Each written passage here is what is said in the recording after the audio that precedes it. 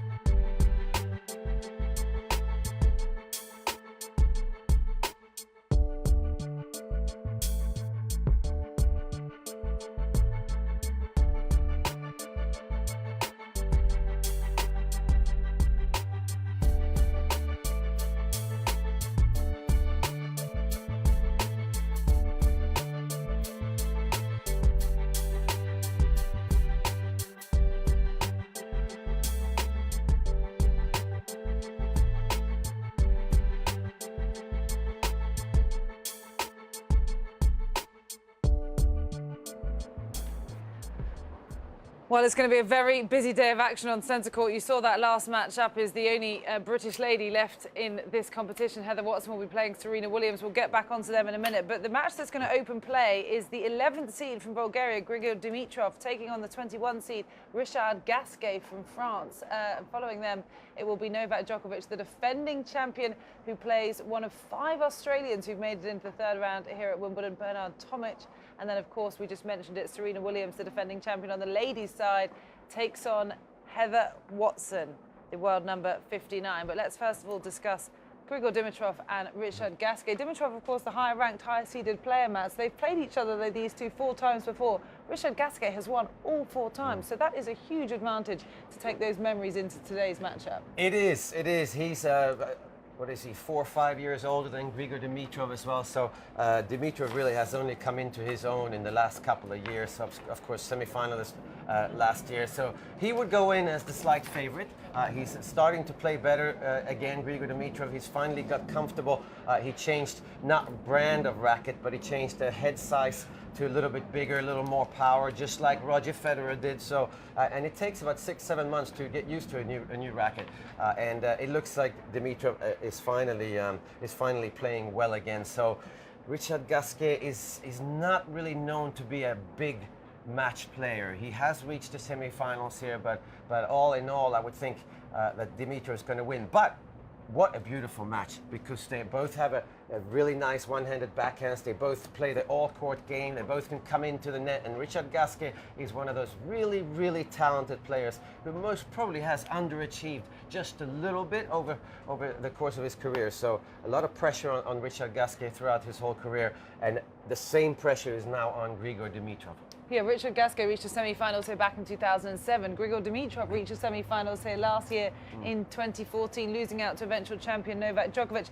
It looks, he hasn't had the best year, I think he'd be the first to admit. Last year was his breakout year. He won 3 titles. Of course, he has that partnership with Roger Rashid in his coaching corner, but it looks potentially like he could be trying to rediscover some of the form we saw from him last year. Boris Becker's quoted as been saying he thinks he could be one of the next best players of his generation if he doesn't get too distracted. Grigor's response, I'm always distracted. So what's next for Grigor? What can he do to really try and live up to the potential that we have seen from him? Well, I think that the problem for Grigor Dimitrov is that he's not going to be a great clay court player. He's not going to be as good a clay court player as Roger Federer, even though they play a very similar game. And I think he needs to figure out what way he's going to play. Last year he played very aggressive style of tennis. This year he's gone away from that a little bit. And I think today you're going to see a very determined and committed Dimitrov, and he's going to come forwards and he's going to dictate the rallies from the back. He's going to target Richard Gasquet's forehand most probably more than he normally would against the right-hander. But it's all really about serving again. If Dimitrov serves well, he's going to win 3 points, going to hold serve. Richard Gasquet doesn't have a very big serve, doesn't win too many free points. So, but it's, again, for the fans, it's a great match. Okay, well, they're due out on centre court at 1 o'clock this afternoon to open up play on the main show court here at the All England Club. As a result, playing on one of those main show courts means you're allowed to practice on some of the outside courts here rather than just use the Orangi practice area. Grigor Dimitrov has taken up that advantage, and Rob Walker was out watching him. Well, first up on centre court is Grigor Dimitrov, who is knocking up here just in front of me. Should be an absolutely cracking match against Richard Gasquet. Interestingly enough, Gasquet leads their heads-to-heads 4-0. But Dimitrov had a fantastic run to the semi-finals of Wimbledon last year, and that should give him pretty good confidence. He came into Wimbledon last year having won Queens as well. This year, well, it's been a pretty solid year for Dimitrov. 4th round of the Aussie, 1st round of the French, but he's knocking up here on court 10, and once again, it is absolutely packed. The temperatures are rising, and there are more than a few female spectators with pulses fluttering a little bit. He's a man who's used to getting a fair amount of attention off court. Obviously, boyfriend of Maria Sharapova, and he normally goes over and says hello, actually, when they're both knocking up together at Orangi. And he was posting some shots on the tube. So he is someone who's quite interested in going around London. I remember last year when he came in to Wimbledon off that good run at Queens, things hadn't gone quite so well for him at the French, and he decided to take 2 weeks. He came to London early, and he just walked around, went to the parks, and just took some time to do a bit of soul searching. So he's a real thinker, Grigor Dimitrov. But this match against Richard Gasquet will be absolutely fascinating. They've met 4 times, as I said, twice on the hard courts, twice on the clay, and Gasquet's won all of them. Semi-finalist here in 2007, the Frenchman. 12 career titles and 2 this year, although some would say Gasquet has never quite fulfilled the potential he showed as a junior. He's bidding to get into the 4th round for the first time since 2012. And the other interesting point about this match is that the winner of Dimitrov and Gasquet will face Raonic or, of course, Nick Kyrgios, and that is one of the matches of the day. That will be just over there on court number 2. So Grigor Dimitrov looking pretty cool, calm and comfortable here, but he goes into this match against Gasquet knowing he's never beaten the Frenchman, but I think he'll start this one as favourite by virtue of his great run to the semis here last year. Grass is a surface that suits the Bulgarian. It should be a great match to kick things off on centre court. Thanks Rob, indeed, he's never beaten the Frenchman, but they have never played together on grass in all previous 4 matchups. So it'll be very interesting to see how that one plays out. The first match on centre court later today. Well, the second match on centre court is the defending champion and the #1 seed Novak Djokovic, who is playing the young Australian Bernard Tomic. Now, Djokovic has not lost to an Australian at tour level since 2006, so he's hoping to continue that streak today, Mats. And Bernard Tomic's been a bit ruffled, I think, with this heat wave, admitting in press he hasn't been sleeping very well. It's been so hot, he hasn't been getting all the rest he would require. What can he possibly do to try and topple Novak today? Well, I mean, I think the best tennis is still ahead of Bernard Tomic. He's extremely talented. If anything, it is physically that he's not as strong as the top players. But in terms of finesse and in terms of understanding the space on the court and the right shot to hit at the right time, he's extremely dangerous. If he serves well, again, a lot is about serving on grass, of course, but if you serve well against Djokovic, you can put some pressure on his serve. But from the baseline, of course, Djokovic is going to win most of the rallies, but he's very, very tricky opponent, Bernard Tomic, and he's kind of a different player, so you don't play against that style. He massages the ball sometimes, and then he goes for really, really big shots at times, and a little bit like Nick Kyrgios in that way from the baseline. Got a beautiful slice backhand with one hand, and then he's got a great two-hander as well. So I think that he's more committed to his tennis now that Nick Kyrgios has sort of taken the pressure and the attention away from Bernard Tomic. Of course, he was a great junior. I believe he was #1 in the world as a junior, so he's, again, very talented. I think it's going to help him that he nearly beat Djokovic here 4 years ago in the 4th round, I believe, and he lost in 4 sets. Very close match on court #1. So I think he's pretty good. His confidence is pretty high. It's the example of some of the great men's matches we've got actually on the order of play today. The depth in the men's game is really proven by some of the matchups we've got still on the Friday of the first week of the Grand Slam, matches that we'd be used to normally seeing a bit later on in the fortnight. Well, Novak Djokovic has also taken that luxury of being able to practice on one of the outside courts this morning. Rob Walker's been a very busy man because he's been over to look at how Novak's getting on as well.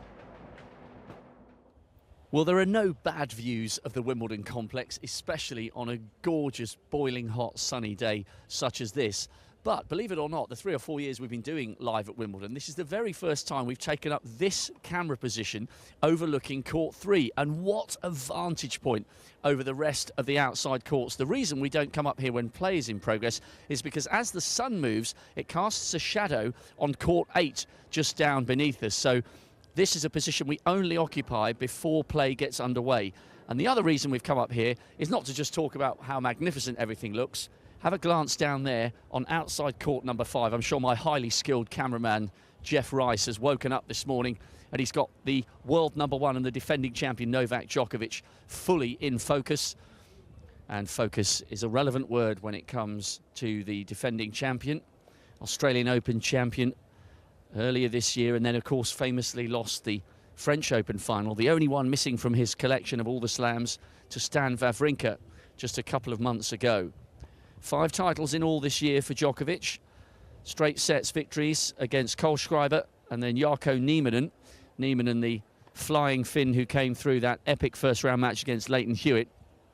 So it's a case of so far so good for Djokovic. And he's up against the #27 seed, Bernard Tomic. Tomic was a prolific junior, remember, the Australian who made it all the way to the quarter-finals at the tender age of 18. I think he was the youngest teenager to get that far since Boris Becker en route to his title-winning exploits back in 1985. So Djokovic will take Tomic seriously. He leads their head-to-heads 3-0. But, interestingly enough, when Tomic made that run to the quarterfinals, it was Djokovic who beat him back in 2011. He has lost to Tomic once, but that was in a Hopman Cup, which doesn't count as a tour-level meeting. Great once again for the spectators to get up close and personal with these guys. Djokovic will be second up on centre court, and many of the people who currently are within, well, almost within touching distance of the incredible Serb won't get this close to him because they won't have a ticket for centre court. And this is great of these guys. We ought to get a feature on this further down in our coverage of Live at Wimbledon as to why. We haven't had a chance to ask players yet, because obviously in the post-match interviews they're talking about the game they've just played, but it would be fascinating to find out the mindset and the reasons why certain players like Djokovic choose to knock up here as opposed to down at the privacy of a rangi. So that's Novak Djokovic. This is the view. Another glorious day in prospect, and although Tomic is a step up in class from the two opponents Djokovic has faced so far, we would be expecting the world #1 to book his passage through to the 4th round in some style later today on Centre. Thanks very much, Rob. Well, I think Mats can probably answer your question as to why players choose to warm up on those outside courts rather than the Rangi practice areas. It's simply the quality of the grass, is it not? Yes, the quality of the grass, and these courts are all pretty similar, and they're similar to the centre court and court #1. And over at Arangi, they're not similar at all to any of the Wimbledon courts the first week. Come the second week, then suddenly the Arangi courts are more like the centre court, because obviously there'll be some more brown patches around the baseline come second week. But and also the difference is Arangi Park, all the courts are right next to one another, and there's no fence in between, so there's a lot of disturbances. And here you feel like you're on your own. You get people watching, and I think this is way more focused for the players to be warming up here. More typical of match conditions. But with the way the courts will change during the fortnight, do you expect to see more or less, or the same use of the outside practice courts in the mornings? No, I think that the top players are going to come to Wimbledon because it makes such a big difference. And also the fact, and they're not lazy because they run so far and they're so strong, but it's just a quick walk from the locker room. And from Arangi, it is about 400 or 500 meters, and for players to walk through the crowd, it's a bit of a hassle. So I think this is the way you're going to see it for sure. Okay, well, the final match on centre court today is the British Hope. The one British Hope left in the ladies' draw, Heather Watson, the British #1, has made it through to the 3rd round for just the 2nd time in her Wimbledon career. But she faces, in Justine Henan's description, someone who is like climbing a mountain. Justine Henin said, playing Serena, she'll have to be prepared mentally and physically. It's going to be quite a matchup. Serena says she never likes playing the Brits at home, but actually, Matt, she never has. She's actually never played a British opponent either here or at Eastbourne, and she has admitted something that she doesn't usually do either, that she knows Heather Watson is playing very well. Heather's a self-confessed tennis geek, and she's relishing the opportunity to play Serena Williams today, but on paper, of course, it does look very one-sided. No, it does look very one-sided, and I think the problem when you play against Serena Williams is I think a lot of players go in hoping that Serena that she has an off day, that she doesn't play well.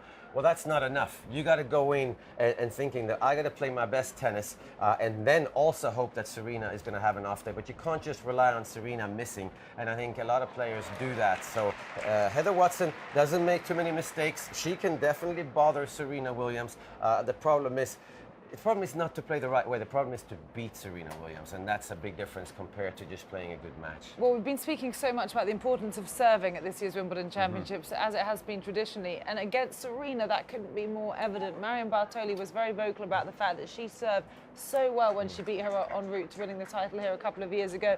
And Heather's serve is not perhaps the strongest part of her game, but how much is that going to affect her today? It's going to affect her a little bit, but Heather Watson most probably needs to watch the videotape from last year, because last year Serena Williams lost to Alize Cornet of France, and she plays a very similar game to Heather Watson. She gets a lot of balls back in play. So Heather Watson is a great mover. She needs to come forwards a little bit and sort of ask question to Serena, can you pass me if I come forwards? She most needs to hit a few slice backhands in the middle of the court that bounce very low. So give Serena as little as possible to hit off of. But the main concern, I think, is the first strike. Serena is so good at not rallying, just like Dustin Brown did to Rafael Nadal. Just don't give any rhythm to your opponents, and Serena Williams is so good at that. We might see that in some of the men's matches later on today, which we'll get on to. But in the meantime, there's a former British player who knows Heather Watson quite well, and she has been with Rachel Stringer to preview this match today between Heather Watson and Serena Williams. It is, of course, Anne Keothavon.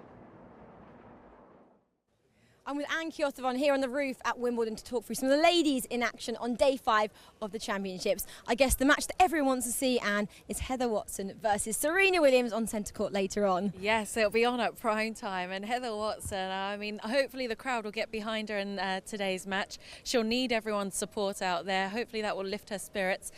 Serena Williams, though, she is the woman to beat. Whichever tournament she enters, she is the strong favourite to win the title. Heather will have to play the match of her life and hope that Serena has a bit of an off day to stand any chance. And she is the woman to beat, and she's only been beaten once this year. So if Heather was to do that, she would only be the second person to defeat Serena this year. Do you think it's possible?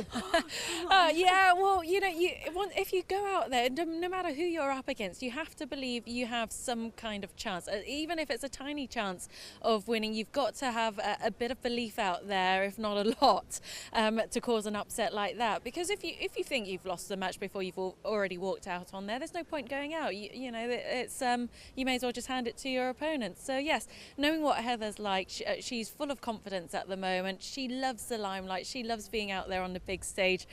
So I know she'll give it her all. Well, maybe Heather can take confidence from last year's match. Round 3 here at Wimbledon, Serena Williams did get knocked out. That's right, by Elise Cornet, the French woman, and that's the last time Serena happened to lose a match at a Grand Slam too. Since then, she's won the US Open, French Open and Roland Garros, so not too bad. So yeah, I mean, it will be a very tough match for Heather. She needs to do everything well, particularly on serve. I mean, that is crucial because Serena's one of the best returners in the game, and if Heather's not serving well, Serena will be crunching winners all over the place. I know you know Heather quite well. I mean, take us through what she might be doing today. Where will she be at the moment? You know, and what will she be thinking? What will she be preparing herself for later on? Well, I know she stays locally. She actually stays with her family just around the corner from here, which is walking distance. So she'll probably be chilling out right now because her match isn't until the third match on centre court today. I'm sure she'll be watching a bit of TV. She might be tuning into this. I don't know. But she's a tennis fanatic, so she loves watching tennis. So if she's not playing herself or practicing, I know she's watching. And a quick chat on Caroline Wozniacki. I mean, she got through to the 3rd round yesterday, defeating Denisa Alatrova. But, I mean, it didn't go all her way. It was a little bit shaky. What are your thoughts on Caroline? Yeah, it was a strange match because she seemed to be cruising, a set and 5-1 up. We thought the match was all over, and then her opponent staged a comeback. But for Caroline, she managed to close it out in 2 sets. She had to dig deep. It wasn't her finest performance. And this is the only Grand Slam where she hasn't reached the quarterfinals or better. So, you know, she's still got a long way to go, but you can't underestimate Wozniacki. She's a great competitor. Grass might not be her best. She's done well on grass in the past. She says she doesn't mind it, but results speak for themselves. And we know you're commentating on another match later on, Sloane Stephens. I mean, she obviously taken on Eugenie Bouchard's coach this year. What can we expect from her out there? She's playing great tennis, semi-finalist in Eastbourne last week, and she seems to be a lot more relaxed. She's always been very sure of herself. Nick Saviano is one of the best coaches on the women's tour. Worked with Eugenie Bouchard until the end of last year, and no surprise, Eugenie Bouchard has barely won a match this year, whereas Sloane Stephens is getting back up the rankings and finding some good form again. She's up against Lucy Safarova, who made the final at the French Open, who will be a tough opponent. But, you know, Sloane, unseeded, she's dangerous, she's got a big game, she's done well in the slams before. Safarova needs to be on her guard. Well, there are loads of women's matches going on all day here on the 5th day at Wimbledon, but I think the match everyone wants to watch, and I think us too, is Heather Watson versus Serena Williams later on centre court. Thank you. Yes, Rachel, it will be closing play on centre court later on today. Heather Watson and Serena Williams last scheduled out on court, and earlier on, Mats and I dissected how Heather Watson can possibly try and overcome the world number 1.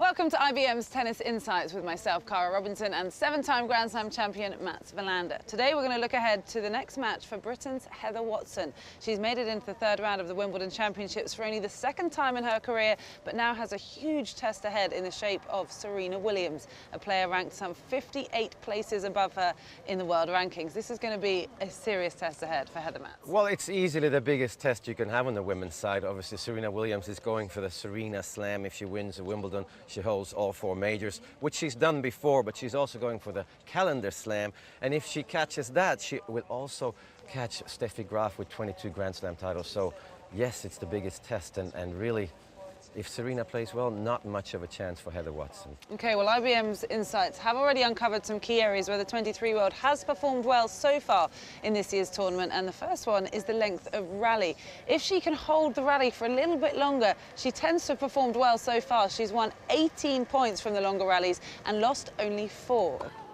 She's won 52% of rallies between 0 to 4 shots, 48% of rallies between 5 and 8, and 82% of rallies that are 9 or more shots in length. So, Mats, what's the best way for her to weather the storm at the start of the point to get longer rallies of 10 shots or more where she's more effective? Well, I mean, she's going to have to absorb all the power because Serena likes to finish rallies in the first 2 or 3 shots. And, of course, Heather Watson, she retrieves and defends most probably as good as any woman in the Wimbledon draw this year. But, yes, that is going to be key because not only if she can win those rallies, but she can also make Serena Williams a little bit physically tired. And when she gets tired physically, she mentally loses her concentration a little bit. Okay, well, the second element we've identified from Heather's game is her resilience. She's really going to need to try and hold serve against the American. She's won 86% of games when she's lost the first point in the game. So if she does fall behind Mats against Serena, should she use her favourite service patterns or should she try and surprise?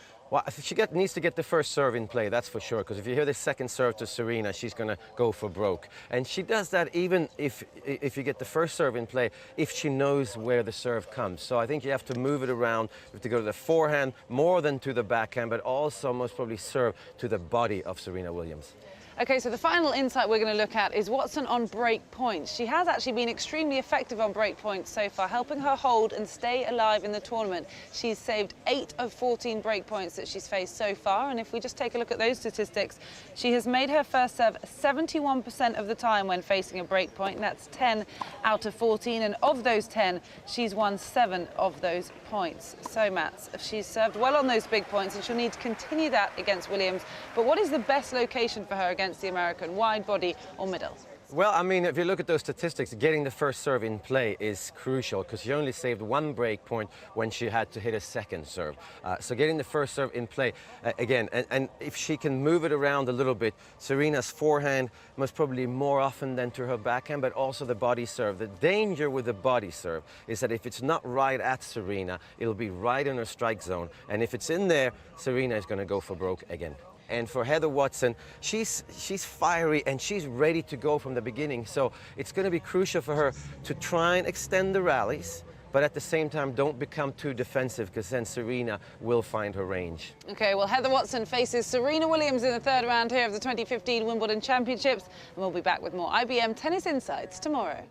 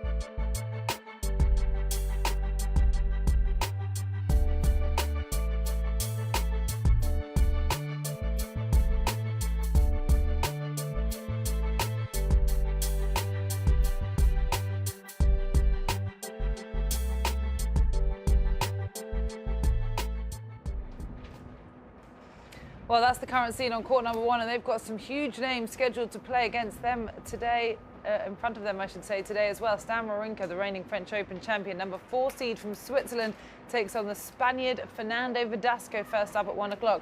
They will be followed by the champion from 2004, Maria Sharapova, the 4th seed from Russia, takes on Irina Camilla Begu from Romania, the second match on there. It's the ladies' third round, and then finally 2 giants face off in the form of Marin Cilic and John Isner. That is going to be some contest with some very big serves. But let's just talk about that first matchup first of all, Mats.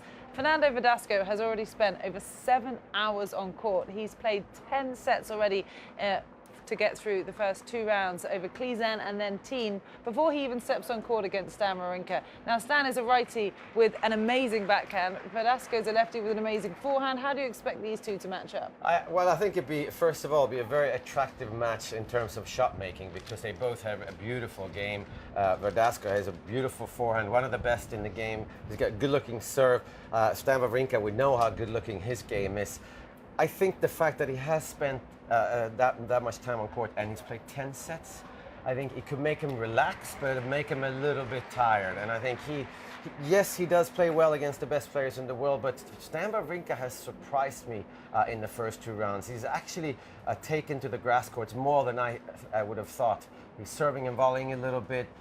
He's got long swings on both sides, but he's able to still use them. So I think Stan Wawrinka is just a little bit too good. It depends, again, on how well they serve. Verdasco has a huge first serve when he dares to go for it, and a very unpredictable second serve. But Wawrinka, I mean, he's got one of the biggest serves in the game at the moment when he goes for it and he goes in. So Wawrinka is, to me, pretty clear the favorite. Okay, well, it depends whether or not fatigue has got the better of Fernando Verdasco after all the time he's spent on court so far, over 7 hours for this year's Wimbledon Championships, and he's not even got to the 3rd round match yet. Well, Stan Wawrinka is the Grand Slam champion amongst the pair, and he's been out on the practice courts this morning. Rob Walker's been with him as well. Well, day 4 started with a sprinkle of rain here at Wimbledon, but it's absolutely glorious today. And once again, to watch the big players, we're not down at a rangy. We're here on the championship courts watching Stan the Man, Wawrinka, knocking up in the shadow of centre court here on court number 5. Another real treat for the spectators who are crowding round, especially for those who don't have a ticket to watch his match against Verdasco. He's first up on court number 1. The former Australian Open champion and of course the reigning French Open champion. Everybody thought Novak Djokovic would complete the set, but Wawrinka had other ideas. And perhaps for those who are massive fans of Wawrinka, that was a great victory for him, because I think perhaps unfairly some people thought that even though I think he beat Nadal en route to that Australian Open final, he was being labelled as a one-slam wonder, but he certainly put pay to those ideas with a fantastic victory at the French. He's got an incredible backhand. Quarterfinals last year at Wimbledon, not a tournament that tends to bring out his best, but he must be feeling so confident after that brilliant win in Paris. He hasn't dropped a set in the first 2 rounds, and interestingly enough, his opponent Fernando Verdasco has had 2 5-set epics. I think he had a 13-11 in the 5th in the first round, which was 3 hours 57 minutes, and his second round match that we saw the conclusion of over on court 3 was 3 hours and 18 minutes. So Verdasco, the man with an incredible forehand, a left-hander, and Wawrinka doesn't necessarily have a great reputation against left-handers. Verdasco will certainly be feeling the effects of 2 massive matches in his first 2 rounds. But Wawrinka going through the gears here on 5. Big, strong, powerful player. And he says he's getting used to being in the limelight now. Of course, for so long he's lived in the shadow of Roger Federer. But now, as a double Grand Slam champion and a reigning champion coming here to Wimbledon, he is certainly deserving of his time in the spotlight, and he says he's quite comfortable with that. He just goes around his business, and he's certainly, as far as this year is concerned, going about his business in the right way. So what a match coming up on court 1. Stan Wawrinka with the brilliant backhand against Verdasco, the left-hander, with a rocket forehand. Wawrinka, though, will start that one as the favourite, not only because he's the reigning French Open champion, but because Verdasco has been taken all the way in both his matches so far. Anyone who's got a ticket for that one, though, is sure to be in for a great treat. First up on court 1. Thanks very much, Rob. Well, second up on court number 1 today is Begu takes on Maria Sharapova. This match has actually not captured too many of the headlines in the previews for today, because I think many would expect Maria to come through this one with relative ease. She's 27 places higher than Begu in the world ranking. She's won several more career titles. What do you take on this one going in, Mats? Well, I mean, it's obviously, like you said, Sharapova is the clear favorite, but I think Begu has been helped by the success of Simona Halep, both Romanians, and would have practiced together, and it's true that Begu has started playing much better since Halep has had her success. So I think it's not as easy as it might sound on paper. Maria Sharapova has played a couple of really good matches. I was very impressed with her in her first round against Johanna Konta, where she won 6-2, 6-2. And the pressure is on Maria Sharapova for sure, because she needs to win more majors, I really believe. She's won 5, but the talent that she has and the game she has, I think the pressure is on, and she doesn't have that many more years to do it. So I think that she could have a little bit of problems today. Okay, well, she's only reached the final once here since that win in 2004, and of course never been able to lift the trophy here at SW19 since that historic moment as a 17-year-old. We'll see if Maria Sharapova takes one step closer later on today on court number 1. Well, the final match due to take place on court 1 today is between 2 giants. Yes, Marin Cilic takes on John Isner. Now, if you're Marin Cilic and you're 6'6" tall, you've served 43 aces so far these championships, and your fastest one has been at 134 miles per hour. You might think you're standing in a pretty good position. Not if you're taking on John Isner. He's 6'10". He's served 61 aces so far these championships, and his fastest has been 137 miles per hour. So beating Marin in all of those statistics. And of course, Marin, though, is on a 24-match winning streak against Americans. He's not lost to an American in over 7 years. One thing's for sure, we're going to see some very big serving in this game, Matt. Yes, we are. I really believe that John Isner has one great Grand Slam in him before he retires. He is 30 years old, and yes, when you're that size and you have that serve, you can most probably play into your mid-30s at least, but he needs 1 semi-finals in a Grand Slam, and maybe Wimbledon is the easiest for him because of the grass. But so I think Isner might be the slight favorite. In my eyes, I think Isner is the slight favorite. You do? I really do believe that, yeah. Marin Cilic has a big serve, but I'm worried about his serve when the pressure is on, because Isner is going to serve the same way the whole way. You're not going to break John Isner more than maybe once a set, and he doesn't double fault, and I think Marin Cilic, obviously Goran Ivanisevic is going to help in this situation, because he had a big serve, and how do you face somebody that has a big serve like John Isner? But in my book, John Isner is the slight favorite. Do you think at the age of 30, John Isner is really that close to retiring? No, I don't think he's close to retiring, but I think he's close to not playing his best tennis anymore. And I think this is the time for him. He's figured out, because he went to college, of course, compared to a lot of other players. He went the full 4 years, and he wasn't that committed to tennis when he was a youngster. He didn't play that much, but lately he's changed coach. He's working with Justin Gimelstow, who's a tennis connoisseur. He knows the game very well, and he's playing a more aggressive style of tennis. So I think that, yes, that his best 2 years are coming up. This year, next year, maybe another one. So I do believe that he's good enough to get to semis. Okay, well, we've got Matt's take on the main matches taking place on centre court and number 1 court today. Well, what about the man that was sat in Dustin Brown's box last night? Yes, Kyrgios Shaughnessy. He's our analyst this year on Live at Wimbledon, and he's been working very well with the German ranked 102 Dustin Brown, who qualified for this year's championships. And last night, there's Craig roaring with excitement as he saw Dustin Brown leap into the 3rd round after an epic 4-set win over Rafael Nadal. Well, Craig is now with Rob Walker to preview today's matches. Well, it is such a stunning view from up here. We thought this was an appropriate place to get the thoughts of Craig O'Shaughnessy once again, who has just about calmed down after the Dustin Brown epics. But to tease you a little bit, he can't do this one now. That's all going to come in chat in the studio. So, Craig, let's talk about the matches today. Grigor Dimitrov against Richard Gasquet. Interestingly enough, Gasquet leads the head-to-heads 4-0, but surely on this surface, with Grigor's run to the semis last year, the Bulgarian will start as favourite. Well, he has to, and he's playing extremely well at the moment. He's ramping it up a little bit, and the thing that he's doing so incredibly well is he's serving. So I had a look at those serve numbers. He's winning 87% of his first serves. I mean, it's unheard of. Wow. It's so high. On second serves, he's at 67%. He's served 29 service games so far in the championships. He's won 29. Hasn't dropped serve yet. He's faced 5 break points. He's saved them all. So on the back of that, it's going to be very, very difficult for Richard Gasquet to break him. And, I would think if Dimitrov is going to get over the line against Gasquet, today's going to be the day. Right.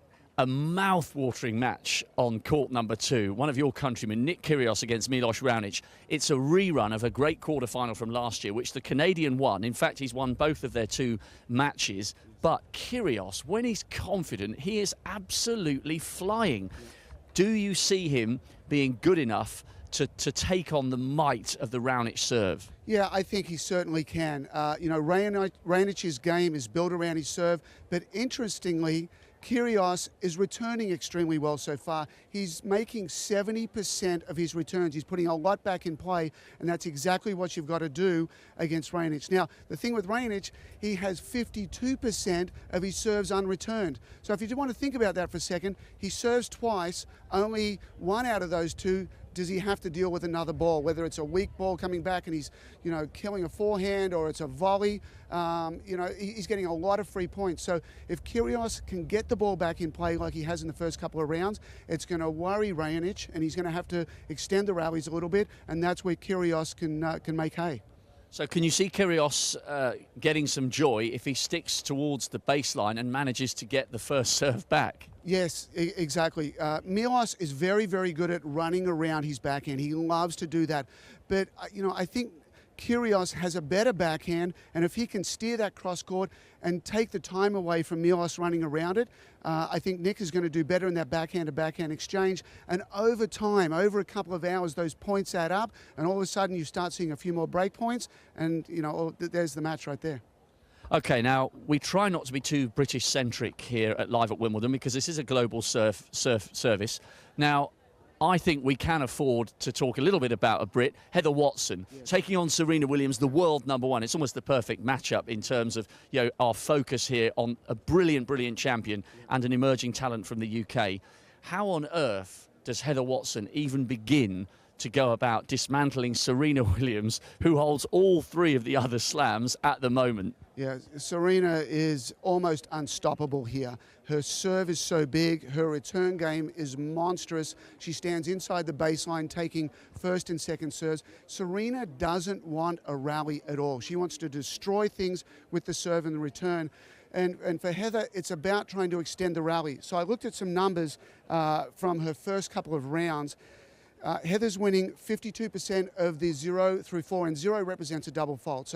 So rally's going up to 4 shots long. So she's doing okay there, 48% 5 through 8, but she's at 82% if the rally can get extended. It's a massive number.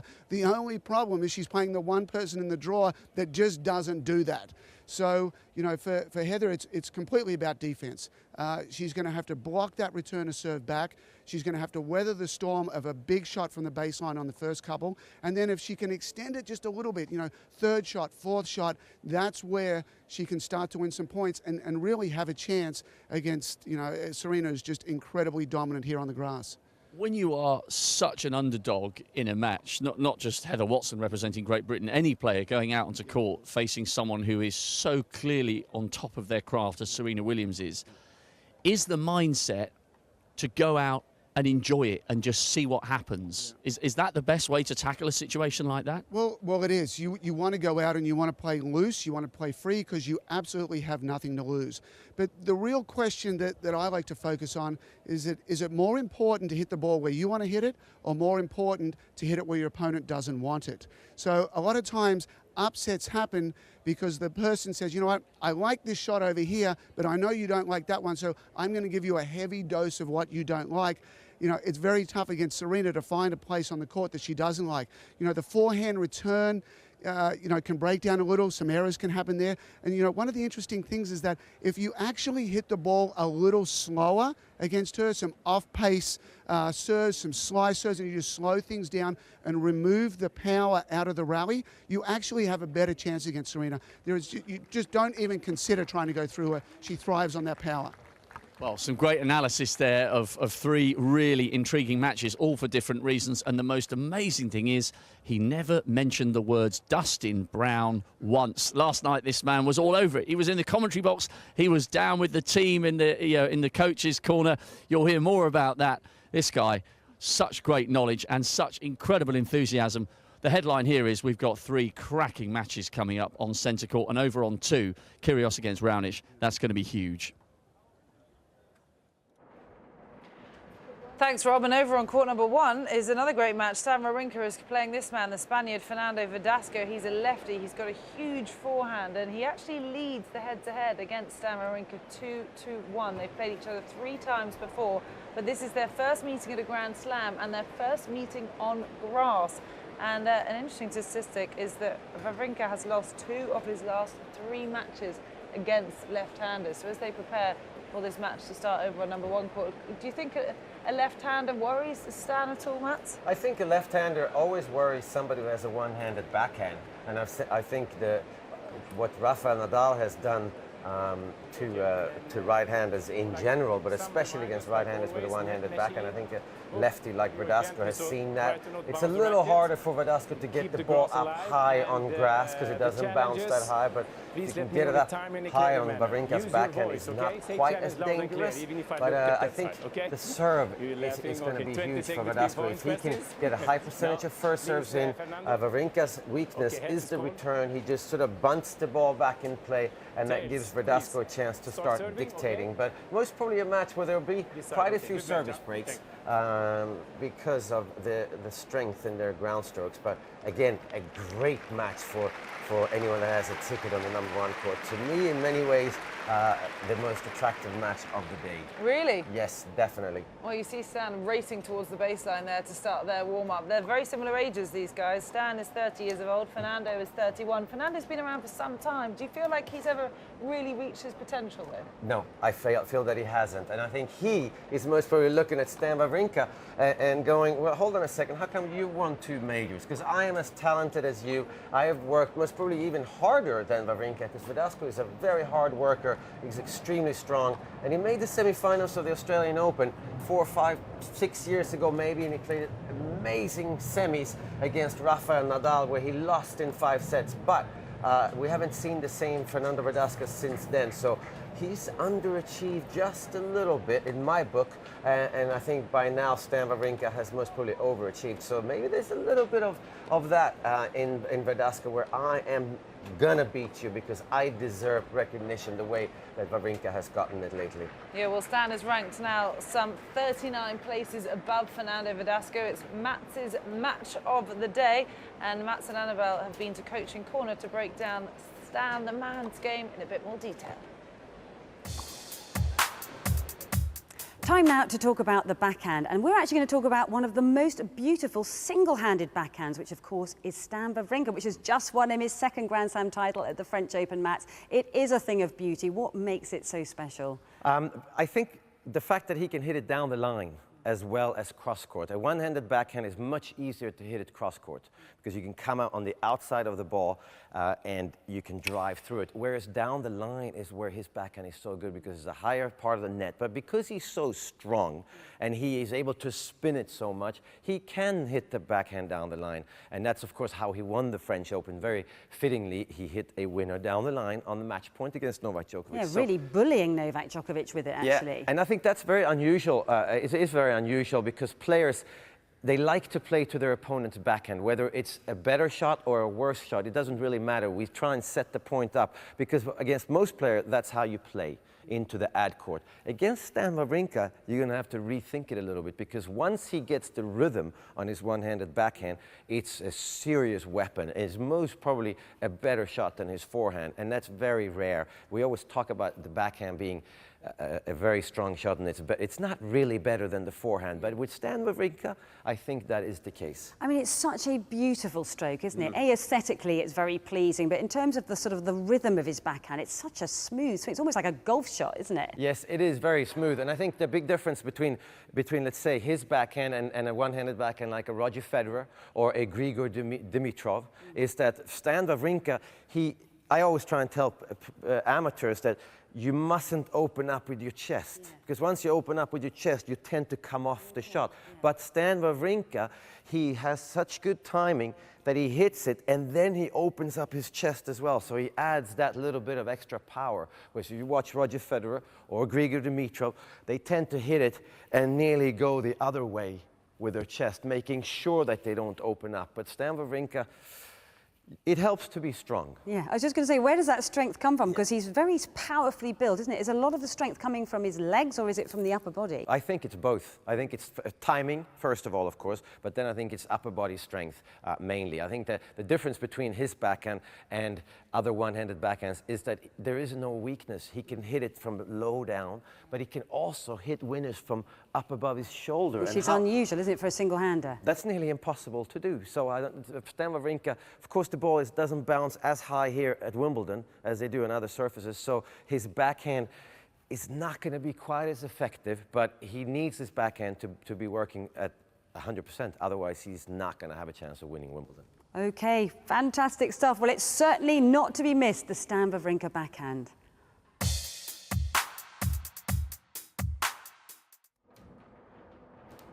OK, thank you, Mats and Annabelle. Well, we're now with live pictures on court number 1 as these two prepare for their third round encounter. It's court number 1 and the stands are really filling up because it's another beautiful day here at the All England Club, and we're going to dip into this one for a little bit with some live commentary from Chris Boardman and Peter Fleming.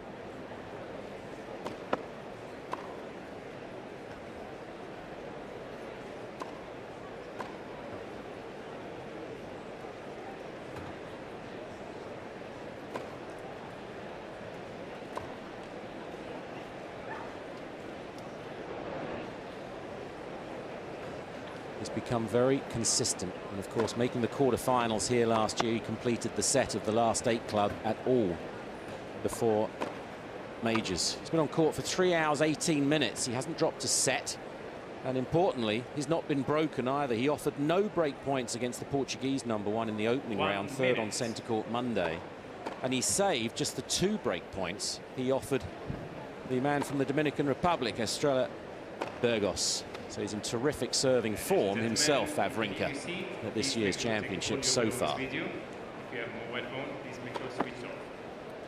So just a year older, 6 titles in all, 4 on the clay, 2 hard, 1 of those indoors.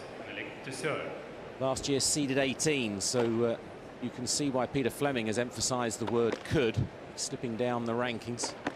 6'2" is 1m88.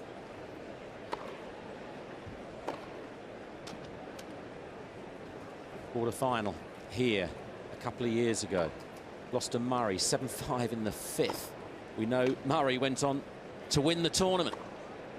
So what a match that turned out to be, and a comeback win for Murray from 2 sets behind. He's looking for a 5th, 4th round here, Verdasco. He's been on court a lot longer than Wawrinka, 3 hours and 18 minutes. Verdasco has been playing for 7 hours and 9 minutes in this tournament so far. He was only broken once against the Slovakian #1, Martin Klizan, first round. That was first on court 14 Monday. He saved 9 of 10 break points against Klizan, but won 13-11 in the 5th in 3 hours and 57 minutes. Then he beat the seeded player, Dominic Thiem, the Austrian #1, ranked 30. He's an exciting talent. 32nd seed. He beat him 6-4 in the 5th, another 5-setter, third on court 3 on Wednesday. Mohamed Layani of Sweden in the chair for this one. And he will put a smile on everybody's faces. There'll be certain calls where he will, if anybody's drifting off in the heat, he will wake everybody up.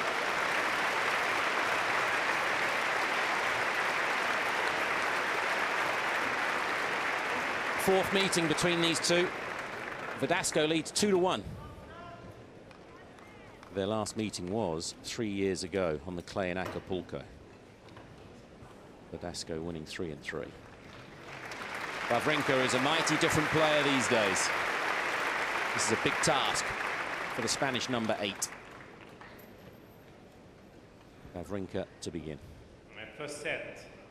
Stan Wawrinka to serve. Ready? Play. Let for service.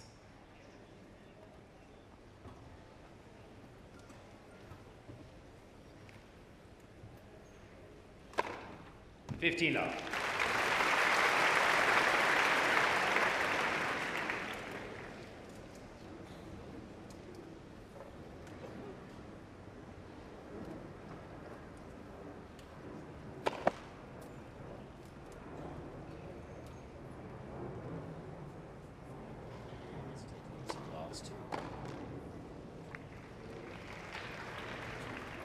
30 love.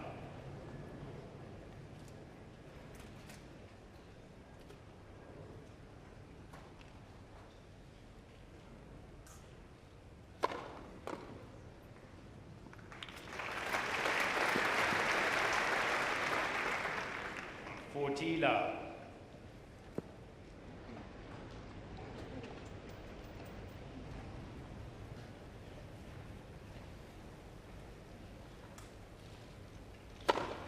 Game. Wawrinka.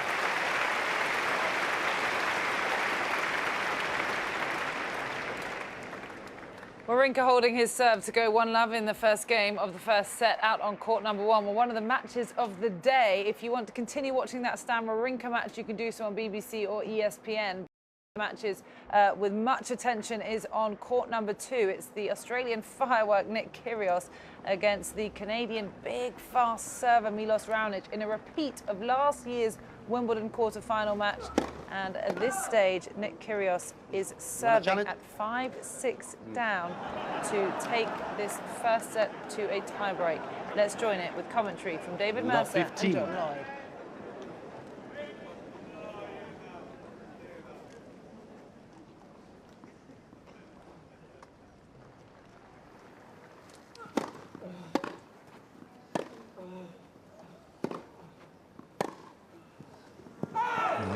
Good depth there from Raonic.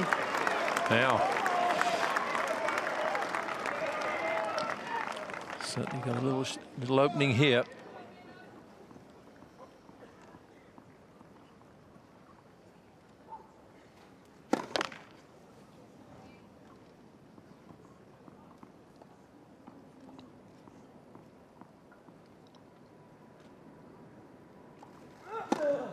Oh, word. Well, there were no nerves last time around, but there certainly have been in this game.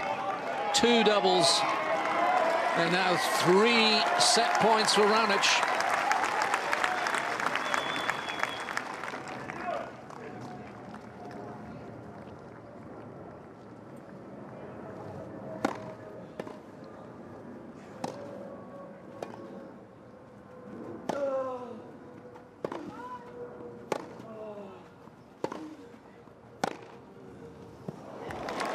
Finds the back of the line. Raonic Did he? challenging the call on the right baseline. The ball was called in.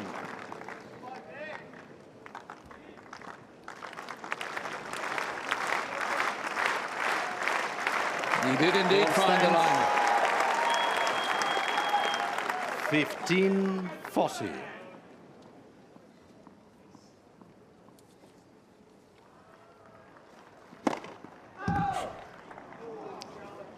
Yeah.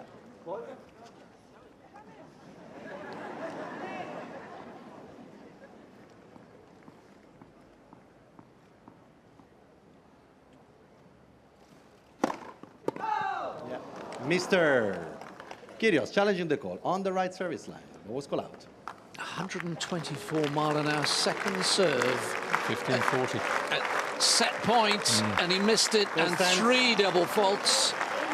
And that is a tennis game and equivalent of carry. Raonic 7-5. And he has gifted the first set away. Well, we sort of talked about that at the beginning, about the difference in the mental side of both players in terms of how they come into the matches, and Raonic is sort of Mr. Solid there, doesn't really deviate much. He's always pretty much the same way. And Kyrgios, you just don't know yet. He doesn't know, and there was an example where he just, as you say, just gave that set away. He played so well. He was the one that hit the crowd-pleasing shots, but at the end, this man in the picture was solid throughout, just and got his reward. And you can't play a game like that at this level. You just cannot get away with it.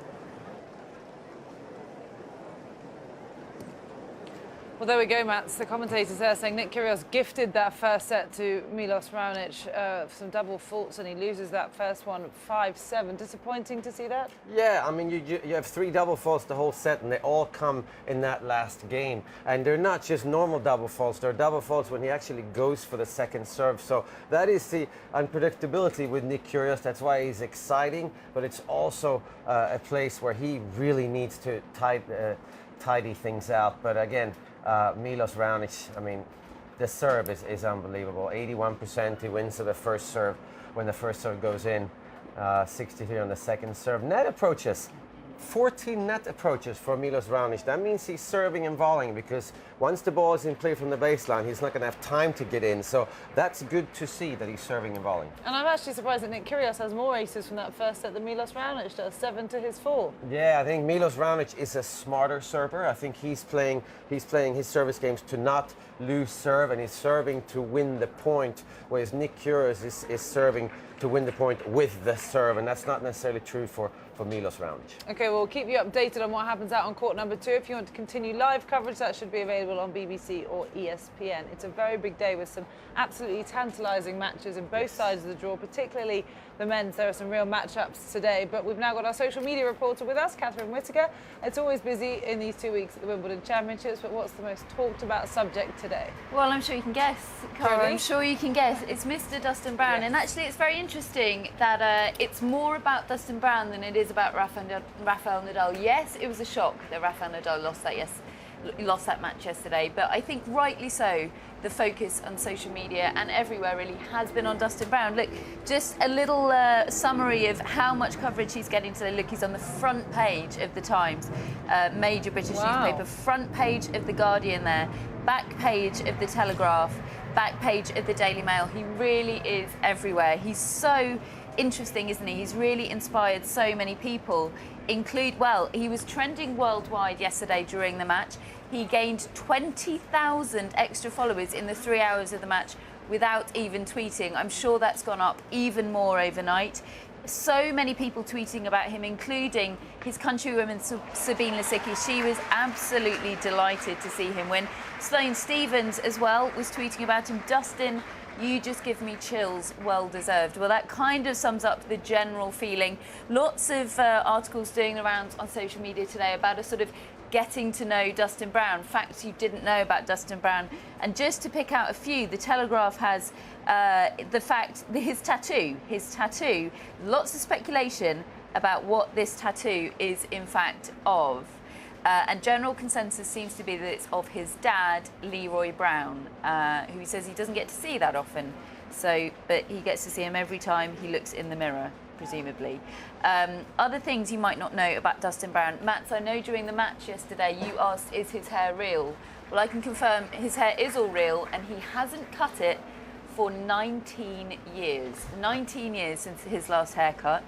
Other facts about Dustin Brown, you mentioned that he travelled in a camper van in the early stages of his career just in order to make ends meet on the tour. It's very difficult being a low-ranked professional tennis player. He used to string rackets for other professionals in order to earn a little bit of extra money. His parents took out a loan. I mean, this guy has done pretty much everything you possibly can in order to try and make it as a professional tennis player. And it's hard not to wish somebody like that well. It's hard not to want to be a part of that success. And I think everybody is jumping on board the Dustin Brown train very much. Lots of discussion also about Rafael Nadal, including lots of people picking out quotes from his press conference yesterday. He was asked whether he would be prepared to keep on playing with a low ranking. And his response was, "I'm not going to deceive you, I don't know." That's probably the quote that's been picked up on most on social media, because it's pretty unequivocal that he's being incredibly honest. He's not being defensive in any of his press conferences. But the thing is, if he keeps posting results like this, his ranking will tumble, and that will be a very different kettle of fish for Rafael Nadal. If he's going into tournaments, I mean, it's not inconceivable that in the next few months he'll be going into tournaments unseeded, just possibly, because remember, it's the way the ranking system works. He will have points to defend. So lots of people picking up on that. BBC Wimbledon site did a little poll of its viewers of whether they thought Rafa would win another Grand Slam. 60.2% of their viewers said yes, which, given that it's Rafael Nadal, 14-time Grand Slam champion, that's actually relatively low, I thought.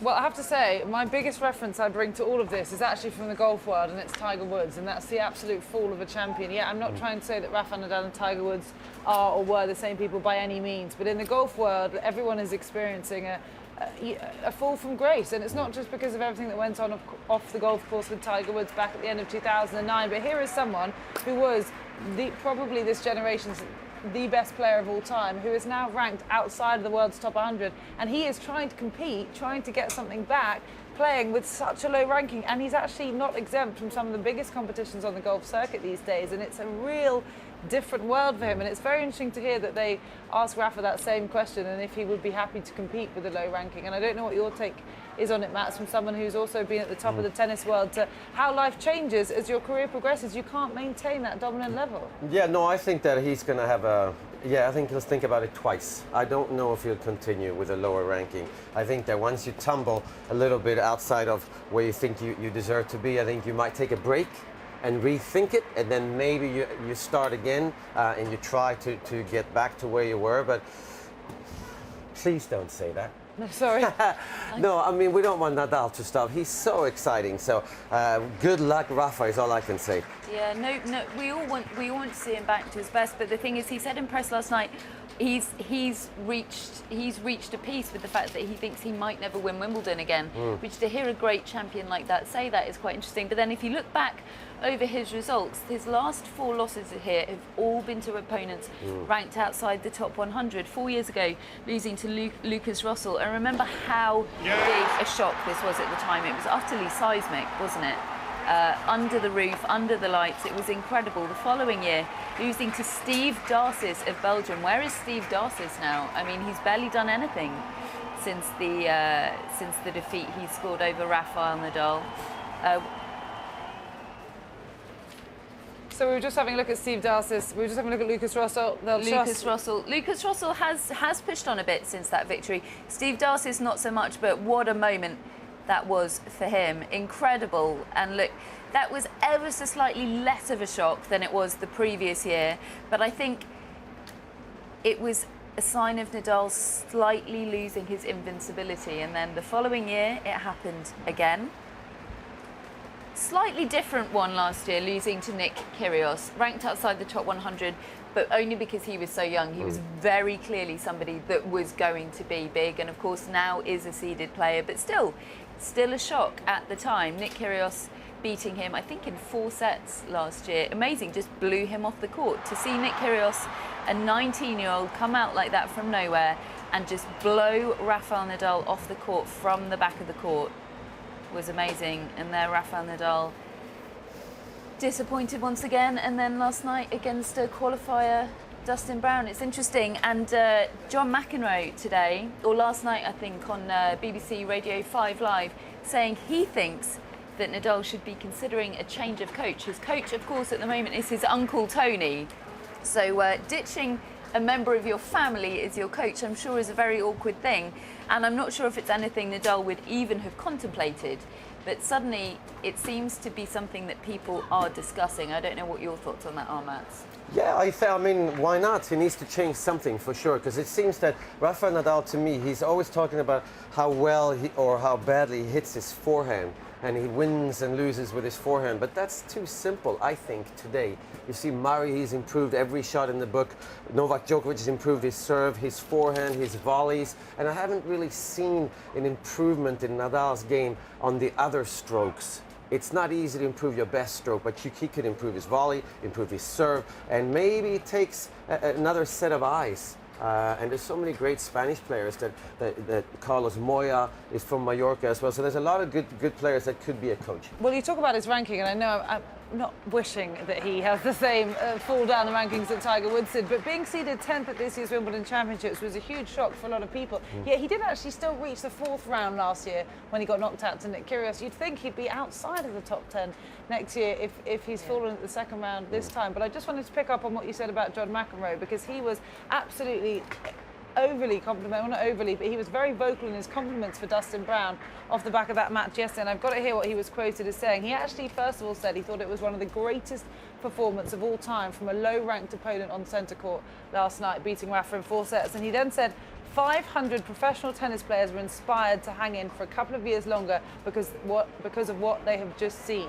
Nothing is impossible. And I think that is the message. And my take as well from watching this match, I actually wasn't that shocked.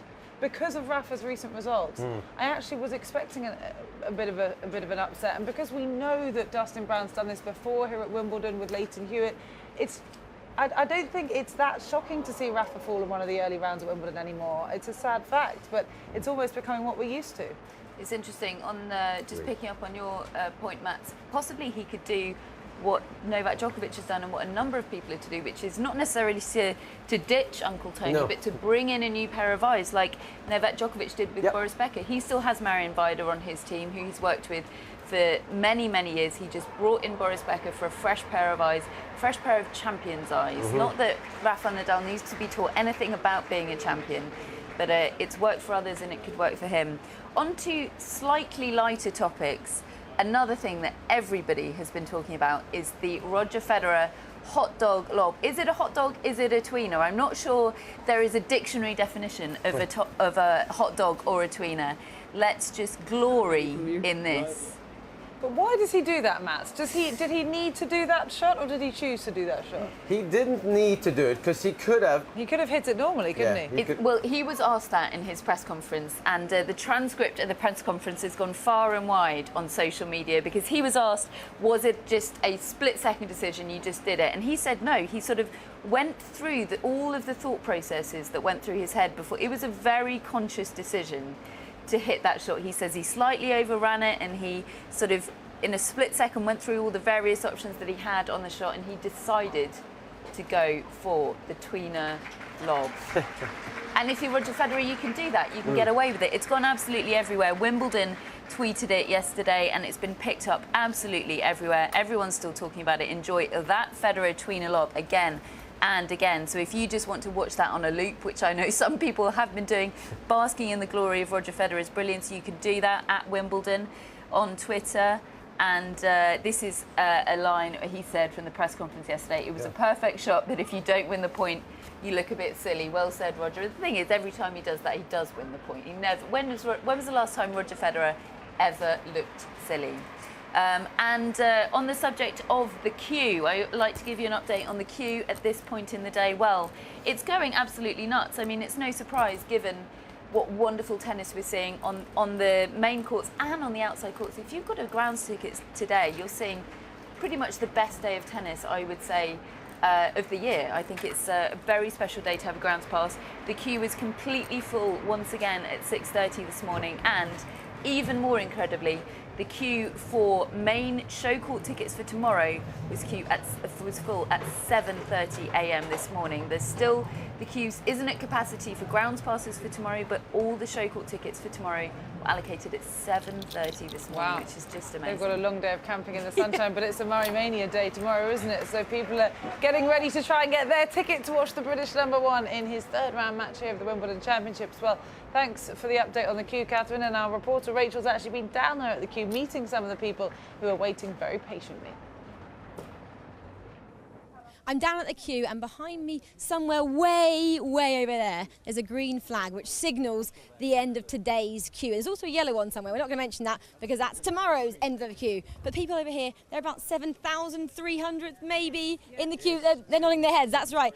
7-3 in the queue to try and get a ground pass for the action today. And everyone, I think, well, especially the Brits, want to see Heather Watson. She's taking on the mighty Serena Williams, the world #1. And I'm sure these girls, Great Britain, I'm sure, over here, they probably want to see Heather Watson as well. But actually, guys, are you sitting here because you're in the queue today, or are you waiting for tomorrow's game? We are queuing for tomorrow's game. So we arrived at 5 a.m. This morning, and we're now here all day and waiting till tomorrow morning to hopefully get centre court tickets. Centre court ticket, wow, that is a big ask. And obviously, we know who's going to be on centre court tomorrow. Well, we're hoping it might be Andy Murray. And is that who you're here to see? Yeah, definitely. But also Dustin Brown as well. Quite excited to see him as well. It'd be good. You were impressed with Dustin Brown yesterday when he took on Rafa Nadal and caused one of the upsets of the tournament so far. Definitely, it was a very exciting game, and hopefully if we do get to see him, he'll repeat that again. And also James Ward, obviously, the other Brits in action. Patriotic Brits down here. So you've got to stay here today, and you actually told me off camera earlier on you forfeited 4,000 in the queue for a 500 ticket for tomorrow, was that right? Yeah, so we were 4,500 in the queue, and we're now 556 in tomorrow's queue. And so I want to ask you, have you got to stay here the entire day, or what's the procedures? I can see in your hand you actually have a queue rule book. So, what's in there? Is anything interesting, like tells you what you have to do when you're in the queue? Yeah, this just kind of a guide to queuing etiquette, kind of no antisocial behaviour, no excessive drinking, keeping everyone quiet after about 10 o'clock at night, because we get woken up at 5 a.m. in the morning again, and just that we can only leave for about half an hour at a time. But what happens if you get hungry? Well, they're kindly allowing pizzas to be delivered to the gates, which is great for us. And you can take advantage of that? Definitely, yeah. Keep our spot and, eat away. Well, obviously you're not going to see the action today, but these girls have come prepared because they even have a mini radio because they can hear all the coverage of the tennis. So they are massive fans down here at the end of the queue. Enjoy your day tomorrow, girls. Thank you very much. Yes, live at Wimbledon's radio channel. Very good at keeping anyone up informed of what's going on here. Well, out on court number 3, David Goffin is playing Marcus Baghdatis of Cyprus. Goffin, the Belgian number 16 seed, won the first set 6-3. He is now serving to take the second set, and he is looking to become only the 4th Belgian in the open area to make it into round 4 of these championships. Well, let's join this action now with John Inverdale and Jamie Baker.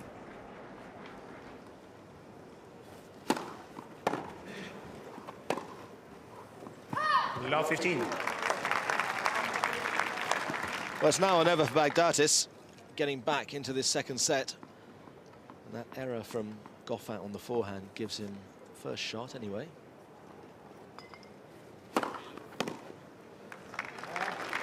15. Well, that body serve just left him with nowhere to go.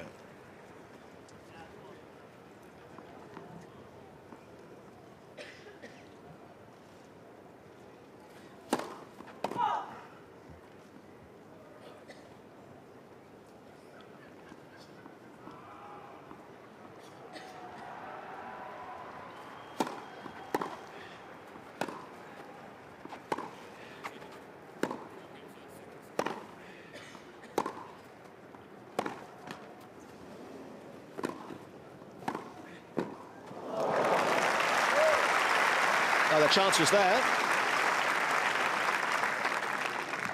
15-30. Not sure these net cords are working for Baghdatis, actually. No, absolutely.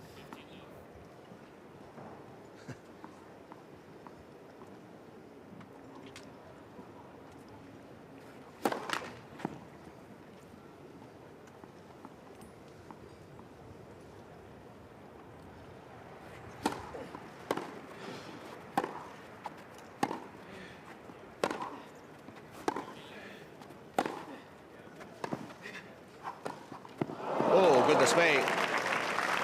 You can perhaps understand the miss volley on the last point, but not there.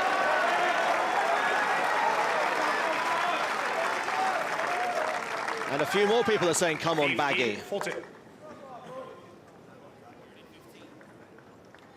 So 2 break-back points for Marcus Baghdatis on the Goffin serve.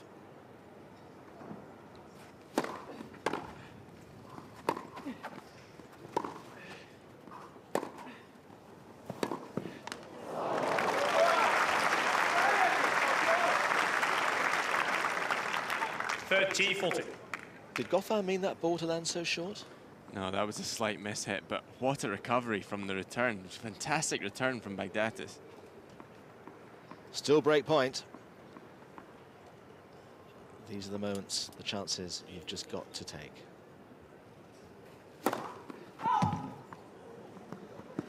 Especially when it's a second serve.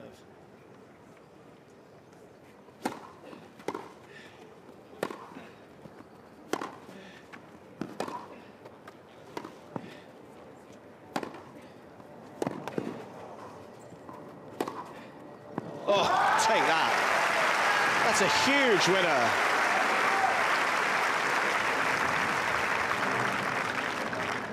Yes. Bagdatis expecting that backhand to go back cross court, but absolutely drilled it down the line, and no chance with that forehand.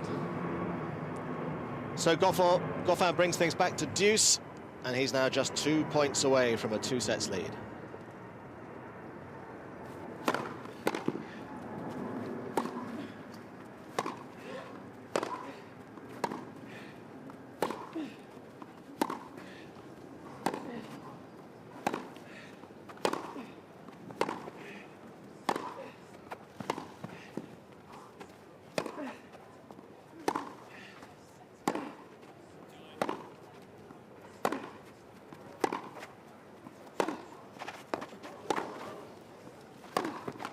Oh, goodness me.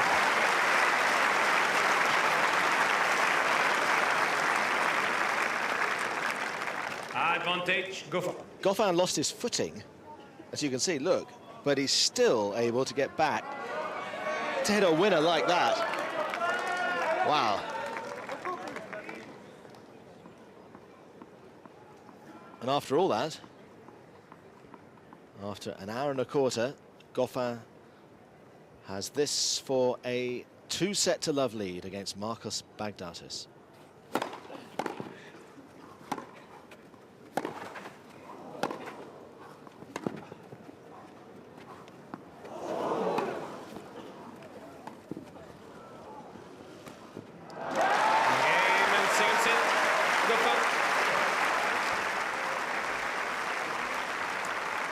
Okay, so that's what's going on court number 3. David Goffin taking the second set there, 6-4. He's now 2 sets to love up against Marcos Bagdatis, the Cypriot, who was seeking, or is still seeking, his 300th tour level match win and a place in the last 16 here for the first time since 2008. But he's going to have to go 5 sets if he wants to do that. Meanwhile, straight over to centre court, these are live pictures with Grigor Dimitrov and Richard Gasquet. Now, Dimitrov is the highest seeded player, the higher ranked player, but he's never, in their previous 4 meetings, beaten Richard. They have actually never played against each other on the grass, and Gasquet is up in the first set, 5-2. So Dimitrov will be serving next to try and stay in this first set. Well, let's join the action now with commentary from Andrew Potter and John McEnroe. Time. Final seats quickly, please. Thank you.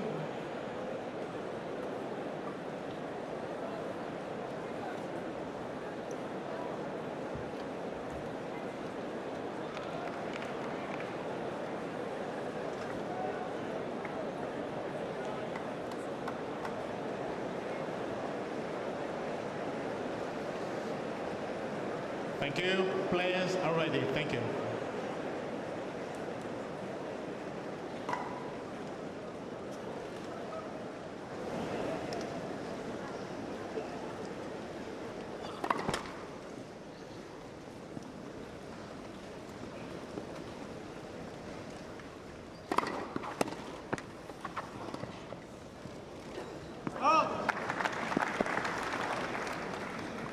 Law 15.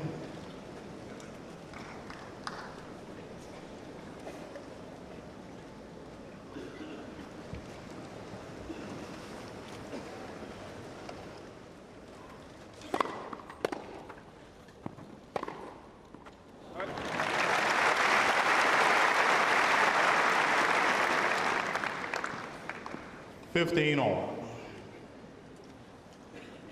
It's definitely his best shot.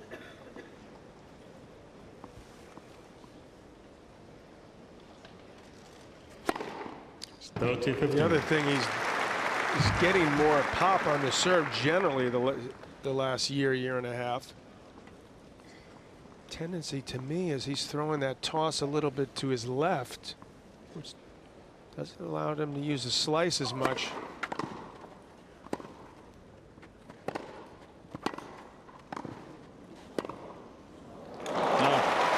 Wonderfully done. Gasquet creeping in. 40-15. Gasquet didn't do enough with that volley. Really right back to Dimitrov there.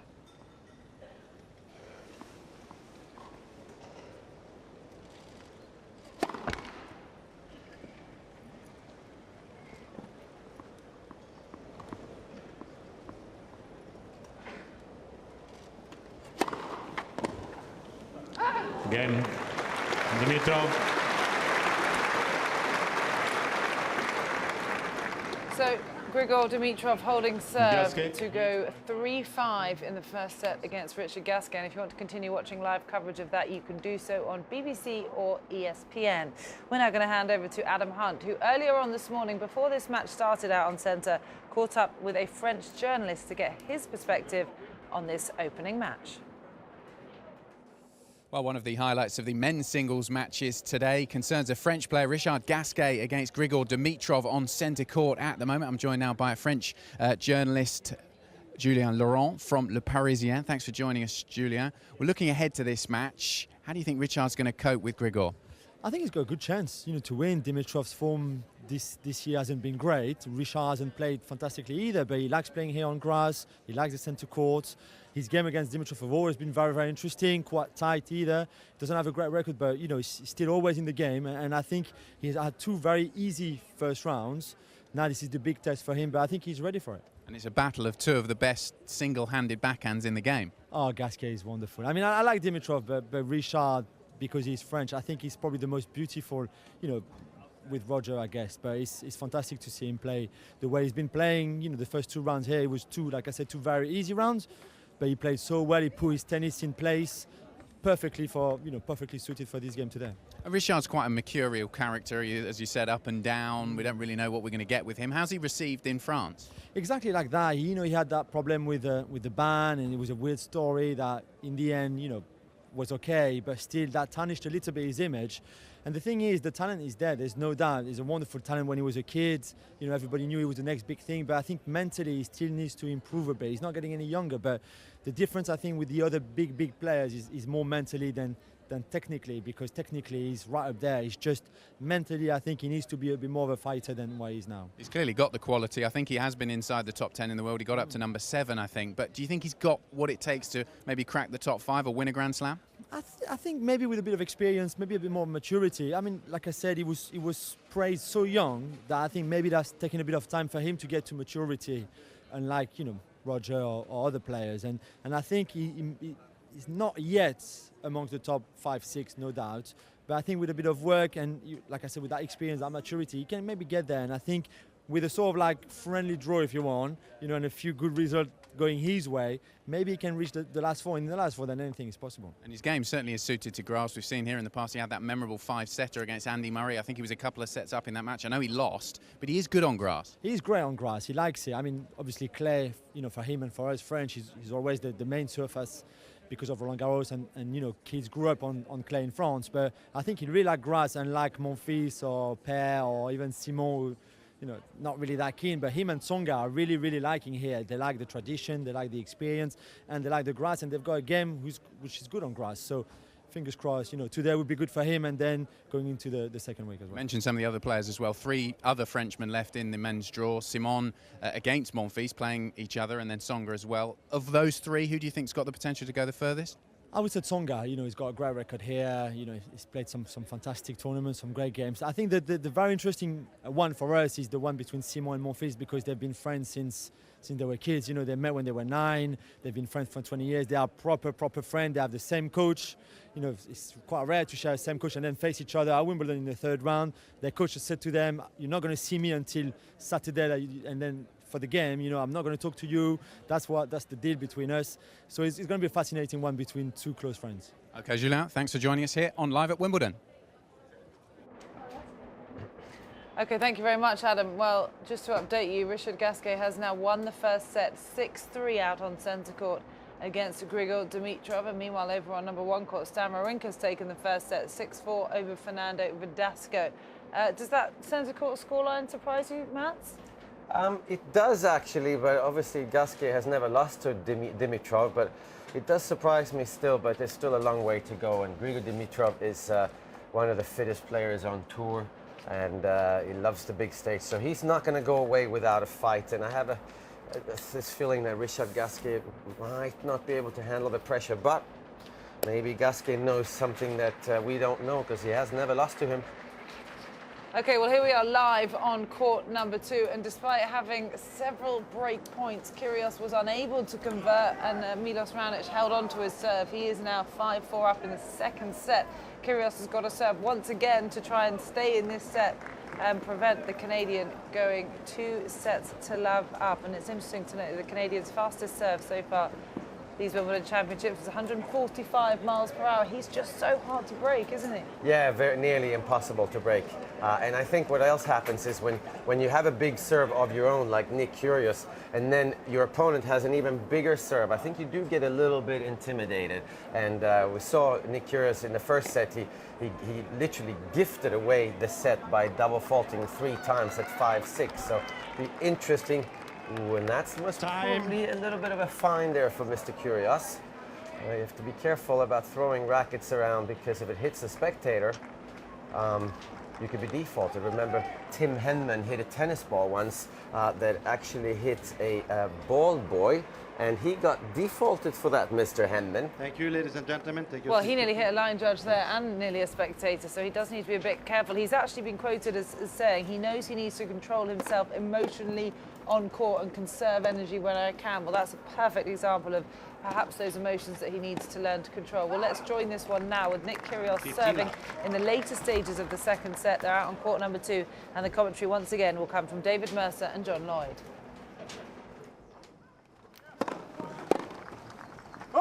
30 love.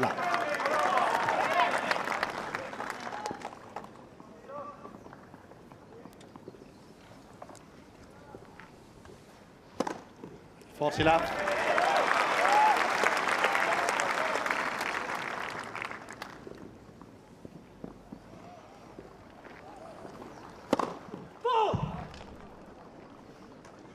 How many challenges I got? Oh,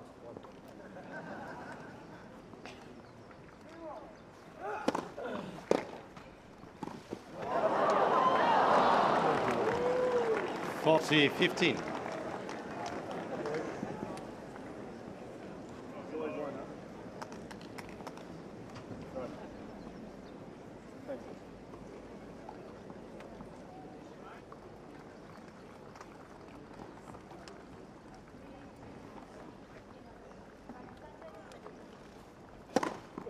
Game. Kyrgios.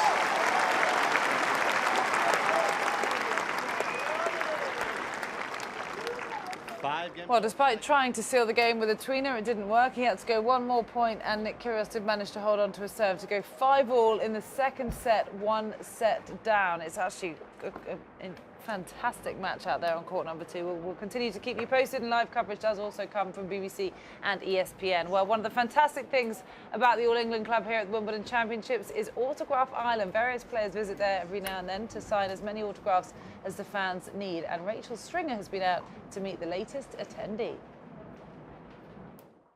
We're down here in the HSBC fan zone, where there was a massive queue a minute ago, all waiting to get an autograph from this man behind me, Tomic Berdych, who's just safely into round 3 at Wimbledon. I mean, how has the first bit of Wimbledon been for you this year, Thomas? Oh yeah, it's been very nice. I mean, starting with the great weather and also winning my 2 matches. I mean, especially the first round was extremely tough, and I deal quite well with that. You know, yesterday I won my next round, so yeah, I'm quite pleased with the way I'm playing and I'm handling the Wimbledon so far.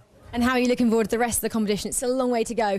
Are you kind of looking ahead, or are you just focusing on the next match? Yeah, I mean the way is pretty long, but you know, there are many steps, and I'm trying to really focus on each of them and being strong for every single day. So that means going step by step, but ready to go all the way through.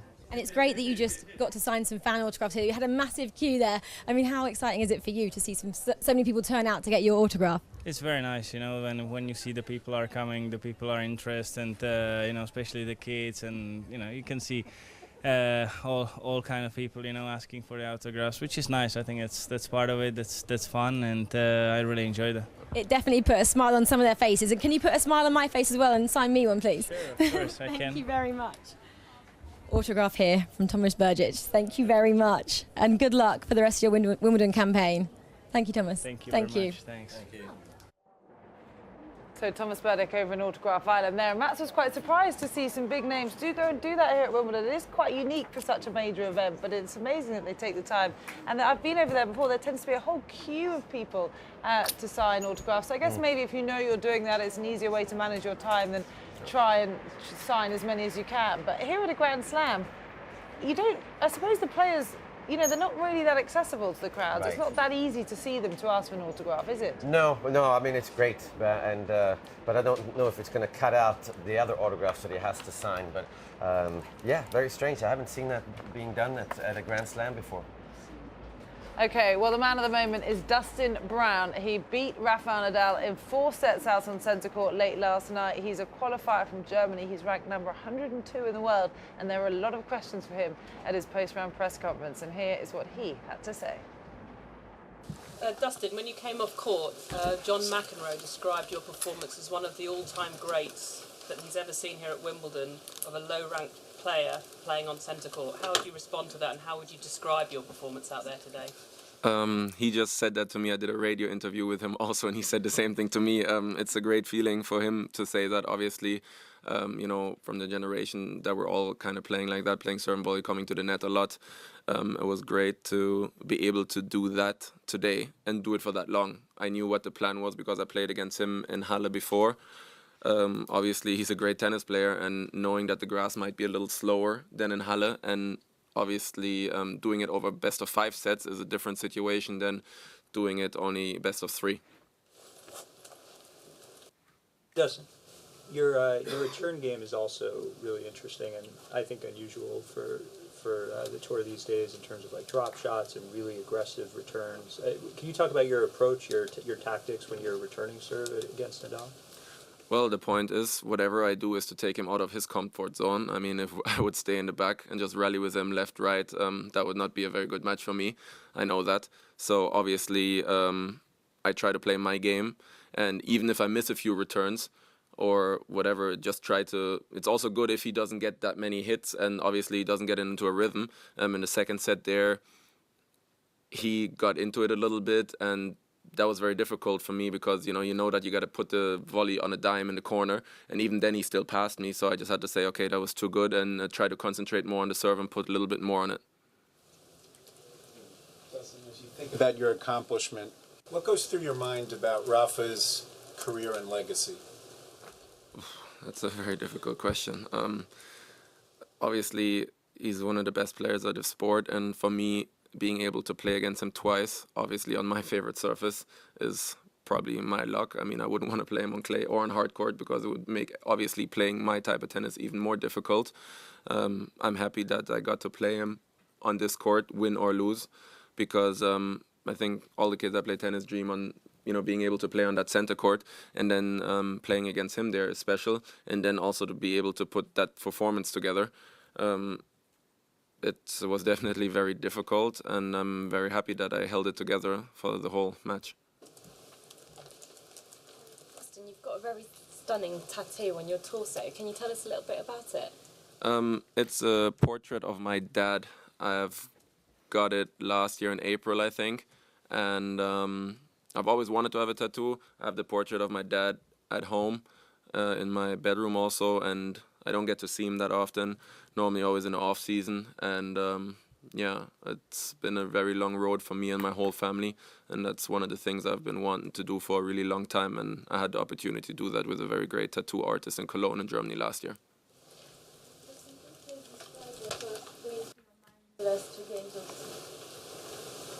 Well, obviously, I would have preferred to have broken, not having to go and serve again. Going to the net at 15-40 after that forehand. Okay, I said, try to hit a decent volley. I saw the return, his backhand come up a little bit, and I thought it was going to fly long. And when I turned around and saw it drop on the line, I was like, oh, please, no. And then he hit 3 very good serves, I think an ace and 2 service winners. And I was like, okay, fine. If this is what's going to happen, I end up losing, I'm definitely going to try and play as aggressive as possible, which I didn't do on my first serve. It was the worst double fault in the whole match in the bottom of the net. And after that, I was like, okay, no matter what, I I've served for a lot of matches and for a lot of sets this year already, which I've lost. So I said, definitely be aggressive, go out there, and the next double faults, if I hit some, they're going to be fast and long. You're being appreciated for your exploits on the court as opposed to being the only Rasta involved in the game. How does that make you feel? Well, I am the way I am. I've been like this all my life. And obviously it's great that people appreciate it. But then on the other side, if I would worry too much about what people think about everything I do, then I wouldn't have the hair and probably definitely wouldn't look the way I look. The first set was an epic contest that you very much deserved to win. Were you surprised by, or how did you mentally cope with the fact that possibly the third and the fourth sets were a bit easier for you to win? Was that something that was difficult to cope with mentally? Well, first of all, I was trying to play. You know, everyone tells you play point by point, play point by point. It's not that easy.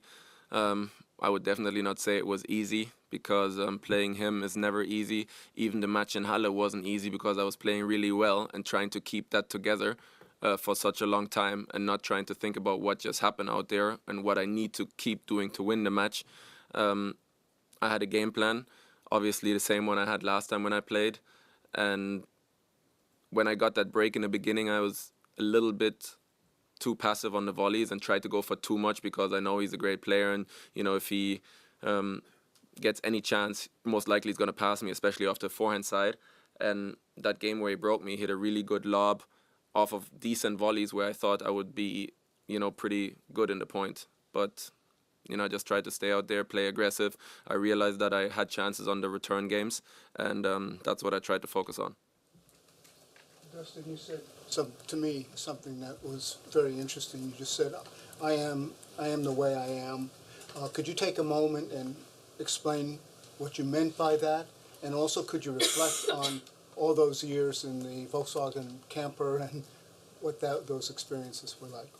Well, obviously, all of that has made me to the person I am, tennis-wise, and also as a person and as a character. And I guess all that led to this day today, which is obviously a great day and probably the best day of my life so far. It's difficult when people ask me that about myself because for me it's normal. So I could be sitting here and saying, why are you guys all different? So it's a difficult question. I've been like this. I'm not trying to be a certain way. That is how I am and always have been. And obviously playing this sport, have to adapt a few things to be able to play the sport, but I try not to change myself too much while I'm doing that. Do you feel this coming, this level of success? Maybe not beating Rafa on center court, but attaining the form that you have now. Well, I know that on the faster surfaces, I'm very dangerous. Obviously, I prefer to play on the faster surfaces. Was an excitement for me when I heard sometime last year that they're going to extend the grass court season. Obviously not expecting this, but I had a very tough matches this year already, playing in the States, having match points, losing 7-6 a few times in the third set.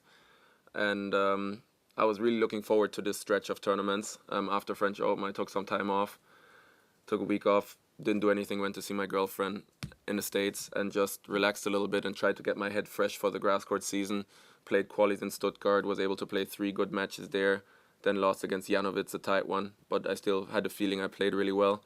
Then won a good first round against my friend Haidar Maurer in Halle, and until 5-all in the first set, I think I played really well against Kay, and to be honest, he was better at that point. He turned up a switch. I don't know what it was, how he did it, but he was hitting returns, he was hitting passing shots, and I was just looking outside to the box. I'm like, okay, if he's going to keep doing it like this, then this match is going to be done real quickly, and it was after that. And yeah, so I lost 2 matches on grass, but I had the feeling I'm playing well, so obviously I would have hoped to be in the main draw with 102, end up being in qualies. Yeah, it was a little short notice. I came on Saturday, and yeah, just tried to prepare as good as possible, and having that match in the first round against Ungur showed me that even though I lost to Kay, it was all of his, he played unbelievable that day. I didn't play bad. So that's what I also realized coming into qualies and playing that unbelievable match against Ungur in the first set. Dustin, you said that you'd much prefer to play Rafa on grass compared to the clay, obviously. Is that a feeling overall for the guys in the locker room, you know, playing Rafa on grass compared to any of the other surfaces? That you would have to ask the other players, because I think it depends on the player. Not everyone would like to play Rafa on grass either. If I would have to stay back and rally with him on the grass, I wouldn't want to play him on the grass either. This obviously is a surface that makes it easier for me to play my type of game that I want to play. Okay, on that given day, you have to put it together, which I've done twice now, but that doesn't mean that I'll play him next time. It will happen again, no matter if it's grass or any other surface, or even if we would come up with a surface that would be faster. Obviously, it makes it a lot easier for me to play my game, take time away from him, and let him hit shots that he normally doesn't have to play. But yeah, from the baseline, he's one of the best guys out there.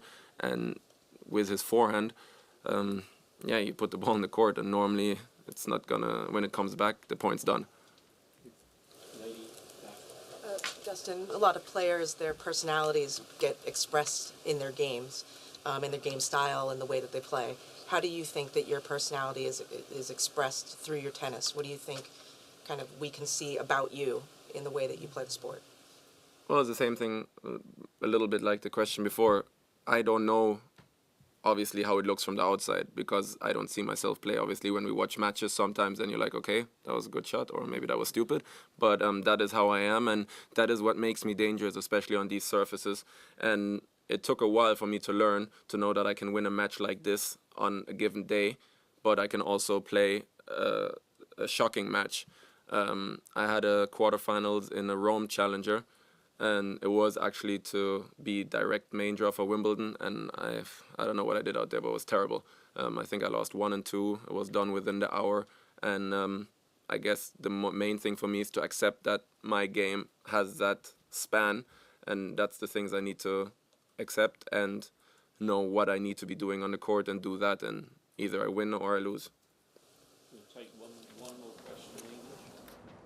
So that was Belinda Dustin Bencic. Brown, who's been the story of the championships so far with that upset of Rafa Nadal yesterday. Now we're going to head out to court 18, where Belinda Bencic, a winner in Eastbourne last week, just 18 years of age, she's out on court against Becky Matek-Sands, a real doubles specialist out there on the tour, but a very decent singles player as well. So first game to Matek-Sands, and here's Belinda Bencic serving at love 15. And the commentary for this one, Barry Davies and Joe Jury.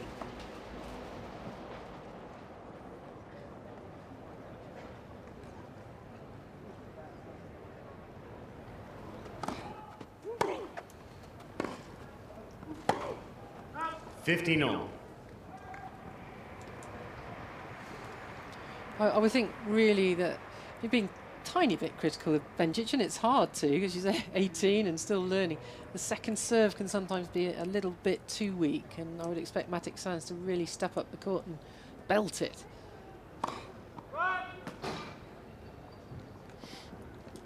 .91 that first serve, but inaccurate.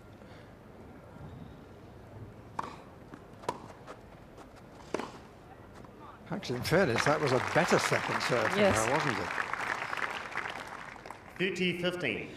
It actually looks as though Bencic is sort of warming up her arms still.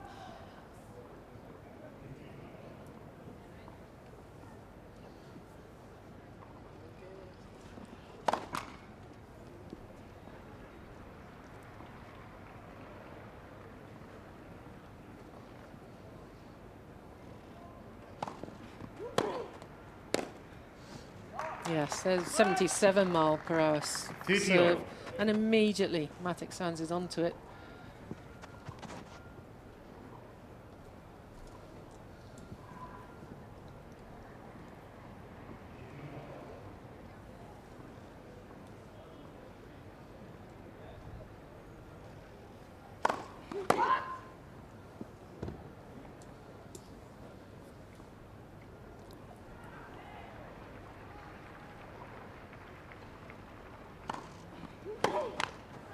.30. I think returner and server are just trying to get the range at the moment.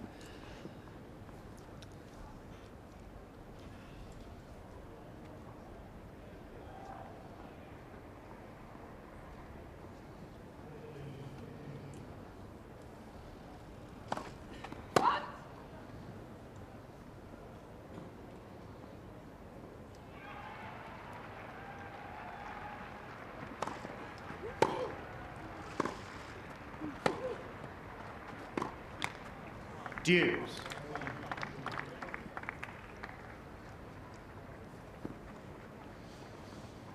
So I had a little word with Martina Hingis in Eastbourne. Said that she's really enjoyed, coming and watching these matches. A little bit of feedback to Belinda. She said she's such a nice girl.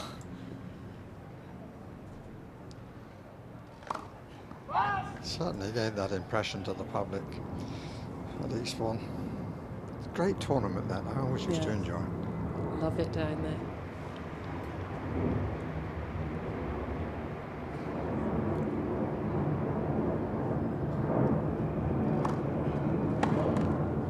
Advantage, Miss Bencic. Particularly noisy plane. Yes. En route to London Airport. So landing that way today from the east.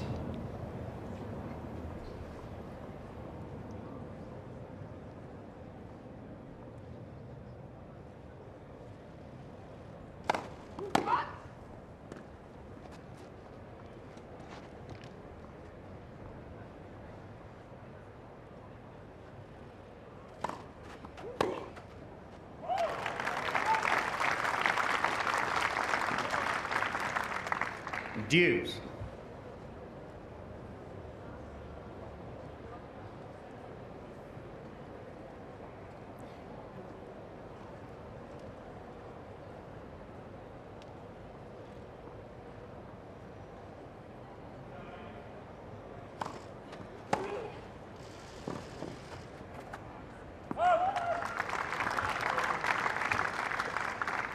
Advantage, Mrs. Maddox-Sands.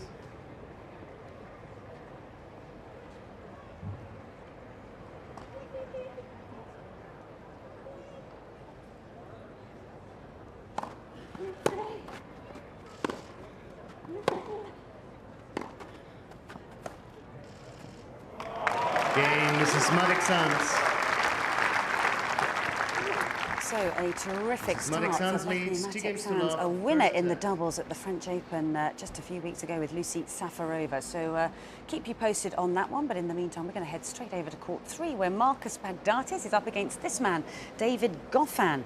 And interestingly enough, this is their 4th meeting, and Baghdatis has won all 3 previous matches, but that might not be the case today because David Goffin took the first 2 sets, 6-3, 6-4, and he's about to come out and serve at 5-2 in the 3rd set. So let's stay by here and see if we can close this match out with John Inverdale and Jamie Baker.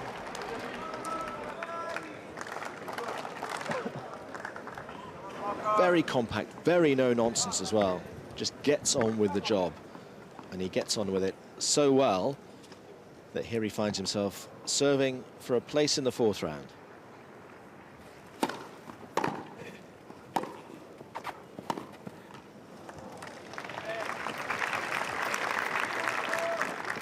Look.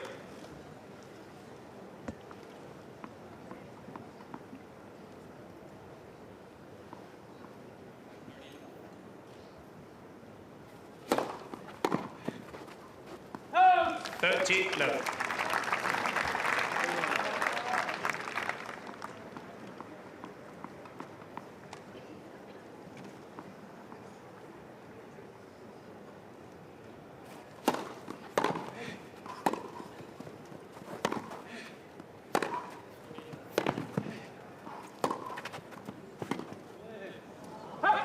And that ball drifting wide means that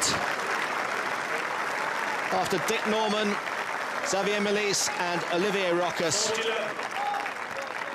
David Goffin is on the point of being only the 4th Belgian in the Open era to make it through to the last 16 here at Wimbledon.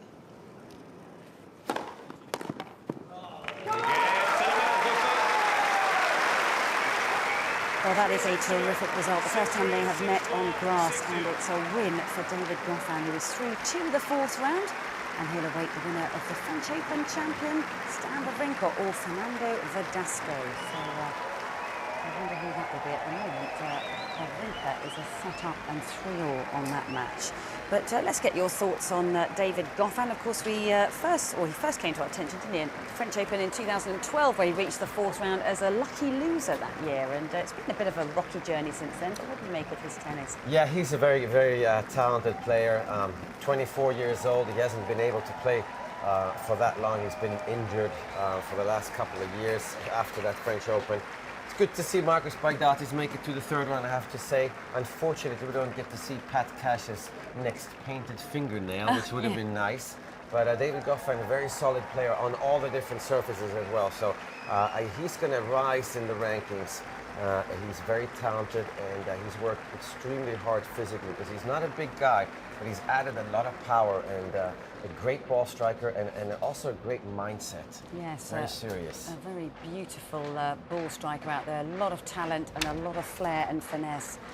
Now, earlier on, we brought you news of the match taking place out on court 2 between Nick Kyrgios, who's just 20 years of age, the man to put out Rafa Nadal last year in these championships, and he's up against Milos Raonic. And that's an interesting look, Matt. In fact, that was a very dangerous moment right there where he slammed that racket into the grass and it went up into the stands and hit one of the spectators. But interesting look he's got there. Looks like he's been to the Wimbledon shop and put on a Wimbledon headband. Yeah, I guess the sweat running in his eyes, but it suits him. It suits him, and it's a great win to come back and win the 2nd set against Milos Raonic in the tiebreaker. We're most probably going to see a couple of more tiebreakers, but of course, he lost to Raonic here last year, and I think it's a tough matchup for Nick Kyrgios when you play against somebody who actually has a bigger serve than yourself, and that's how you survive, is on your serve. But it'd be good to see Nick Kyrgios come back and go a little further. Be good to see Milos Raonic. It's an unfortunate draw, actually, because both of them could reach the later stages of this tournament. Yeah, and he's made such a stir, hasn't he, since he burst out onto the scene here last year, obviously, as a 19-year-old beating such a big star on a grand stage. And yet, seems as if he's causing quite a stir amongst the other players as well. I've heard that, yes, Yeah. I've heard that. And obviously very different from all the other players because he talks to the other player while he's playing, he talks to himself, he talks to his coach, talks to the umpires, so it's a completely different. You just hope that he doesn't make enemies on the circuit, so that otherwise he's going to have a problem finding practice partners. But I'm sure he's only 19, and I'm sure the locker room is going to excuse him for a few more years. Yeah. What else does he bring to the court apart from that big serve? Because he's certainly got a lot of energy. We saw all the antics there on the court. He's got a great heart and a great personality. But what about the tennis? Well, the forehand is huge. The forehand is very powerful, and I think he can hit through the clay court as well, because he did beat Roger Federer in Madrid, and you have to be a really, really good clay court player to beat Federer. So the forehand is really good. The backhand is good enough. He can hit good passing shots with it. His volleys are pretty good, so he's got good hands. He's got pretty good technique in everything he does. The only thing that worries me a little bit is physically. Is he able to win not just one big match, but you have to be able to back it up and literally win 4 or 5 matches in a row, some of them 2 days in a row. And I think that's the biggest difference between the young players coming up and the top 4 players in the world, or Nadal and Djokovic and Andy Murray. Physically, they're so strong and they work so hard. I wonder if Nick Kyrgios has that work ethic in him. Okay, well, we're going to stop by here, court 2, this match between Nick Kyrgios and Milos Raonic. As Matt's just confirmed there, Kyrgios did take that second set by 7 games to 5. It's with serve in the third set. Raonic leading at the moment 3-2, but let's stay here for a game while Nick Kyrgios is going to come out of serve at 2-3. On the commentary for this one, David Mercer and John Lloyd.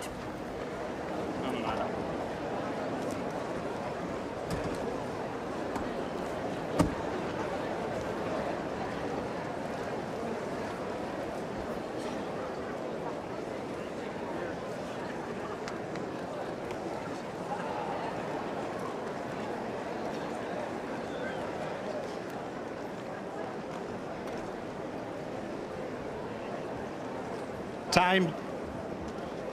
Yeah. Every game needs its characters. Dustin Brown last night. Yes. We've been crying. We talk about them, we want them, and then we write negative things about them in the press.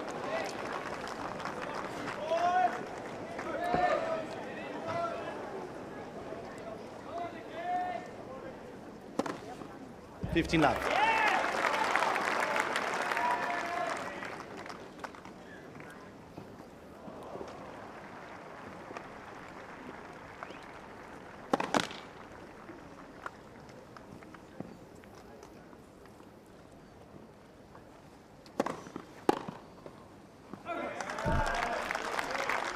30 love.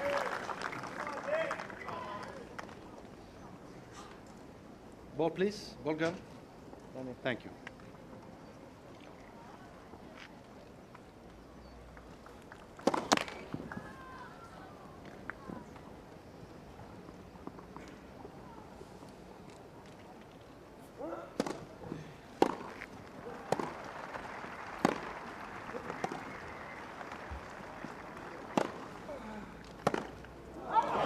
Again, he's missed a gaping hole down the line.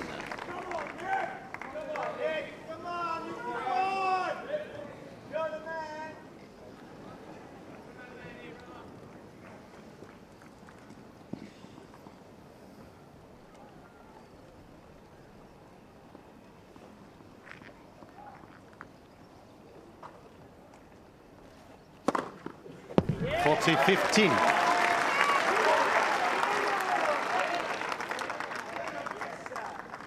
First ace, already 5 in this set alone.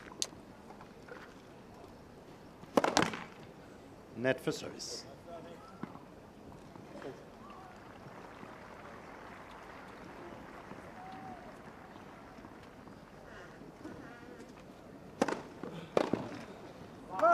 Game, Kyrgios.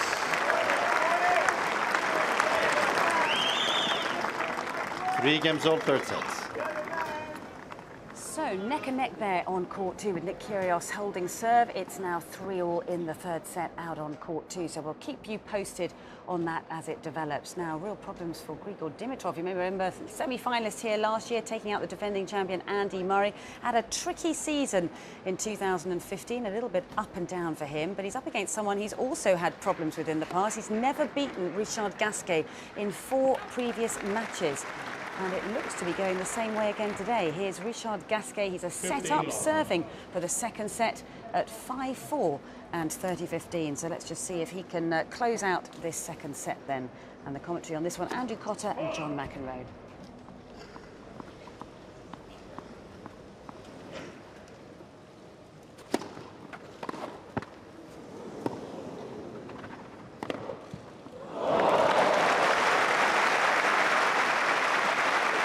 A little bit of life still left in Dimitrov. 15-all. Clipped the net. He was a little lucky there. Gasquet thought it was going to stay on Grigor's side. He could use a little luck right now.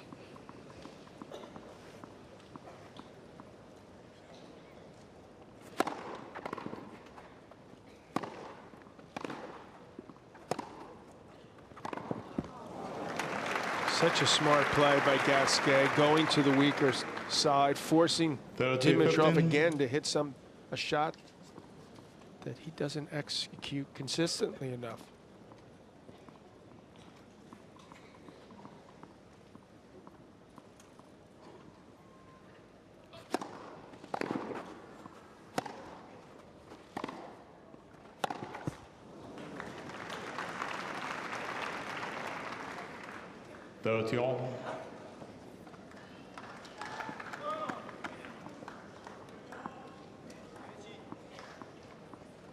Deep breath from Gasquet.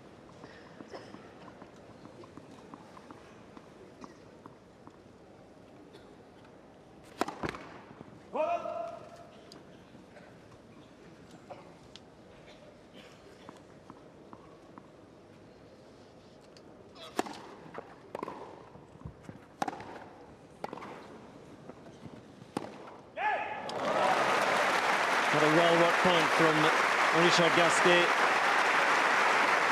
And it brings him to set point. Well, that is a magnificent backhand. It really is.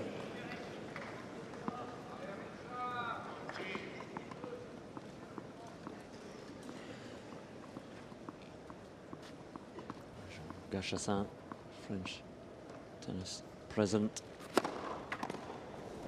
Game and second set, Gasquet.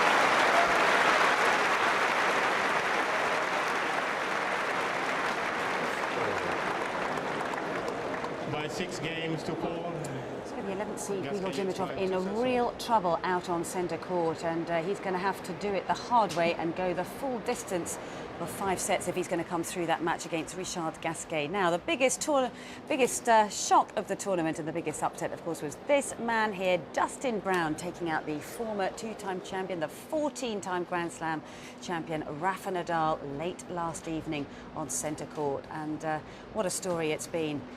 And there in the box is our very own analyst, Craig O'Shaughnessy, part of the analysing team of Dustin Brown, I have to say, and he's here with us in the studio. So first of all, Craig, you have to tell us, what was the atmosphere like out there on centre court? It was amazing.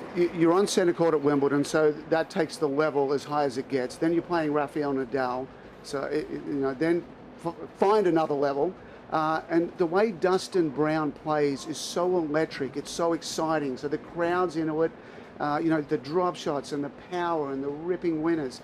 It was. I've been coaching tennis for a long time. I played a lot as a junior. It was my most favourite day of tennis that I've ever experienced. Yeah, and how did you come to be a part of his team then? When I went to college in the US, one of my roommates had 2 brothers that were in Germany, and it was Scott Wittenberg right there in the blue. And so I went to Germany during 2 summers of college and worked over there at a tennis camp called the All California Tennis Camp. Scott's brother Kim runs the camp, and Dustin grew up basically and learning his tennis there. So we have a German connection, and when I was coaching on tour for several years, they alerted me that, hey, Dustin's out of here as well, so I met him on tour. He's a very much loved figure. I mean, he brings so much heart and personality out onto court. I mean, there was so much sort of wave of support for him last night. But what about, he's such a free spirit out there, but what is the tactics that he brings out onto the court? Is it just about him just being a free spirit and playing his tennis, or was there a real game plan in place to take on Rafa Nadal yesterday? When you watch Dustin Brown, you're really watching organised chaos. It seems Great term. It seems like everything is happening all at once. But there was definitely a game plan. I've studied Rafael Nadal a lot, mainly because he's one of the best players in the game, and the patterns of play that he does are magnificent. The whole world should be studying him. So there were certain adjustments that were made based on where Dustin was standing to return serve, certain serve locations, definitely where we're going to approach, and getting Nadal out of the trench at the back of the court where he's comfortable, keeping points as short as possible. And we saw Nadal coming to the net constantly. He came to the net a lot, but it just wasn't on his terms. So all of these little things, these subtleties, were underlying the winning percentages, and finally the win that happened out there. Well, we've got the first game to have a look at. Yes. So talk us through the first game, because it was quite sort of mesmerising how he started the match. It was always like, right, well, this is how I'm starting it, and this is how I mean to go on. Exactly. I was up in the booth for this game. I didn't go down there, and he's standing still. A phenomenal drop shot. Rafa doesn't even run for that one. That looks like a very low percentage shot, but Dustin has actually been practicing that for a number of years. As a kid, he actually learned how to volley before he learned how to hit forehands and backhands. Really? So shots like that are quite easy for him. We're going to see a second serve ace down the middle here. The first serve was hit at 123. The second serve is hit at 123. Does he always hit at that pace, Well, or it was just about going for it out there? Yeah, it's percentages for him. A lot of other players on the tour won't hit such a big second serve. I mean, that's ridiculous right there. But once again, Dustin has practiced that, and other players don't do it as much because they haven't done it 1,000 times or 10,000 times as a junior on the practice courts. There's something about the way he plays it that brings a smile to everybody who's watching him. Not only is he smiling on the court, but he makes you joyful just in terms of how he plays his tennis. Yeah, I'm sure Mats, who is a wonderful percentage player, you look at Dustin and you're like, how in the world is he pulling all this off? You may not have ever gone for some of these shots. For sure. But again, he's done it so many times as a kid. He messes around with the racket behind the back, between the legs, touch angle volleys. He's very, very good at it. And sometimes I'm like, maybe not now. Yeah. But a lot of times I'm like, I like that. Even if he wins the point or loses it, they can be good errors for him. So with all that talent, do you think that, because I love watching that. I mean, that is so much fun. Yeah. Unfortunately, it's not the way you play to win big tournaments. But with all that talent, do you think that, has he underachieved then a little bit? Because he's still ranked outside of the top 100, and when he plays like that, I mean, he's got all the talent in the world. So what's not working? Why is he not a better player statistically? Well, I think it's all about timing. You know, to do well on the tour, you've got to be doing well financially. And for a lot of people, it's a struggle out there, you know, to getting from tournament to tournament, having rackets and having strings.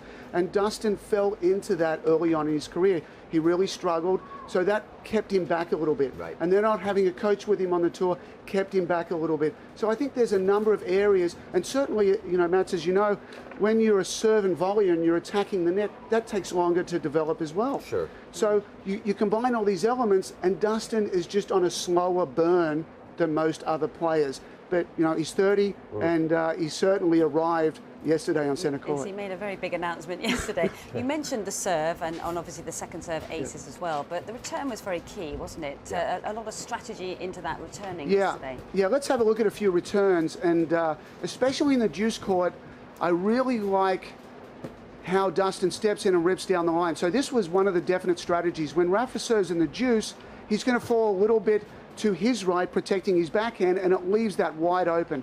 And, you know, Dustin's got such short backswings on his return to serve that he can completely rip the ball. That right there looks, you know, kind of random. That was an absolute tactic going into the match.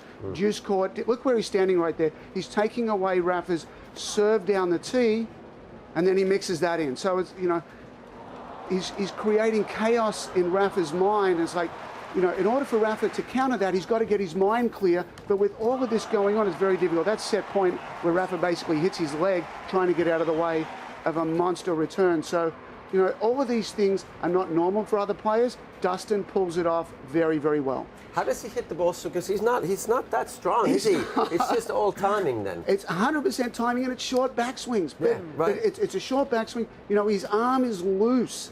You know, his arm is lively, and he gets it short, and then he just uncorks on the ball. Just rips it. Yeah, he does. You know, he's got a good racket. You know, the strings help, but really, he's got sensational timing. Okay, well, we've looked at serve and return. What about approaches to the net? Because he came in a lot. Yeah, we wanted to get to the net a lot. That was definitely a tactic that we looked at. This is a great shot that opens up the backhand to get in. So just, you know, he kind of dumps that in there, gets in. You know, he's always going to be jumping around the net. That's his style. But definite tactic there. Rush the backhand, come into the backhand. You know, Rafa hit some good backhand passing shots, but ultimately that's where you attack him. I like this one. Just dump it in. And, you know, you ask the question. You say, can you hit 30 backhand passes in this match? And if you ask that question enough, the percentages are going to be with you. See, that's where it looks like low percentage for a lot of players, but Dustin's actually playing very high percentage tennis. How much did you look at sort of tapes of what had happened to Rafa here in the past? Obviously with Kyrgios last year and the previous losses that he'd had early at Wimbledon. How much? It was Russell, wasn't it? It was so reminiscent of those two matches. Very much so. You know, I'm the analyst for the ATP and the New York Times, so, you know, just by nature, what I do is looking at a lot of these guys, and Rafa, because he's so incredibly good, just happens to be a guy I've had a look at.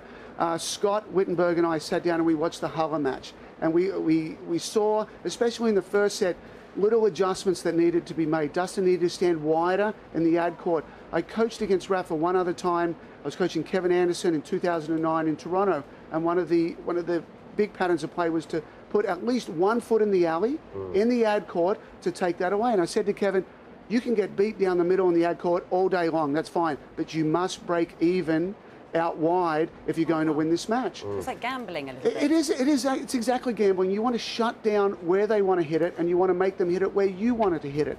So for Dustin, the first two sets, you may have noticed, he didn't do it.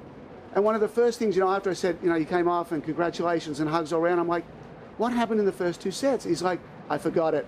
I forgot it. But he adjusted, and you know, he shut that down. And really, he adjusted once he saw Rafa going there. He's like, hang on, the guys have talked to me about this. It clicks in my mind. I've got a strategy. Oh yeah, stand wider. Fixed it. Yeah. Whose idea was it to do drop shots off returns of serve? Because that is, I mean, it's very cheeky, but we don't see this very often. Yeah, but where did that come from? It's extremely cheeky. Listen, it didn't come from Scott or I. It came from Dustin. You know, this is what he's extremely good at.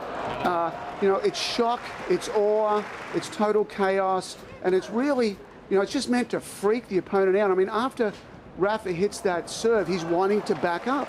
So it just kind of makes sense. Yeah, no, even if you lose these points, though, it's just to... It's having an effect, isn't it? Yeah, it has an effect. And I think a lot of people at home, I think, maybe don't realize that, but a lot of shots you hit in tennis, they're not necessarily designed to win the point. Yes. It's just to disturb what's going on, make your opponent worse. But this is great for other players in the locker room. They must watch this, because if you can do this on grass, you should try and do it on other surfaces as well. It's much harder, but this is obviously the right way to play against Nadal, is to disturb his rhythm.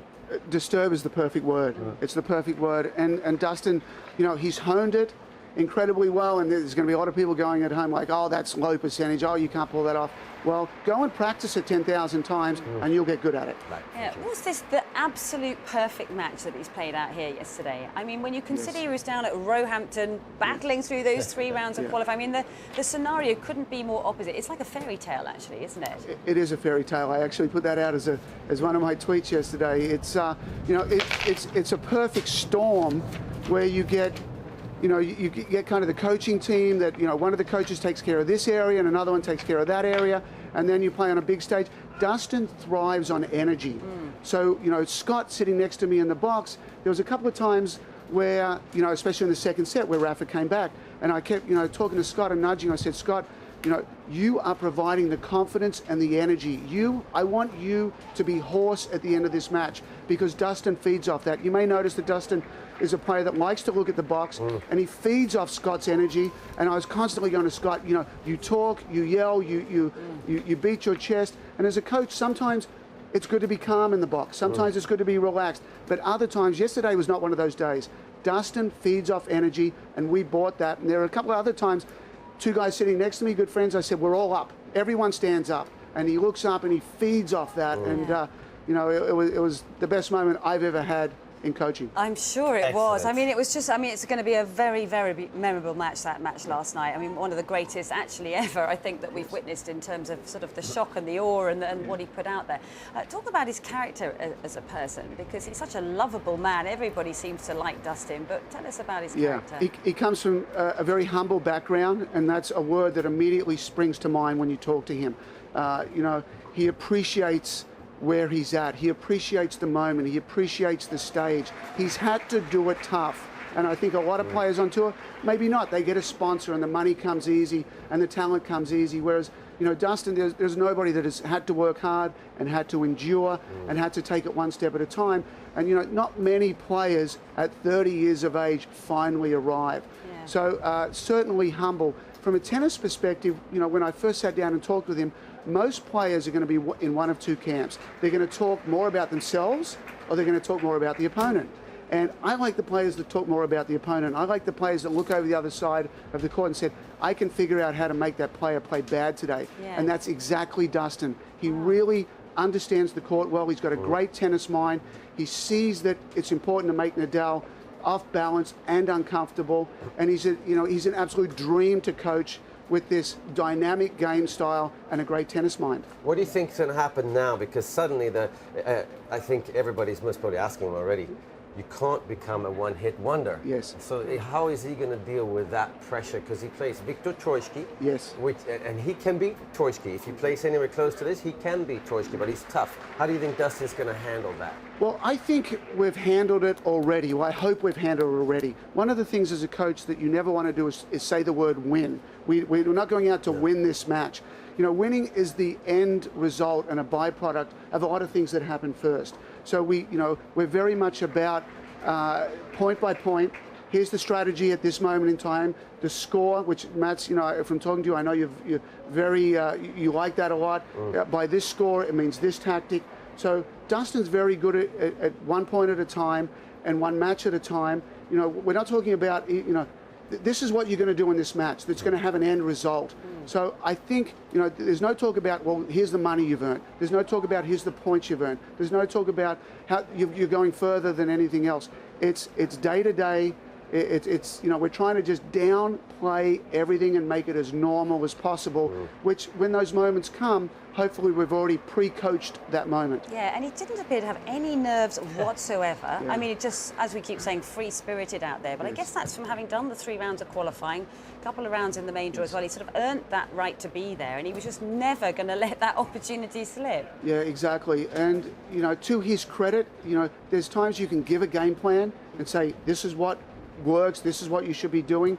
But, you know, he just stayed with it.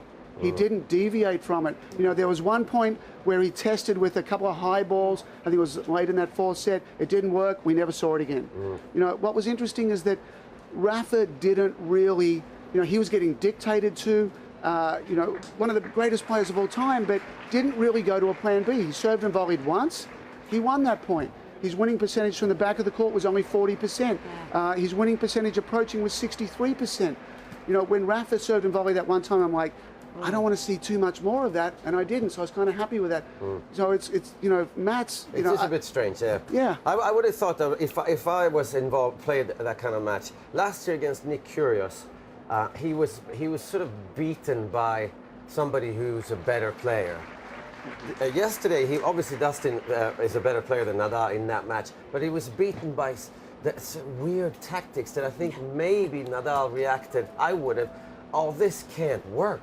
It's just, you just can't keep this up. You can't keep up hitting drop shots that are perfect, and drop shot on my second serve. It's just, so I think maybe that's what happens, which is obviously great coaching by you guys and great by Dustin Brown, because I don't know what you can do against all that. You can serve and volley, that's for sure, but apart from that, really there wasn't much you can, I mean, he didn't give you any options. He really didn't give you a chance to change too much. Yes, I agree completely. You know, when Dustin steps in and pole axes return winners constantly, there's nothing you can really do. Not really. You know, the only thing that you know, because he wants the net so much, that Rafa didn't say, well, let me get there first. You know, that may have been something, but again, it's taking Rafa out of his comfort zone, and maybe he thought he could persevere and get over the mountain at the end. That's what I think it looked like, yeah. Yeah, definitely. But where does this loss leave Rafa Nadal, do you think? Because it's definitely been a very difficult season, probably the most difficult of his entire career. But, you know, it's the 3rd heavy loss at Wimbledon, hasn't been past the 4th round since 2011 now. So where do you think he's at? Well, I think this isn't a bad loss for him because of the nature of how it happened. Certainly losing at Wimbledon and losing early again, it doesn't sit well. But he'll get over that match early because, like, well, what am I going to do? This guy threw the kitchen sink at me and it worked. But overall, his body of work recently hasn't been good.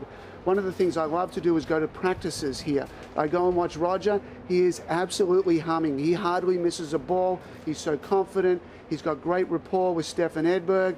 I mean, he's never looked better. When I go and watch Rafa practicing, you know, the forehand's late, the contact's back. The ball's spraying a little bit. He doesn't look confident. The facial expression isn't what we're used to. So he's in a tough time. He's in a very tough period right now. You know, the tennis world hopes he gets out of it, and I think he will. But it's got to go back to the drawing board. He thrives on matches. He thrives on, you know, point after point and grinding. But when he had that injury last year with the wrist, he was out for a while, and then the appendix, he's out even more. So I think it's because he hasn't hit, and that's, you know, the injuries have taken him off the court. He just hasn't found the court again. Yeah, I know you. Oh, go on. No, I was going to say, I think that what's happening to him a little bit is he maybe is thinking and talking too much about his forehand. He always says that it's all about his forehand. And I think that's becoming too simple of a tact, or simple of a way to play tennis, because we know that Djokovic has improved his serve, he's always improved his forehand, he's coming to the net, he's improved his slice backhand, his volley. Andy Murray is improving. You can see that Roger Federer gone to a bigger racket height, Stefan Edberg, and he's volleying much better suddenly, I would think. Absolutely. And Nadal is sort of stuck in that, well, and he talks about it's all about my forehand, and I win and lose with my forehand, and I'm searching for, and when you go watch practices, they spend a lot of time on that forehand. And I think that he needs to maybe start developing the rest of his game to keep up with the times. Yes, exactly. And if you start worrying about something, you can mentally make it a much bigger problem in your mind than it really is. I know we've got some stats on certain aspects of his game out there yesterday, but the return situation was one of the more difficult stats for him. Talk us through this, Craig. Okay, so we see over here the Wimbledon losses, first serve return points is only 20%. You know, his career average is 34%. So that 1% in tennis matters. If I look at something and see something drop off 1%, sure. I'm like, okay, I've got to look at that. That could be a problem. So that's massive right there. Nadal thrives on second serve returns. 55% is fantastic. Typically for a year, I've seen him up at 56, 57%.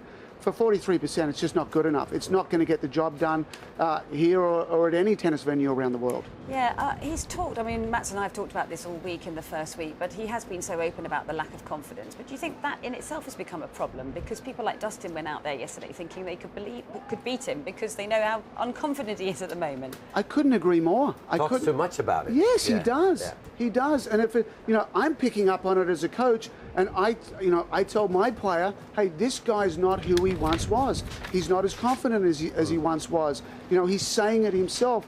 He needs to hide that. If I was kind of involved with that or I had a player doing that, I'm like, you don't talk about that at all. You portray confidence and you fake it, and even by faking it, it may start to get better on its own, just by doing it that.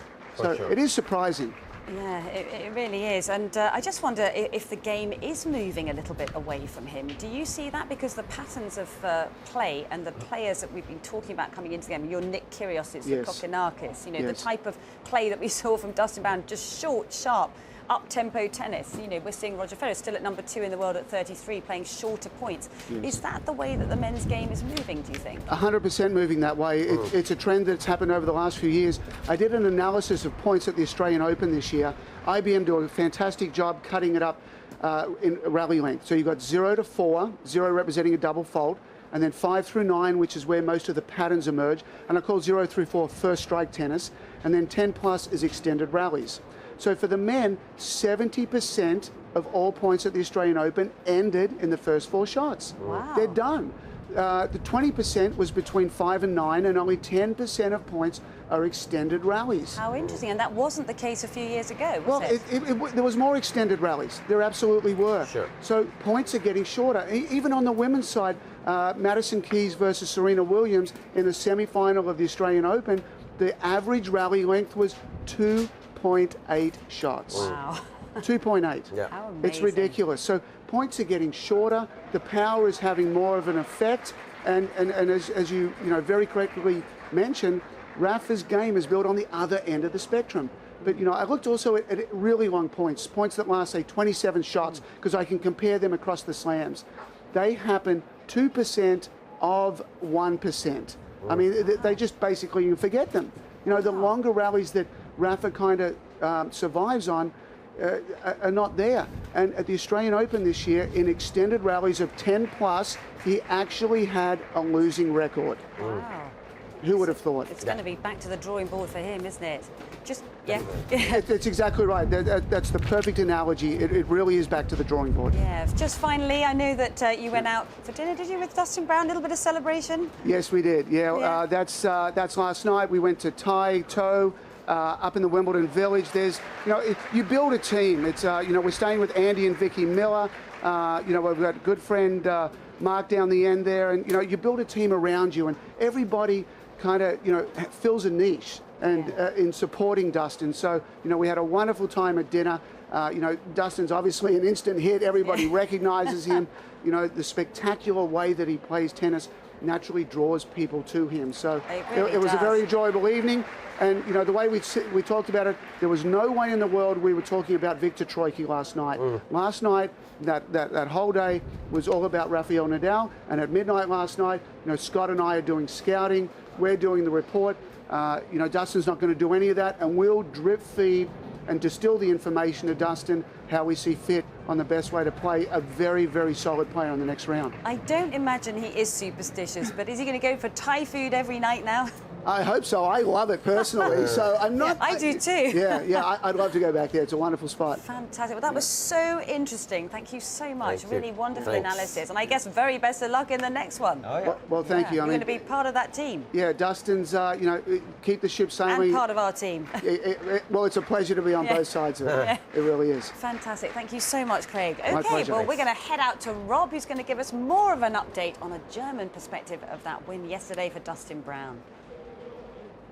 Cool. Well, this is the man who spoke to the man last night. This is Hartmut from Sky Germany, and he had the opportunity to do the interview with Dustin Brown in German.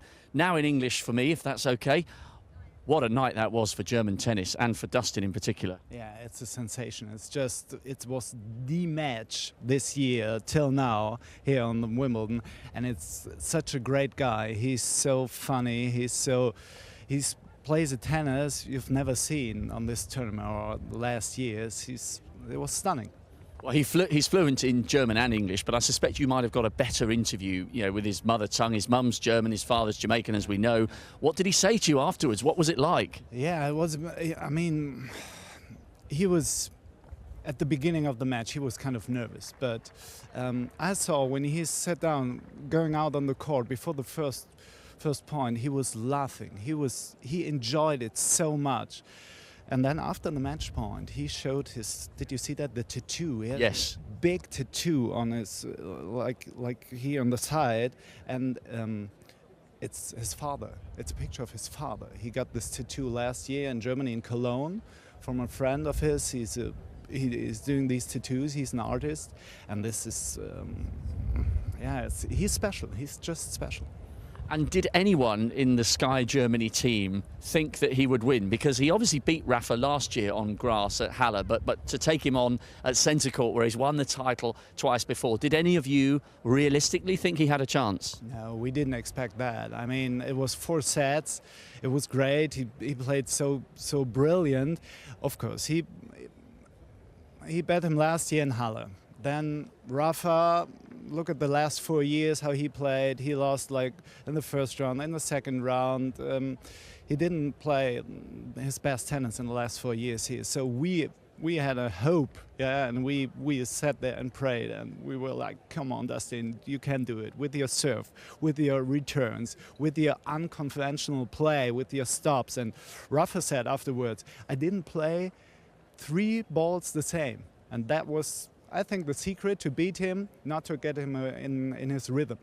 Now, we know Dustin is very proud of his Jamaican heritage, and he's proud of being German. Is he someone that the German people connect with? Is this a big story in Germany today, even bigger than football, which I know is your #1 sport?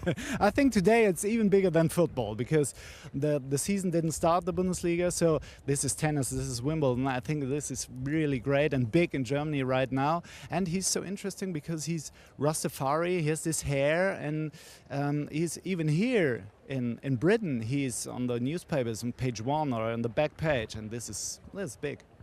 Now, he happens to be in a portion of the draw which gives him a great chance of getting through to a quarter-final. I mean, that's incredible. What an occasion that would be. You guys must be so excited now. Yes. He's facing Victor Troicki. He's got a chance. Yeah, Troicki, I think he can beat him. I mean, when he plays like yesterday, he can beat everybody. There's come Novak, when Roger comes, everybody. It's hard to beat Dustin. And I think the next round, he can beat Troicki. Let's see what happens. We would hope he'll win. Well, it's a brilliant story, not just for German tennis or for Jamaican tennis. It's a brilliant story for tennis per se, to see someone so low down the rankings playing with such panache and confidence and verve on court. He's captured everyone's imagination. Enjoy the rest of his run. I'm sure you shall. Yeah, we do. Thank you very much.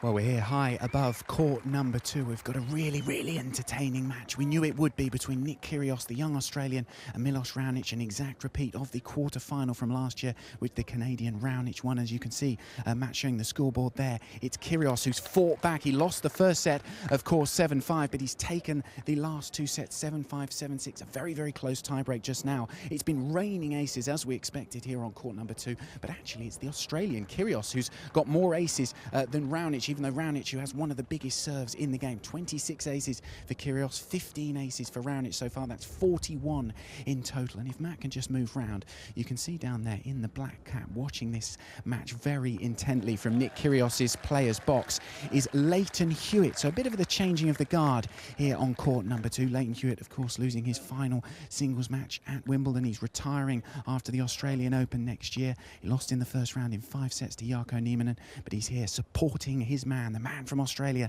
Nick Kyrgios. 2 sets to 1 up, on the verge of an upset on court #2. Yes, that is really big news. And of course, some big news unfolding on centre court as well, with Grigor Dimitrov, last year's semi-finalist, under immense pressure against Richard Gasquet, who is 2 sets to love up, and he's now a break up as well in the third. And we're going to join it here at 4-3 with Richard Gasquet serving. And commentary for this one, Andrew Cotter and John McEnroe.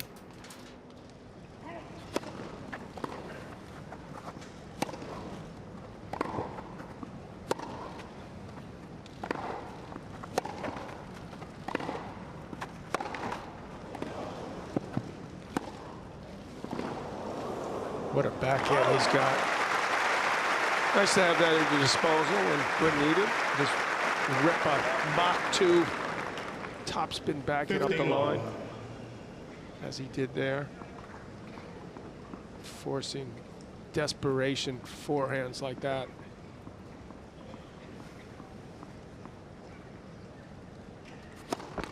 Lat for service.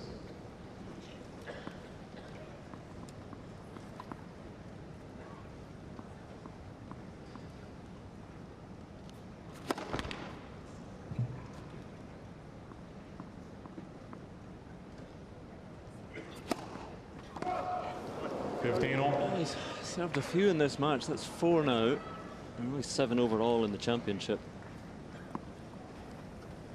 And if there was an accusation level at him, I suppose, earlier in his career as well, that he could be a little bit brittle. Talk about closing out matches.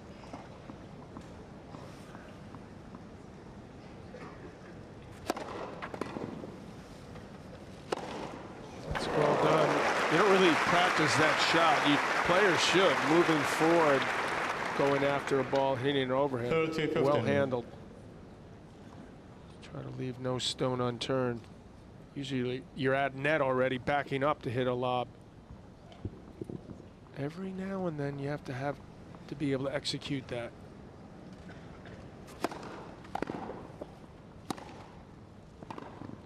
This guy's backhand is just so good.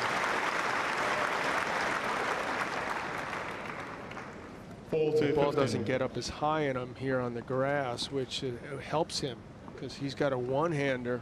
That's tougher to execute as consistently when it's up high.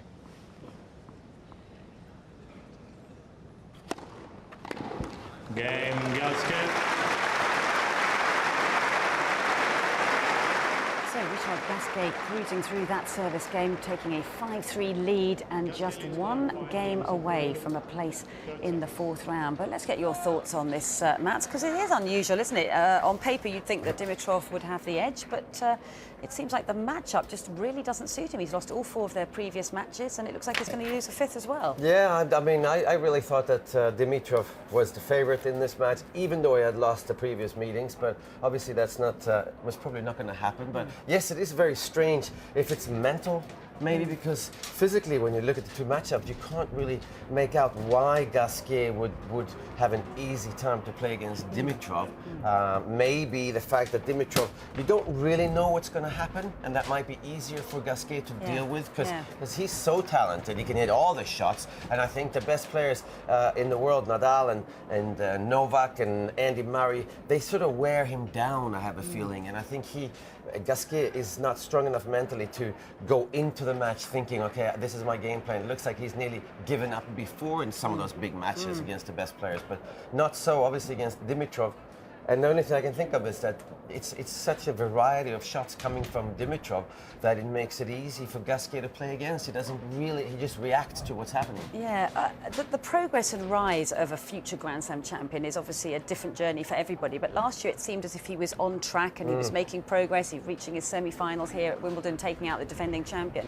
But it has stuttered and stalled.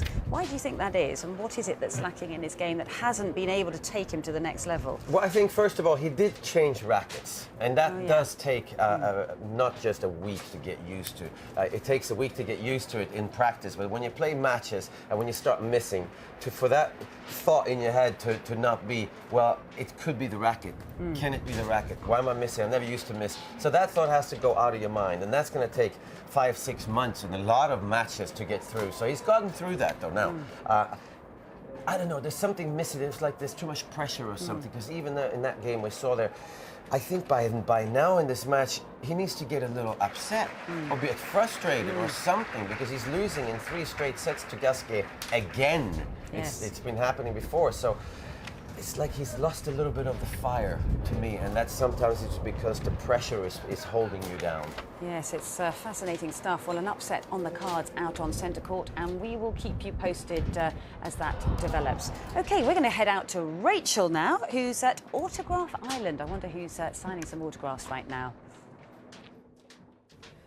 So I'm in the queue here at the HSBC fan zone, because over there signing some autographs for some fans is James Ward, the British chap who has just made his way into the 3rd round alongside Andy Murray. Hi James, how are you doing? Good, yourself? Yes, very well, thank you. Just mentioned there that you are the 2nd British guy to be into the 3rd round alongside Andy Murray since 2002. Sounds pretty good, doesn't it? It does, yeah. You know that? I didn't, but yeah, it's good. Long may it continue. And did you expect that? If someone said to you beforehand, round 3, would you have gone, wow? Or, you know, are you pretty confident? I am confident, but you know, it's a good, it's a nice surprise as well. And as I say, take one match at a time, and hopefully I've got a couple more in me in the next week or so. And you've just broken into the top 100. Yeah. That's pretty exciting. Yes, obviously a goal I've been working for my whole career, and yeah, it's great news. And as I say, look, keep going. Couldn't have a couple of matches. Boost me up even further, and let's look for top 50 now, yeah. And there's been talk that you've been working a little bit more closely with Andy Murray. Do you think he's someone that's helped you kind of learn how to break into that top 100? Yeah, of course. We practice together a lot. We're good mates, and yeah, you learn a lot from him. And a quick question. You're guaranteed now to pick up £77,000. You must want to treat yourself. What might you buy with that? I know it goes towards coaching and everything that goes with your tennis career, but if you could buy something, what would you potentially like to buy? It's a tough one. It's a tough one. Sounds like a woman, but I might buy a new pair of shoes, actually. Ooh, any favourite brands? Different. Oh, no, I won't give that away. Okay. Well, James, can I please have an autograph from you? Yeah. Thank you very much. And we wish you all the best in the next round. Thank you very much. Thanks a lot. Cheers. Yes, James Ward through to the 3rd round for the first time in his career. He's got Vasek Pospisil, and of course he's in that section of the draw with Dustin Brown and Viktor Troitsky. So one of those players is going to make it through to the quarterfinals here at Wimbledon. Now, we're out on court 3, where Coco Vandeweghe was in our studio the other day, ranked 47 in the world. She's playing against the former US Open champion, Sam Stosur, who's always struggled here at Wimbledon, never been past the 3rd round before. And the scoreline in this one, 4-2 at the moment. So we're going to pick it up with Sam Stosur serving at 2-4. And the commentary for this one, Jonathan Overend and Elizabeth Smiley.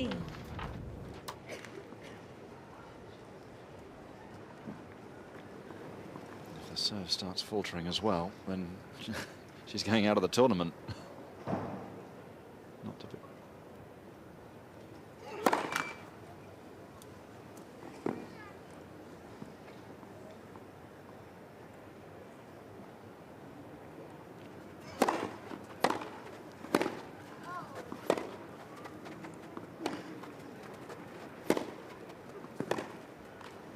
Definite tactic from Vandeweghe to get these balls as deep as she possibly can, not give Stosur the short ball to enable her to run around in trademark fashion. And Sam will not be enjoying that.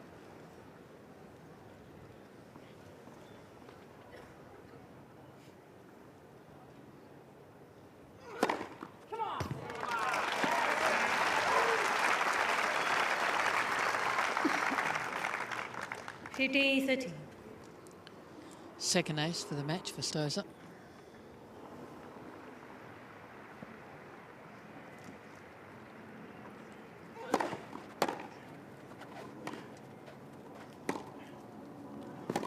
That's a nice approach.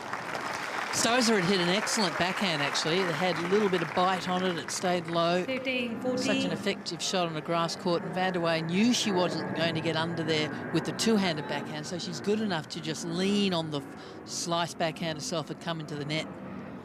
A couple of break points.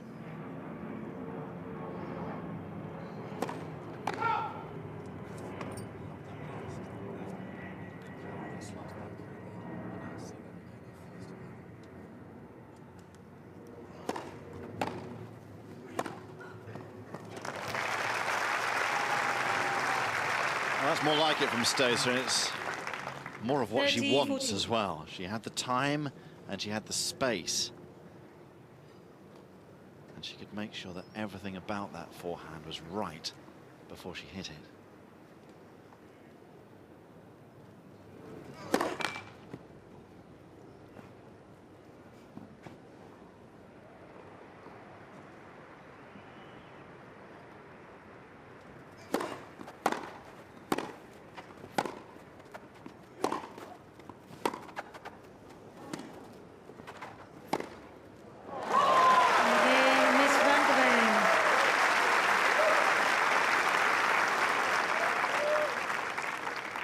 New balls, please. So, Coco Vandeweghe getting off to a racing start there Please, against Vandeweghe, Sam please, Stosur, the by number 5 games 22 apiece. seed.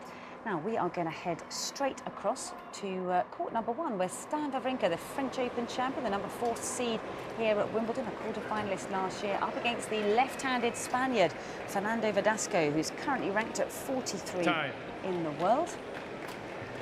This is their 4th meeting. Verdasco has won 2 of them, actually, but this is their first meeting on grass. Wawrinka took the first 2 sets, 6-4, 6-3, and he's about to come out and serve for the match at 5-4 in the 3rd set. And the commentary for this one, Chris Bradnam and Peter Fleming.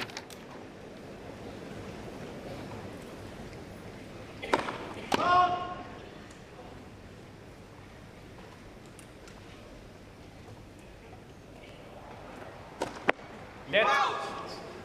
Love 15.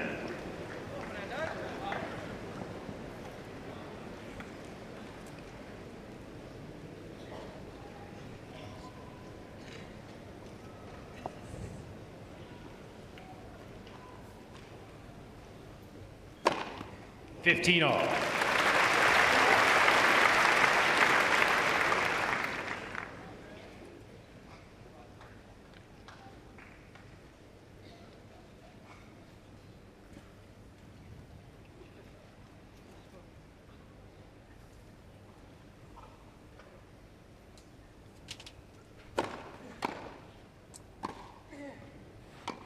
Come on.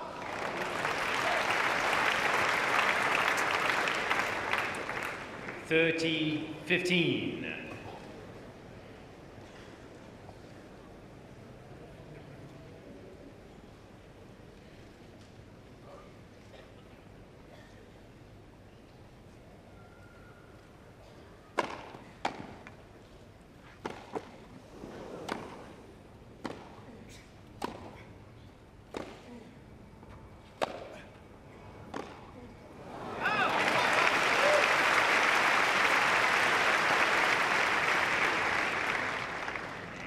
All.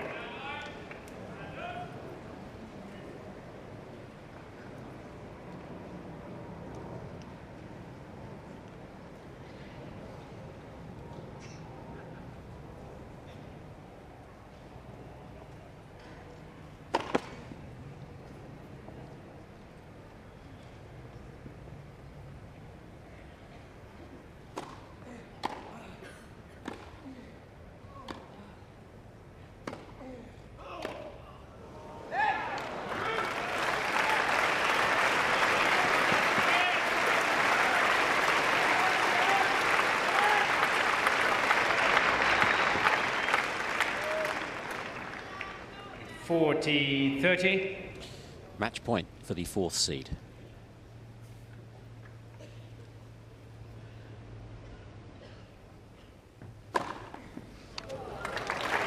Mr. Verdasco changed the call. Right center service line. Well, we'll just wait to see if that was handed in. I'm not sure if there was a challenge on that. I think they're going to wait for the Hawkeye challenge. Might as well. It's match point. Oh, can you believe it? Right on that T-junction, and a big smile from Fernando Verdasco. So Stan Wawrinka seals the victory in straight sets, 6-4 in that 3rd set. So he is also through to the 4th round, and he'll now face David Goffin, Mats, which sets up an intriguing 4th round clash. Yeah, no, he's playing so well, Stan Wawrinka. I didn't really see him playing as well as he has on grass, because he's got pretty long swings, and I don't think he necessarily likes a lower bounce, but if he serves that well. But I think Fernando Verdasco I mean, he's played 10 sets, spent more than 7 hours on court, 2 5-setters in the first 2 rounds. So with Wawrinka, again, if he serves well, then obviously he can play on any surface. But it's great to see he's been running out into the warm-up just like Rafa Nadal does. So I think he's more fired up for this year's Wimbledon than I've seen him before. Yeah, and seems to be so much more at ease with everything, so much more confident. He sort of says he just feels like he's playing with so much freedom. Yes, he does. I mean, I think he's proved the point when he won the French Open, because remember when he won the Australian Open, of course he beat Novak Djokovic, but he beat an injured Rafael Nadal in the finals. And I think a lot of people were not really sure if he could have won that without Nadal injured. So once you win the French, of course he could have won the Australian. So, and this is another surprise. It certainly is. Well, as you can see by that scoreline, Richard Gasquet desperately trying to close out this match against Grigor Dimitrov, last year's semi-finalist, and he was actually 40-15 up in this service game. He was pegged back to deuce, and that rather lame backhand, which only handed his way up the net. That does the job for Richard Gasquet. So big disappointment for Grigor Dimitrov. But it's Gasquet who is through to the 4th round, awaiting the winner of either Nick Kyrgios or Milos Raonic. But just give us your reaction to that result, because as we keep saying, it was surprising when you looked at the head-to-head record, but clearly the matchup for Dimitrov doesn't work for him against Gasquet. No, it doesn't work for him, and I think in this situation it is quite important. He was in the semi-finals last year, so he's going to lose a lot of ranking points, and he's just on the cusp in there right now. So if he goes down a little bit, he's not going to be seeded at some tournament. He's not going to be seeded very high in the Grand Slams, and suddenly he's going to have to sort of do it again, and having to hope for good draws, having to win matches against the better players in the early rounds. So I think it's time for Dimitrov to go back to the drawing board as well. Yeah, because you have to wonder whether it's going to pressure that relationship with Roger Rashid, because a lot of people sort of in the tennis world have been questioning how long that relationship's going to last, because they've had such a rocky ride during the course of 2015. So it's going to be interesting to see whether they stick together on that partnership. Well, I'm hoping that when you see what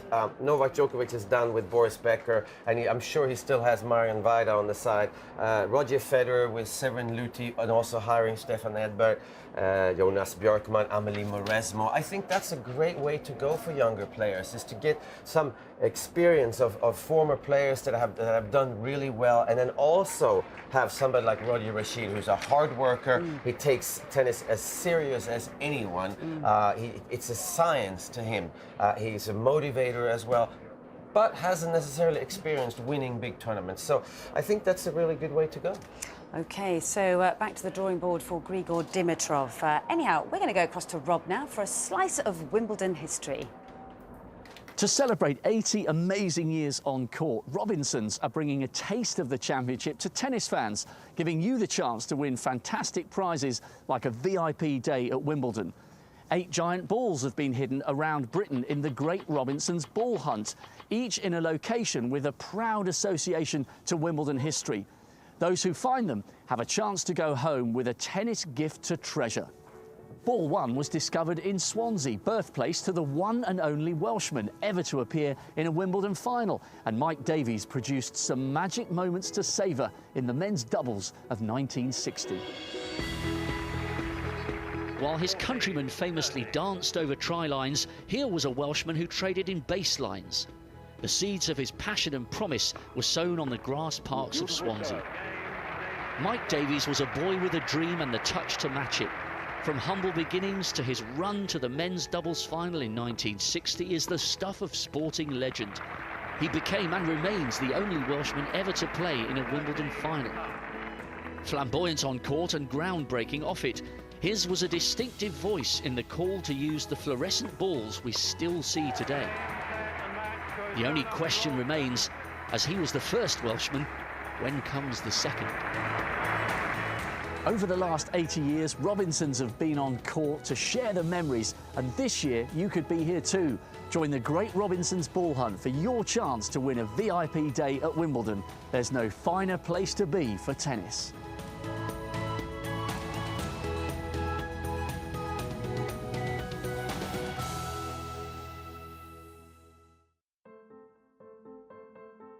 The one big takeaway from day 4 at Wimbledon, you can't dampen the British spirit. Conditions were cool this morning after yesterday's heat wave. Rain saw the start of play delayed. The skies soon brightened though, and so did the mood of spectators inside the grounds. James Ward got play underway on number 2 court, and energy on the hill soon blew the remaining clouds away as he got off to a flying start. Andy Murray was in action too, earning a well-deserved straight sets victory over the Dutch number 1, Haase. As both Brits won through in the space of 20 minutes, we captured the jubilant feeling on the hill as excitement reached a crescendo, alongside the ecstatic Twitter reaction as they powered through to the 3rd round. With Heather Watson in action tomorrow against Serena, it's shaping up to be a memorable championships for the home players. So join us on day 5 to capture all the emotion of the championships with Jaguar.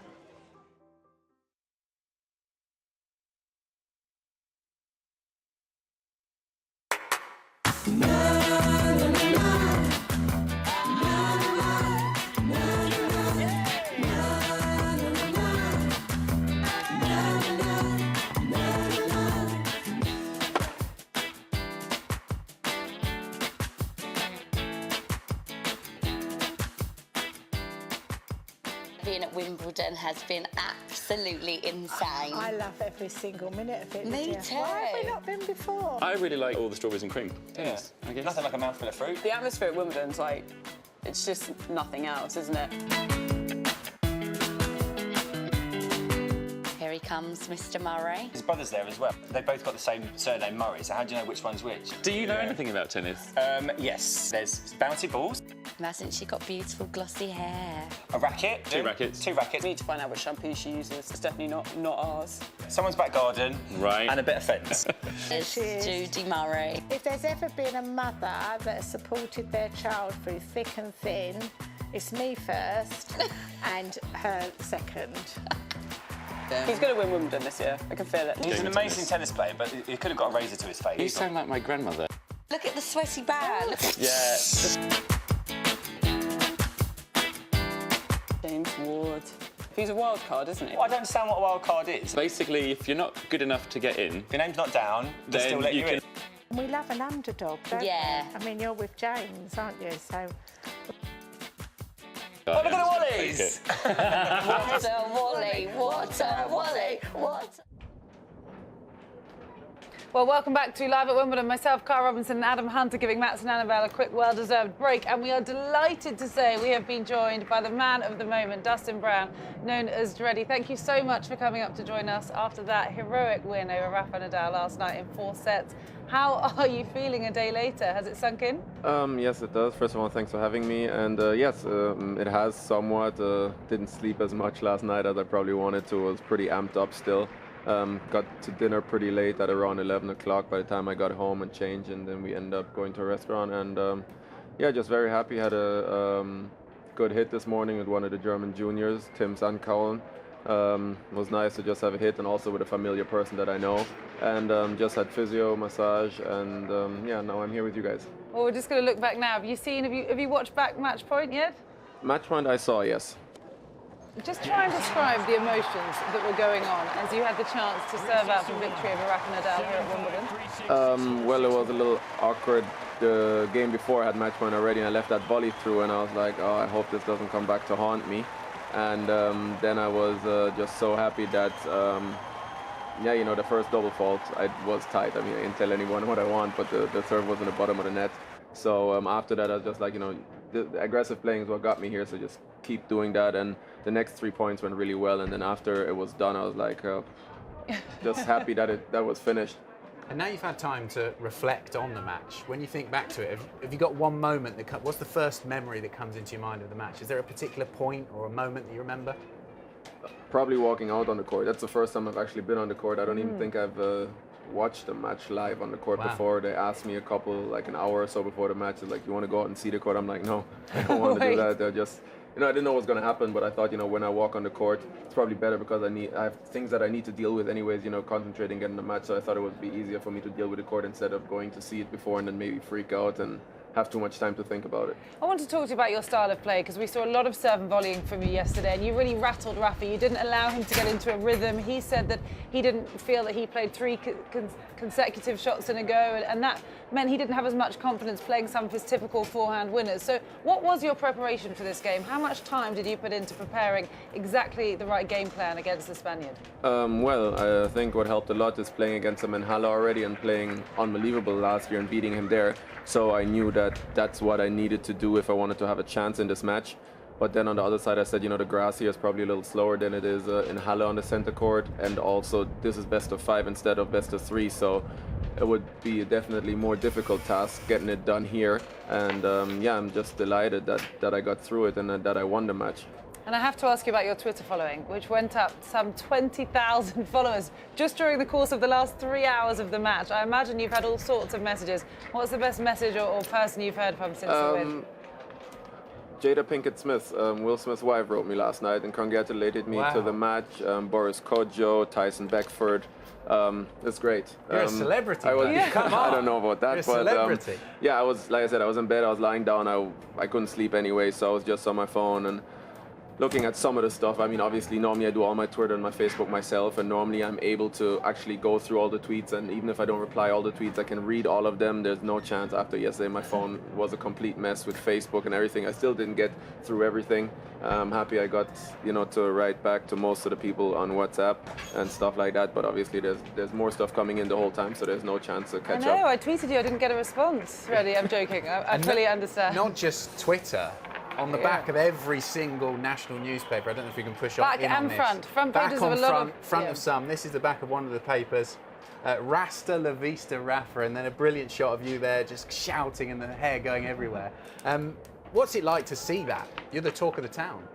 Well, it's a great feeling. I didn't... kind of looks like my hair's in my mouth there. Good, my eyes were closed. Actually, that's the funny thing, you know, it never bothers me. I don't even know where the hair is. I didn't know it was in my face.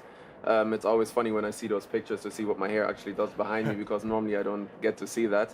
And yeah, it's a great feeling, but you know, it was nice to last night to just relax and have that. But today I gotta, you know, try to focus again on the new match. And I've been here in the 3rd round before after beating Leighton, which was also a great result, and then couldn't put it together against Will playing Manarino. I watched you in a couple of matches in your qualifying over at Roehampton, and you've come here as well. You just seem so cool and calm under pressure. Do you think about that, or is that just the way you are? Well, I've had a lot of matches this year already that were very close, where I've served for a match or where I lost in tie breaks. I think this year I've lost, I don't know how many, but a ton of third set tie breaks. So I had a lot of tough matches, and just playing through the last couple of tournaments on the grass. Obviously, I've been playing well, even though I lost to Janovic and to Nishikori. I still had the feeling I was playing really well, and I realized that in qualies, and I can really, you know, count on my serve when I need it. So that obviously gives me strength to be calm on the court. I want to ask you about 2 years ago here. You just mentioned Leighton Hewitt. This isn't the first time you've caused some headlines at Wimbledon, defeating Leighton in the 2nd round back in 2013, and then, as you say, you fell at the 3rd. You now face Viktor Troicki in the next round. What have you learned from the experience of knocking out one of the top seeds 2 years ago that you can put into play this year to perhaps go a bit further in the tournament? Well, it's always difficult. Victor and I have some history from last year. We played one time when he was just coming back in the Challenger in Genova on clay, which he won. And then we played at the end of a year in a Challenger in Italy, which was clay at surface, which is pretty fast, maybe similar to grass, and I won in 3 tie breaks. So I think me and him both know it's going to be a very tough match, and it probably just comes to a few points and see who can put it together better on that day. And I just have to ask you about your style before you go, because you've attracted so many admirers, and I know you say fairly enough, this is you and it's how you've always been, it's what you're used to, and you're half German, half Jamaican, and the hair has so many followers, and you haven't washed it or cut it for 19 years or something? Well, washing, yes. Cutting, no. I don't know where the washing came from, but no, obviously I do that, but cutting, last time I cut it was August 96. August 1996. Will you keep going? Keep growing? Well, obviously, I mean, really cut it was 96 last year or sometime in the beginning of this year. I cut off a little bit because I realized that when I was serving, it started to go over the front and go into my eyes, and shouldn't be doing that. But and it doesn't annoy you? No, not well. I'm not used to anything else. So if I probably would have had short hair like you or something, then maybe it would, but that's what I'm used to. Yeah, of course you are. Well, just congratulations. What a fantastic win against Rafa Nadal. Best of luck against Viktor Troicki in the next. Hopefully we'll be talking to you again after another match win. Thank you very much, guys. Dustin Brown, thank you so much for joining us here at the Live at Wimbledon studio. We're now going to head straight out to court number 2 with some breaking news. Nick Kyrgios in this rematch of the quarter-final from last year against Milos Raonic, now serving match point to win this third-round encounter and get his own back on the Canadian for what happened at last year's championship. It's a long rally, Adam, but it's looking like the young Australian has done it to the absolute delight of the fanatics. He's managed to do it in 4 sets, having lost the first. What a moment. Well, we were down there on court number 2 just before I came up to the studio watching this match, and it was, I cannot talk enough about how many aces we saw in this match. They were up to about 40 just in the 3rd set. They were flying down the serves. Because we think about Raonic and how big his serve is, but Nick Kyrgios played a supreme match. He was watched down there by Leighton Hewitt, really supported by the Australian fans. They were singing Aussie, Aussie, Aussie all the way through it, and I think that really helped him. Having the fans by his side as he does here. There's so many Australians who live in London, and we're really helping him through. And great for him to manage to get his own back, really, on Raonic for that match here last year. Okay, well, what a moment for Nick Kyrgios. He will now play Richard Gasquet, who, of course, just beaten Grigor Dimitrov out on centre court. And as a result, the next match is now on the court, and it's defending champion Novak Djokovic, who's playing another Australian, the young Bernard Tomic. We're going to join this one live now with commentary from the BBC.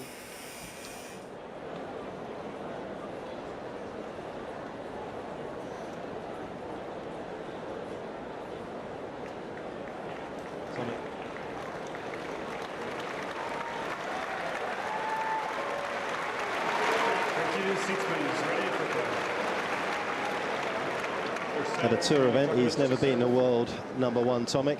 He would dearly love to do it on the world's biggest stage. Ready. But it is a very big task ahead for the young Australian.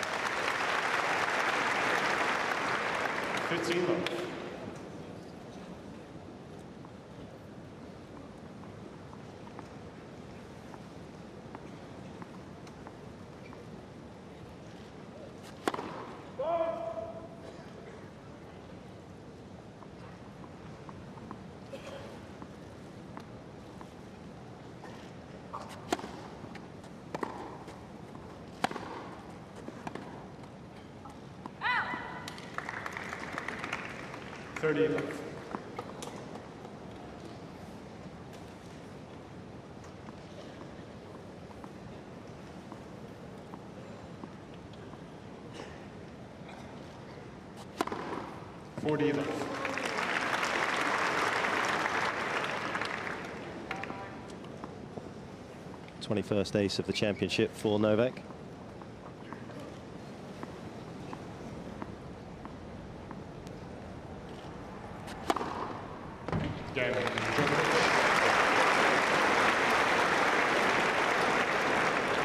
First game.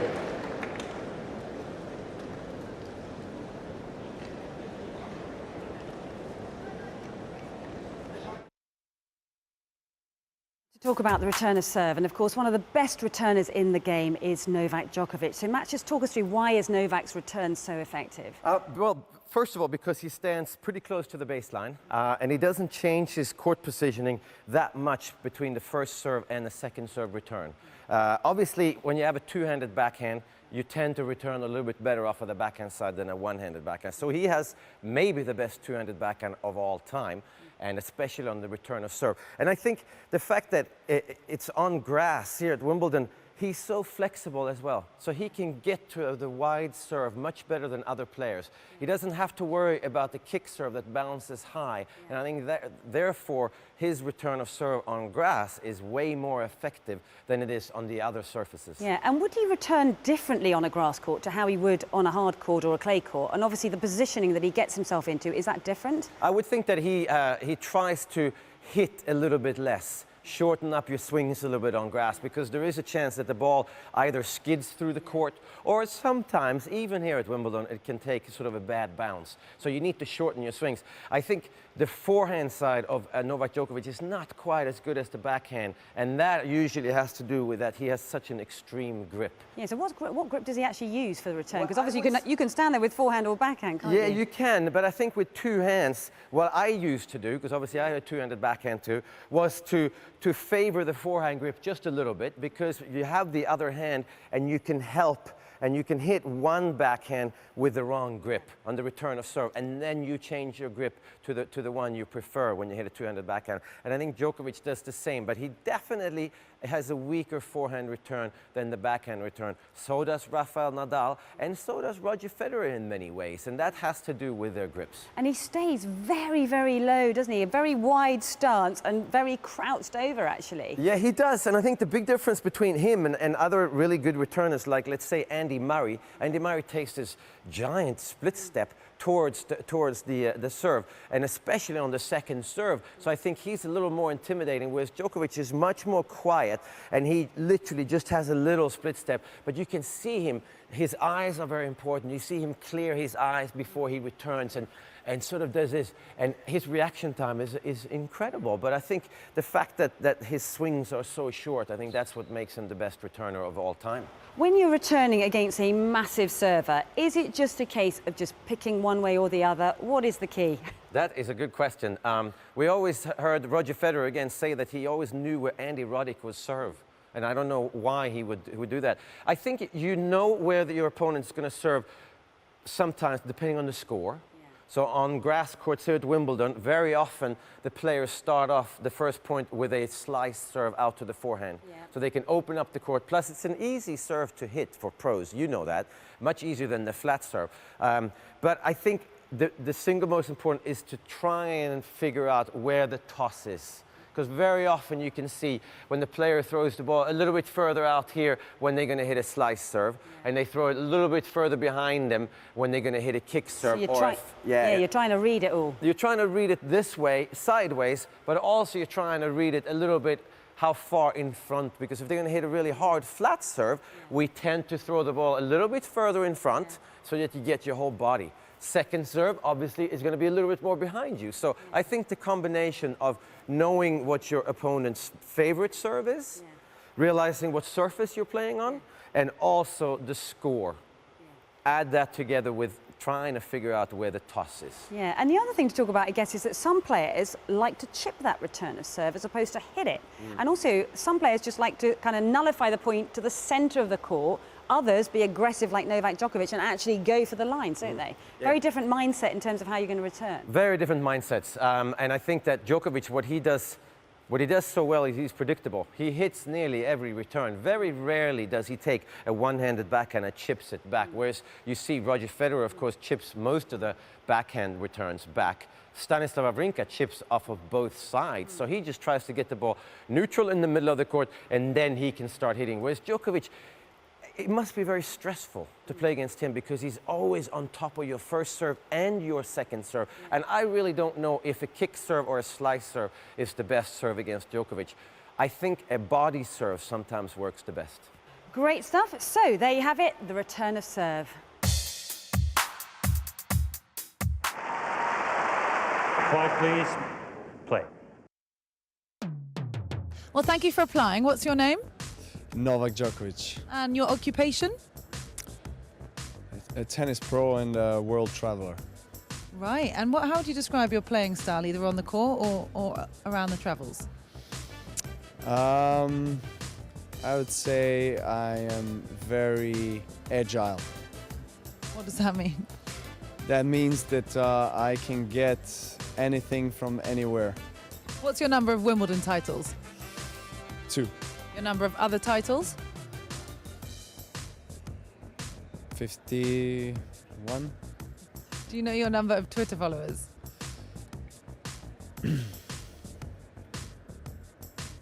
No, but I would guess.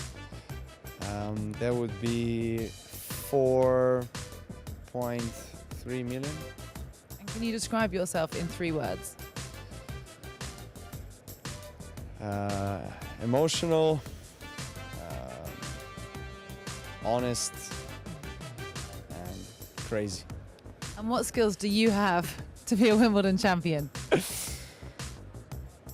I offer you something that nobody has offered before. Well, what's that? Well, it has to stay as a surprise, right? What do you consider to be your weakness? I'm late, so I'll be a bit late for my job. But you can tolerate anything within 15-minute range, if that's okay for you. Okay, that's what I have to be ready for. Okay, and how do you deal with stressful situations? I breathe. Can you give me an example? Lastly, why should we give you this job of being the 2015 Wimbledon champion? Because I'll make the best out of it. Okay, well, thank you for applying. I'll get back to you, let you know if you're successful. Quiet, please. Play. Roger Federer walked onto centre court for the 2014 Wimbledon final. The capacity crowd was anticipating a classic. The two former champions duly obliged.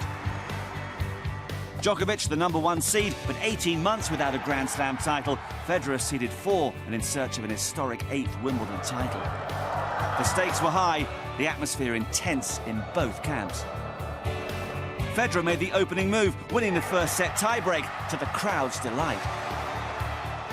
The Serb was soon level though, taking the second 6-4. With the wind in his sails, he won the third set as well. Federer appeared to be running out of ideas. In the fourth, Djokovic raced to a 5-2 lead and had a match point.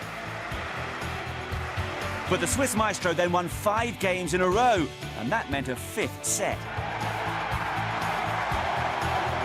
It was now a taste of Djokovic's mental resilience as much as anything else. There was nothing to separate either man until Game 10, when the Federer serve was broken.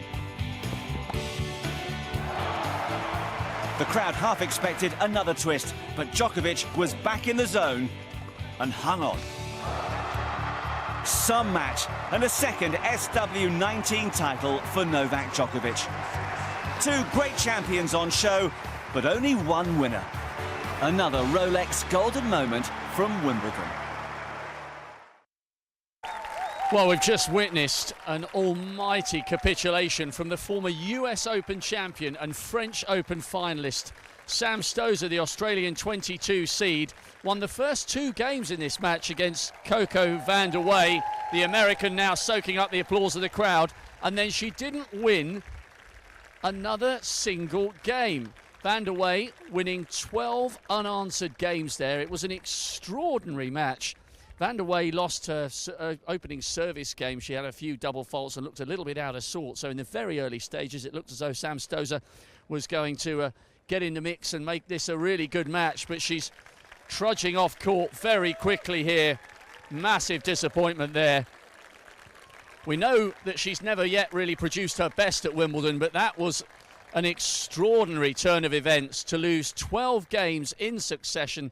There's a high five there for Coco Vandeweghe as she does some live interviews on American television. She was in uncharted territory. She'd never previously been in the 3rd round, and yet she's come through this one. She did bring some form into this after knocking out the Czechoslovakian 11th seed Karolina Pliskova, but I'm sure she wouldn't have expected Sam Stosur to roll over in the manner in which she did. It'll be back to the drawing board for the Australian. Huge, huge disappointment for her. As for Vandeweghe, well, she will now face either Sloane Stephens or Lucy Safarova in the 4th round. But just quite the most extraordinary match. It's the only time so far at Wimbledon where I've seen the atmosphere a little bit flat, because I think there was a touch of sympathy almost for a player of the quality of Sam Stosur to be steamrolled in that manner, losing 12 unanswered games. Well, it's got to be very, very unheard of here at Wimbledon. So, Sam Stosur, a Grand Slam winner, a Grand Slam finalist. Well, her unlucky run at Wimbledon continues. But Coco Vandeweghe, she marches on into the 4th round for the very first time. And she's got great, great form, and she'll have huge belief after this victory. A fantastic performance from the American. The Australian will have to go away and think long and hard after this kind of performance.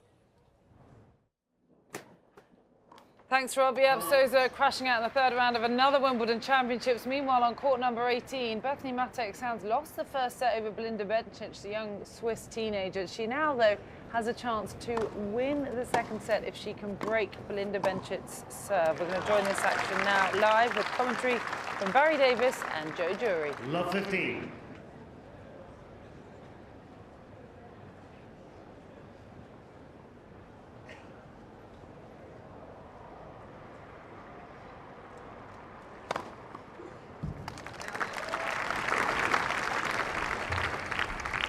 $15 Sixth ace.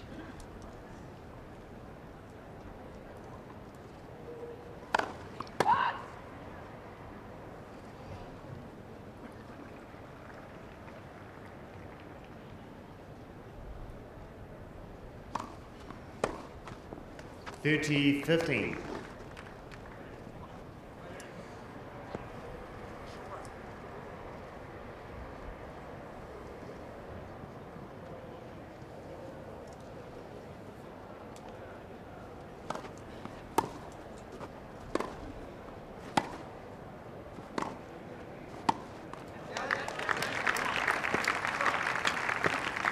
$40-15.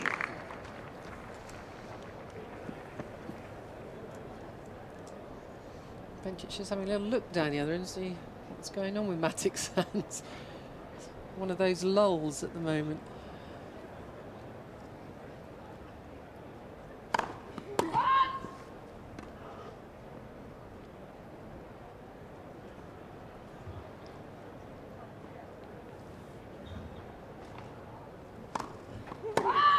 $40-30.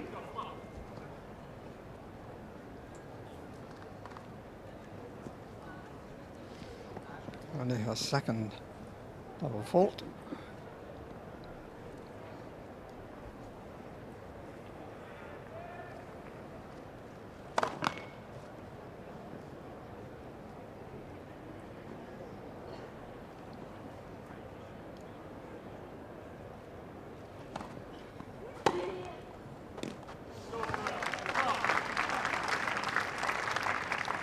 Deuce.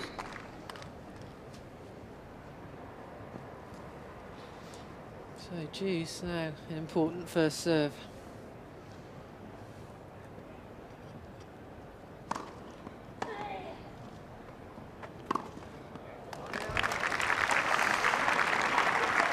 Perfect combination out wide. Advantage, Miss Bencic. With the serve and other side with the ground stroke.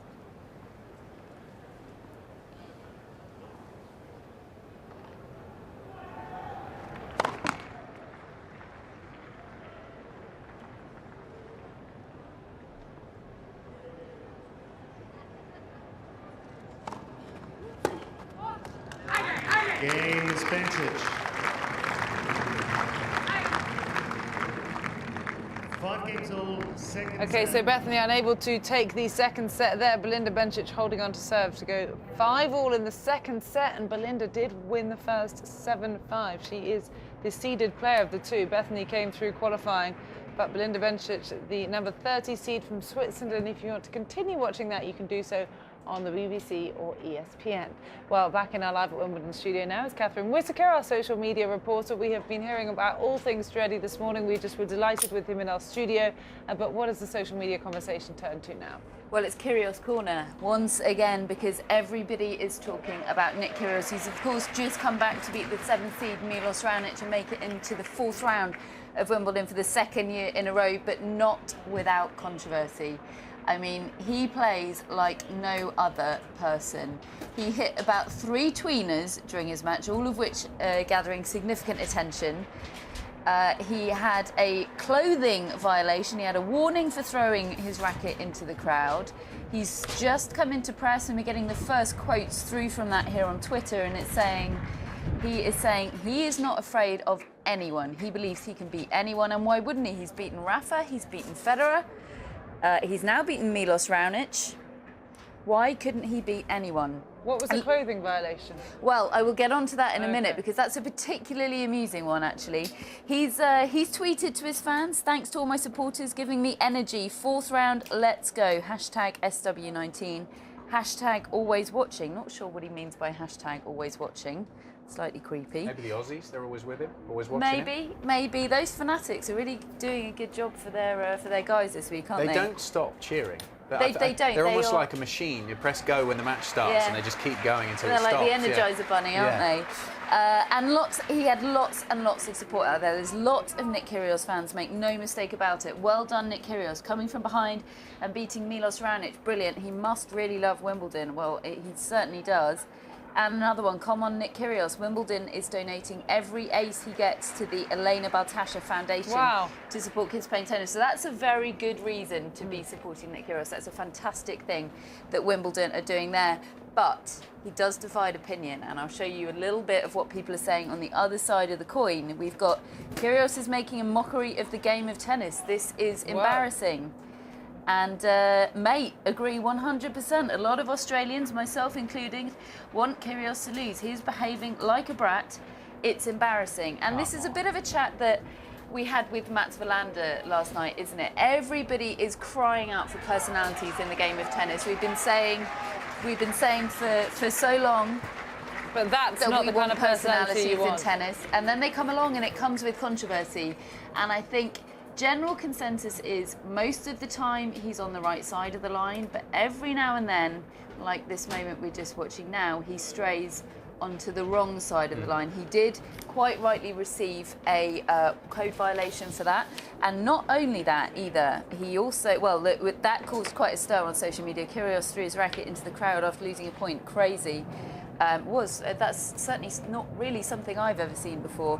Something else he received a violation for during the match, as you mentioned earlier, Cara, was the fact that he came onto court wearing an official Wimbledon headband. Now, I've never seen him wear a headband before, and because the Wimbledon headband is coloured, it features the Wimbledon colours, it was a violation of Wimbledon's white clothing policy. So I will show you what he did. Here's him before. You can just see the headband on him there. Lovely in its splendour, in its purple and green splendour. And then he decided to turn it inside out. Did he decide, or was he told to? Because it had He was told that he couldn't continue wearing it as it was, but rather than take it off, he defiantly decided to turn it inside out. He likes his basketball, though, doesn't he? And he almost looked like a basketball player, because a lot of basketball players wear those sort of headbands around their head. That's very true. It looked absolutely fine, and I can see the point in it, but he's never done it before. And another thing I've never seen him do before this week is wear a sleeve. Yeah, what? He did do it in his previous round match, so we can't say for sure that it was to rile Milos Raonic, who, of course, is famous for wearing the sleeve, but that also got a fair bit of pickup on social media. Several people commenting.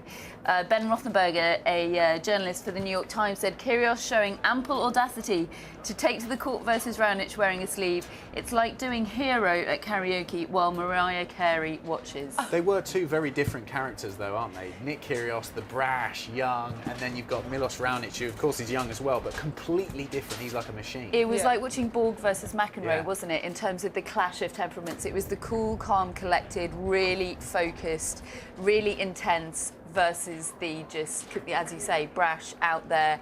And yeah, he divides opinion, but I think, look, I mean, here he is. So many of his shots from that match are going viral. This is just one vine. I could have picked out so many because, I mean, audacity probably is the right word. That's a word that's going around a lot. Did any of these produce winners? I mean, we saw a couple did. Go out. That one he won the point, and I think that's why that one's doing the rounds. We saw one which was frankly a little bit embarrassing, wasn't it? Because there was no way he actually needed to hit a tweener, and he didn't even get the shot in, let alone win the point. So he's treading a very fine line, I think, and most of the time he's on the right side of it.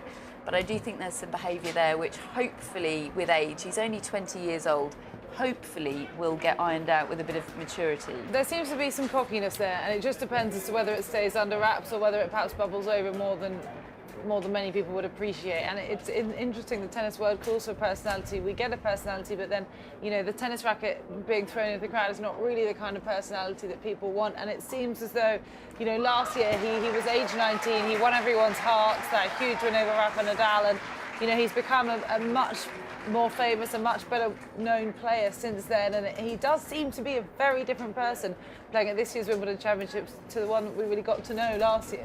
Yeah, he's certainly had quite a year, I think. It's certainly been a bit of a journey for him. Well, the run at his home slam was a huge moment as well, wasn't it? It was, and that was when his profile exploded. He's now been deemed the most marketable sports person in Australia. That's bound to have an effect, but hey, we've seen so many tennis players over the year that have come on the scene, been eccentric, and they've had to learn how to rein that in. I mean, the social topic of the day, actually, following on from Dustin Brown's win over Rafael Nadal last night, the social topic of the day is actually the best, most eccentric tennis players we've ever seen at Wimbledon, and Nick Kyrgios certainly falls into that category. Like him or loathe him, he's an eccentric of the game, and I think the game does need those. He's not the only one. We have got some VT, I think, of Nick Kyrgios and his eccentricity.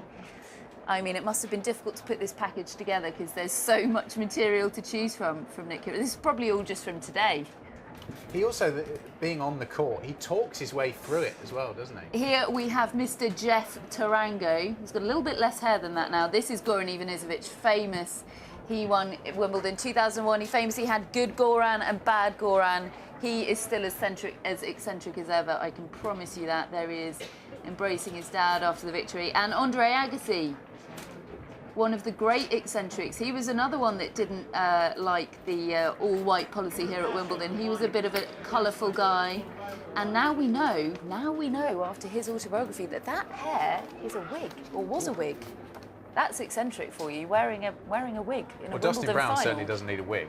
No, he doesn't. But one thing that strikes me is that this is a match that last year we saw in the quarterfinals.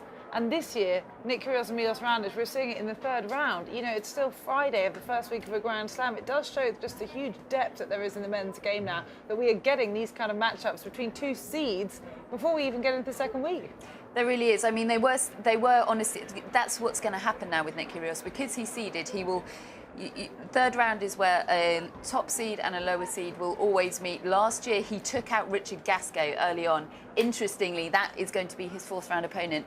Nick Kyrgios took on Richard Gasquet second round, saved match points in that match, beat him, and essentially what happens then is you take their seeding. So then he went on, obviously met Rafael Nadal in the fourth round, took care of him. But it's a real marker of his progress, I think, tennis-wise, that last year he actually lost quite limply to Milos Raonic, and this year hardly anything but limp out there. As we said, the him. strength in depth and the draw. I mean, you just have to look at Gasquet and Dimitrov, another match today. Two players who potentially could go very, very deep here. Gasquet coming out on top. Absolutely. I think the depth, I mean, the top of the game has been strong, as we know, for a decade now. It's been this golden generation, the most wonderful generation of players. But I think you're right. I think the depth now is pretty much as deep as it's ever been, I think. Well, he does play Richard Gasquet next, and if Stan keeps going through, and if Kyrgios makes it through to the quarterfinal again, Stan Wawrinka's the highest seed that he'll look to come across in the quarterfinals this year. He's still got the fourth round ahead of him, though. Nick Kyrgios securing another victory today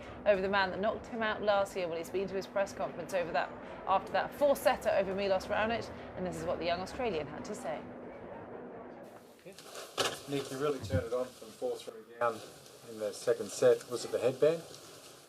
No. No? Did the headband help? No. Was it a tip to anyone? No. Okay. Nick, you know, it's almost like a symbolic turnaround from last year. You play the same guy, same number of sets, this time you win. Is it a measure of how far you've come in your own mind? Yeah, definitely. I feel as if physically, massive improvements. You know, I wasn't struggling at all. I felt if it was to go into fifth, I would have still felt pretty confident. And, you know, I didn't really want to lose to him again. He beat me twice last year at Grand Slam. So, you know, it was a bit of revenge there today. And, you know, I thought I played some really, really good tennis. He brings a lot of heat with his serve. There are times he's probably got maybe averaged, I haven't looked yet, but maybe 10 miles an hour more often than you. But you seem to outserve him and got a lot more points out of your serve. Was that your impression as well? I mean, can you talk a little bit about your serve and how you felt about your serving today? Serve was good, great execution. in the green. Nick, you had a wild double fault on lose the first set. Is that kind of the way you are, like, and then all of a sudden you get calibrated? Because the serve is fantastic after that. Is that Yeah, I just mean, the way you play? yeah, I think, you know, on grass, it's a bit of a risk to go for a big second serve, but most of the time it does pay off. You know, the guy doesn't really expect you to go big, but, you know, I thought we both sort of, you know, felt the pressure a little bit from a serving standpoint. You know, he started double faulting a little bit also, and, you know, I thought that was a result of me chipping and making a lot of returns. So I thought we served well, but, you know, I thought I just maybe made a bit more of an impression on the return games. Nick, what are the things you have to do well against Richard, bearing in mind that he'll be chasing some revenge himself? Yeah, I mean, well, serving's key. He's going to make a lot more returns, and he's going to, you know, obviously play a lot solid from the ground. You know, he's a magician from back there, so, yeah, I mean, I'm just going to have to play the same type of tennis. I'm not going to change anything. A pretty good record, very good record in Grand Slams compared to a regular tour. How do you explain that? Is it a question of motivation or of a 5-set format? Or? I don't know. I think, you know, maybe turn it on a little bit. You know, I feel as if there's, you know, this is why we play the game, I feel. This is why I play, you know, the big stages. And, you know, when there's a chance to do well at Grand Slams and all that, I think I just, I really don't know. I think I just turn it on for Grand Slams. I don't really know what to say. Can you reflect on the match with Richard from last year? It was a big 5-setter. How important was that for you moving forward? Well, I just know, you know, hanging in's key. Obviously, you know, coming down from 2 sets to love last year, I know that, you know, he's played plenty of Wimbledons and he's good on grass. He's made semi-finals here, I think. So he knows what he has to do out there as well. You know, I'm just going to play my game, and whatever happens, happens. That's what I did last year as well. 3 days now until your next match. How do you know, the routine, does it stay exactly the same? Well, I got mixed in about an hour, so that should be a bit of fun. You know, can't be all serious out there, so I think that's actually a good thing. And I'm obviously hit every day. Just do everything I can to prepare. You know, recovery, nutrition, sleep. You mentioned sort of feeling different physically out there than a year ago. Is that a result of any changes you've made in the way you prepare? And could you tell us a little, if so, could you tell us a little bit about that? Well, I've obviously just been doing a lot more work, you know, off the court. You know, I've been putting in a lot of hours, not so much on the court, but, you know, in the gym, running, you know, there are just some things, you know. I've cleaned up my diet a little bit as well. You know, I think I'm in better shape than I was last year, but I'm just a lot more confident with my movement. You know, I'm trusting it. I'm not always trying to hit the winner. I'm trying to construct some points as well, which is good. Everyone got really excited last night watching Dustin Brown playing. How important is it to play entertaining tennis as opposed to just winning tennis?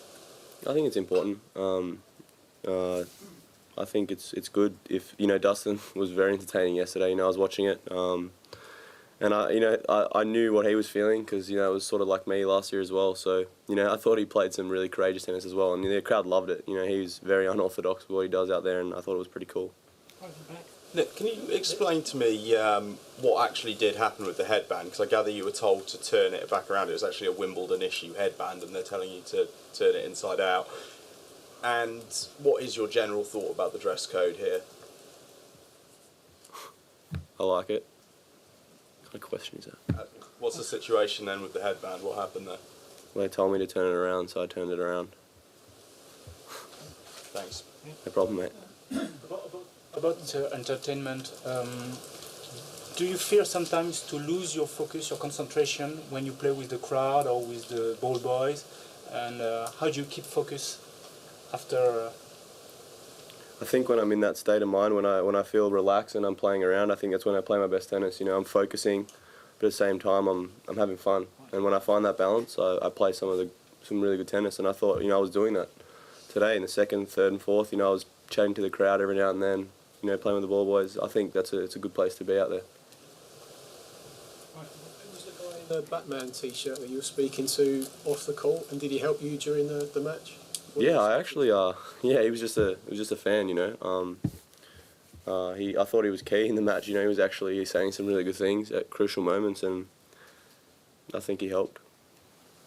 And we hear it from I'm just saying there's not as many characters in tennis as there used to be, and obviously you're your own man. You play with a lot of personality. I wonder if you feel that there's sort of a bit of conformity in tennis now, and you would like to see other players maybe play with a bit more of expressing their personality. Yeah, I guess so. Yeah, I like to watch entertaining tennis. You know, as you say, Dustin Brown, Game Monfils, those guys, you know, have a lot of fun out there. But at the same time, you know, I love watching Federer, guys like that as well. You know, they're unbelievable tennis players. I'm not just the biggest believer in, you know, being, you know, saying nothing out there or being a robot. You know, I feel as if you should express yourself. You know, it's a sport. How important is it? Well, Nick Kyrgios is honest as ever in his post-round press conference, having defeated Milos Raonic on his route to the fourth round here at Wimbledon. Meanwhile, the young Swiss, Belinda Bencic, has match point over on court 18, and she's done it in straight sets over the qualifier Bethany Matek-Sands. But don't be deceived, Matek-Sands is very experienced here at Wimbledon. 7-5, 7-5, the 30th seed. Cruises through, and she is someone, she's coming here off a win, of course, Adam, and she's got Martina Hingis in her corner.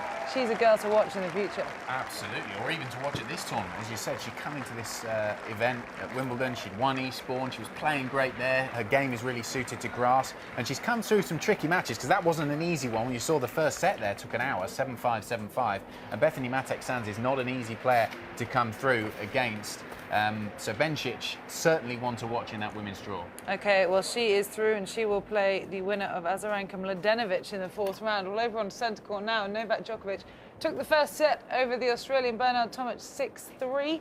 We're now with these pictures live, and it's with serve in the second. It's going to be Novak Djokovic who is serving at 1-2 in the second. We'll join it with commentary from Mark Petchey and Tim Henman.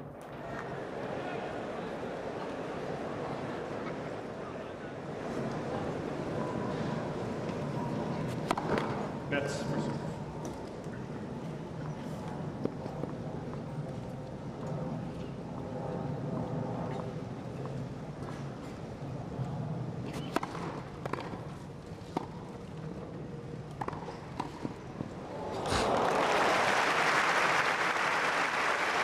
Well, he was a good player, but he has turned himself into a fantastic player over the years.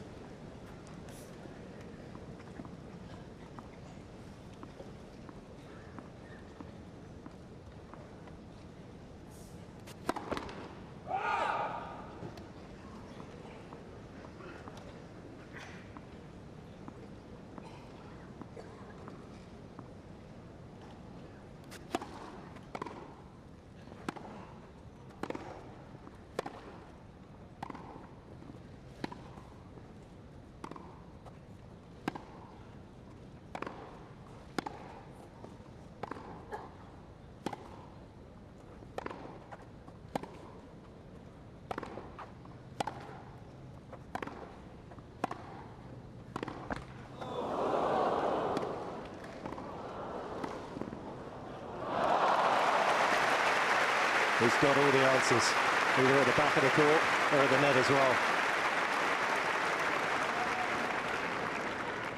30 love. Tomic really looking to step in and be aggressive there, but a lot of his big shots going cross court. You wonder whether to have a bigger impact, whether he's able to go down the line over the higher part of the net.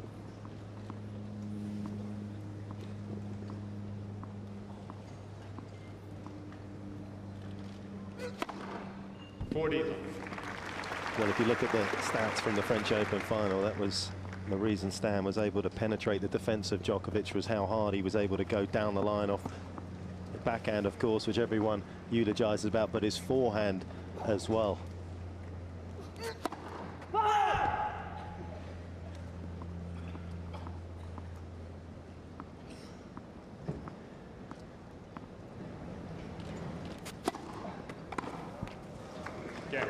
Djokovic.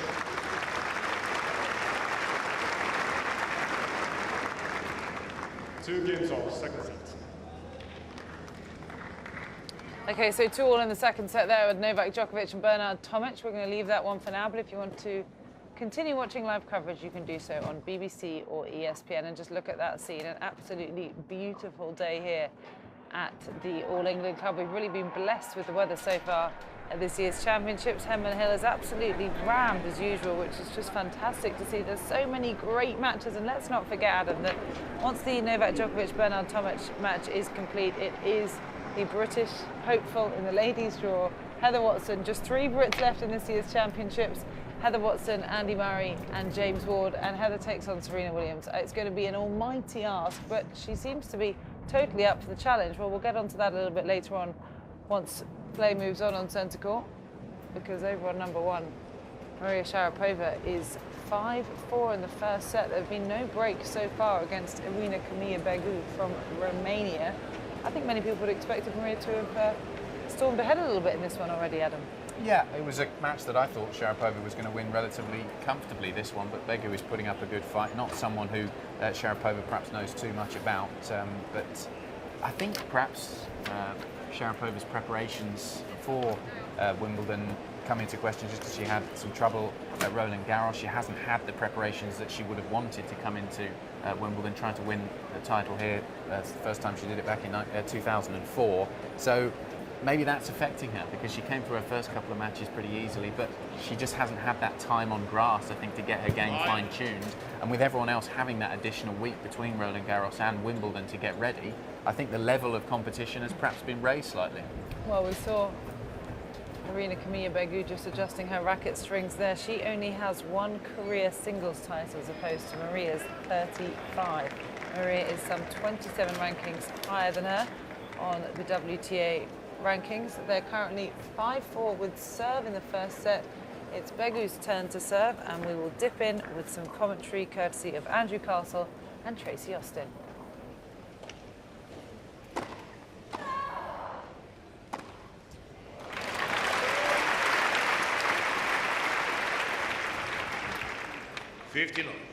Just takes a little pressure off to get that first point in the game.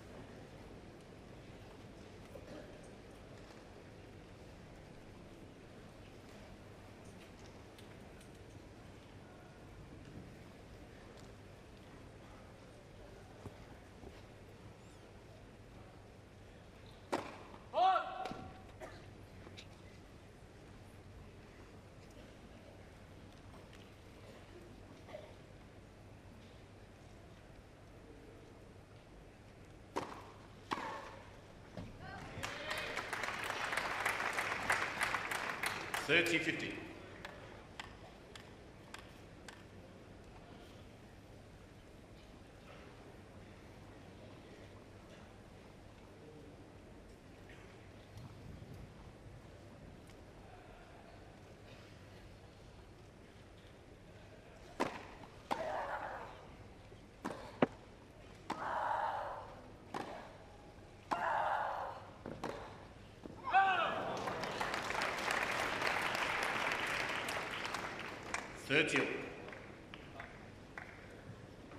Begu just let up a little bit.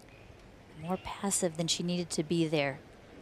In the face of quite a roar from Sharapova, the decibel level certainly went up on a relatively softly hit ball there. She's focused into this.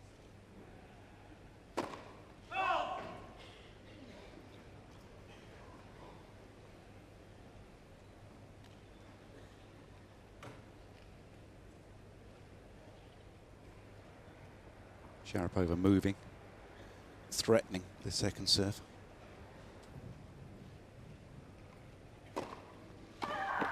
That's a good effort from Begu, and that was head-to-head. That moment was head-to-head, and it was nothing to do with the tennis ball. 40-30. See Sharapova frequently do that. She'll move her return positioning and she'll do it just as her opponent looks up, so they clearly notice it. That's fair. It is.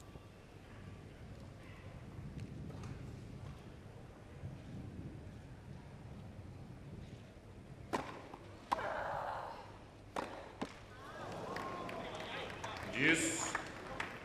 It's a little tight. It's understandable.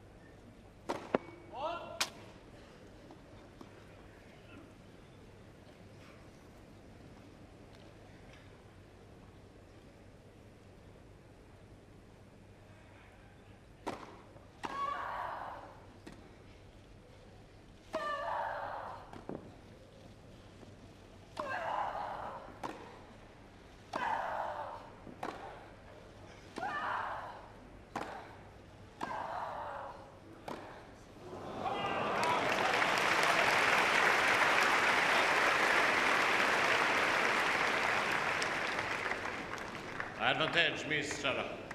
Begu trying to do the right things, going to Sharapova's slightly weaker side, dare I say it, the forehand side. That's where the attack is going to.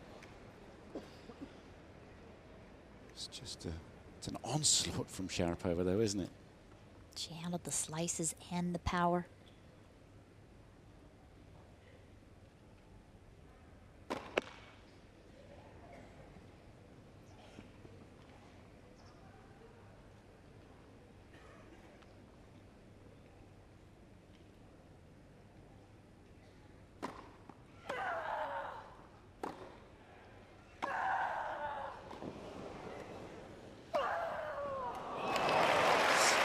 That's it.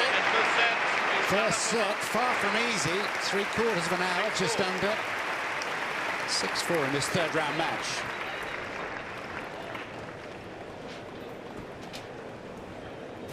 So Maria Sharapova breaks at the last opportunity there in the first set to take it 6-4. She does so, and she is one set up over the Romanian Irina Begu out on court number 1. Well, Annabella Matz have been out to Coach's Corner for us to break down the Russians' game. We're here to talk about the Maria Sharapova backhand, which is one of the most consistent and yet really effective shots out there. What is it about the backhand that makes her so special? Well, I think her timing. She has beautiful timing. She very often hits the middle of the racket again, and it's an effective shot on clay courts. We've seen that at the French Open, where she's won twice, and of course she's won Wimbledon. So she can hit it with a little bit of spin. She can also hit the little short cross-court backhand, so she can open up the court, and of course her backhand down the line. The other thing you have to add to it is because she's so tall, it's very difficult to get to her backhand, to find a weakness. Because she has such good timing, she can hit a low backhand even though she's tall, but because she's tall, she's also powerful up above her shoulders. So yes, you have to play to the other side when you play against Maria Sharapova. One of the unique things about her is the consistency with how she skims the net and how accurate she is into the corners. I mean, it puts so much pressure on the opponents, doesn't it? Yes, it does. And it does look like she's hitting the ball as hard as she possibly can on the backhand side, which is obviously not true because you wouldn't get that kind of consistency. But she returns well off of the backhand side. She returns well off of hard first serves. She returns well off of a spinny second serve. She can defend off of her backhand side. We've seen at the French Open now she started to slide into her backhand sometimes. So there's really no weakness at all. She doesn't necessarily have a really good slice backhand, but she doesn't have to use the slice backhand because she dictates the rallies so often. But I think it's the timing of it, and she also sometimes, and we've seen that, actually hits a left-handed forehand. So she's very dominant with the left hand as well when she hits a two-handed backhand. And that's a little bit unusual for the kind of backhand she has, because when you're dominant with your left hand, it's usually because your grip on your right hand is sort of open Now you put the left hand above, and now you use the left hand. She's dominant, so she uses the left hand as a backup, but she also uses it for power. Yeah. What about the footwork in terms of the setup for the backhand, and of course that weight transference going forward into the shot as well? Well, I think that's what she's so good, because she can step forwards on the backhand side. She can come out and she can defend. She can have an open stance, or she can have an open stance and she can actually hit the ball very hard as well. Obviously, she's got leverage because she's got long arms and she's so tall. But again, it's the timing. And the timing is key for any shot in tennis. With timing, you get to hit this little square in the middle of the racket, and that is the strongest and most powerful power source in a tennis player. Yeah, and just finally, I guess it's the same with most shots in tennis, but actually about that balance through the hitting zone and also being behind the ball as much as you can be. Yes, for sure. And isn't it amazing how sometimes players have such good timing on one side and then not good timing at all on the other side. I mean, it is the same player, but think Maria Sharapova, her backhand never goes off. It's always good. Every match throughout her whole career, her backhand is always working. It's the forehand side that goes in and out a little bit. But yes, I wish I had Maria Sharapova's backhand. So do I, Matt. Okay, well, there you have it. The Maria Sharapova backhand, which will be one of the key weapons in her repertoire during the championships.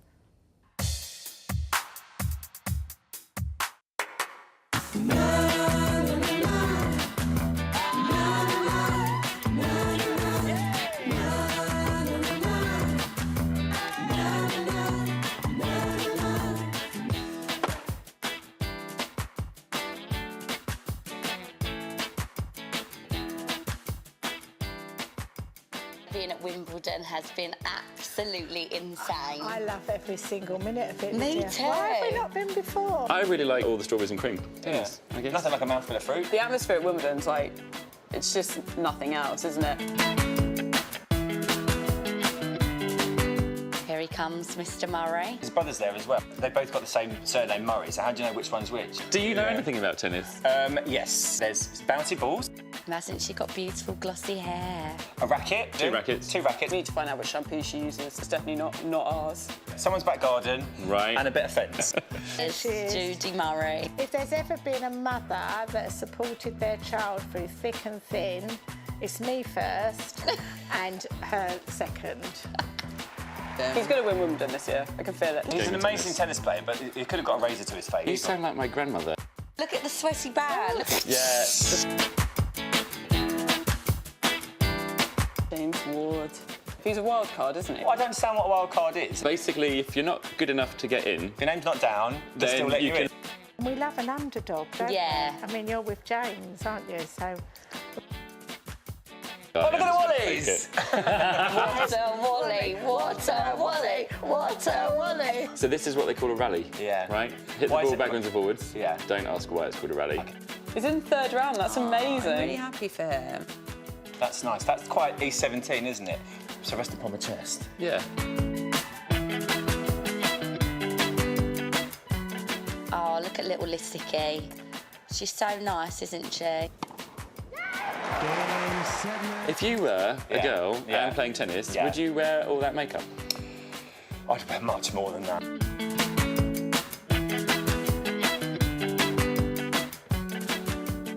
This is oldie worldy Wimbledon. Vintage bit of tennis. It's not vintage, it's not that long ago, is it? Poor hen man. Because he was doing so well. Not hen man. He was winning, he was beating the pants off Goran. It rained and that's why they had to redo it. He was so good on the first day and the second day, he was just having a bad day. Maybe he woke up with a flu from the rain. It's like the closest he ever got to winning Wimbledon. That's gutting. There's so much drama in tennis. No one said. It's a big game for Dustin Brown. He does look uber cool. I love it when they come out with their headphones on, like, yeah, I'm really pumped up. Really like, if that was me, it'd be like One Direction. You've got to be quite good if you're going to be taking on Nadal. Focus, God, yeah. Look. Oh my gosh! Well done! Oh. Go Dustin. That is a big upset. Oh, Wimbledon gets exciting again. I know. Fantastic day for tennis.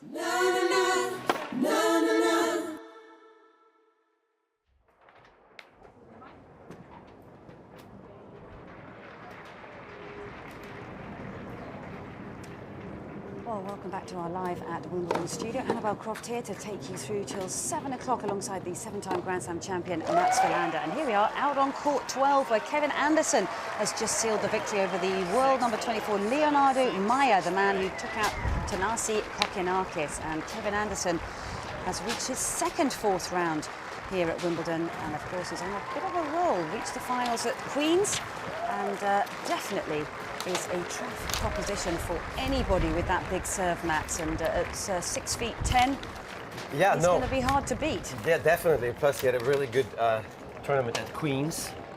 He lost in the finals to Andy Murray, so very dangerous player. Is always improving, it seems, Kevin Anderson. I wonder if he can break in here and beat one of the top players, because one thing he doesn't do well against the very best players in the world. Okay, so Kevin Anderson has taken his place up in the last 16, and he'll play the winner of this match right here on centre court between the world number 1, the defending champion Novak Djokovic, and Bernard Tomic, a former quarter-finalist here at the age of 18 back in 2011. Well, Djokovic took the first set by 6 games to 3, and we're going to pick it up. In fact, he's just taken the second set, so he's 2 sets to love up, and we're going to just stay here for the opening game of the third set to see if Tomic can get himself involved in this match. And the commentary for this one, Mark Petchey and Tim Henman.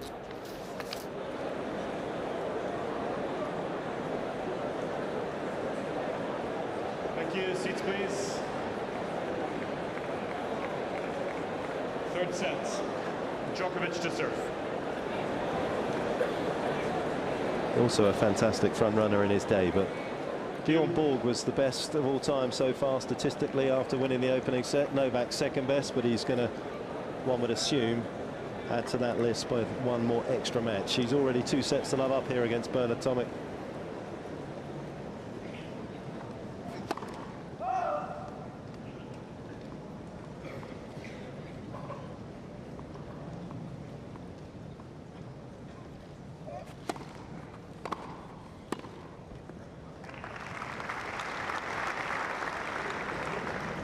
Love 50.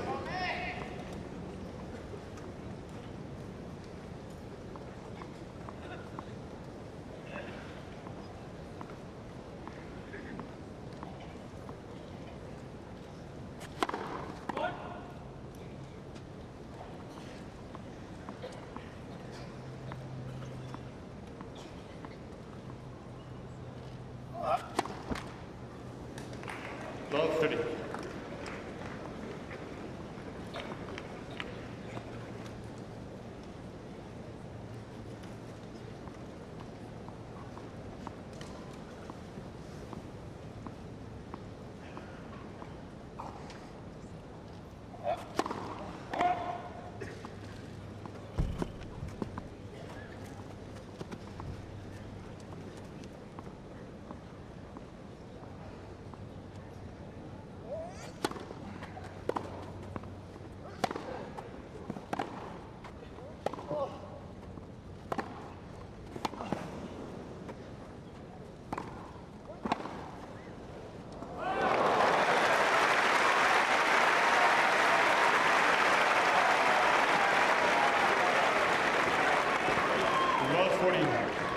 It's really one of the first times that Tomic has looked to take the ball up the line.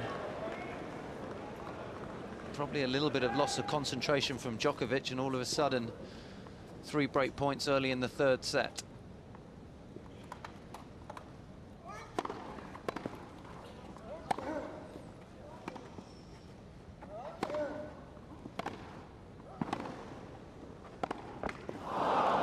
Right idea. 15-40.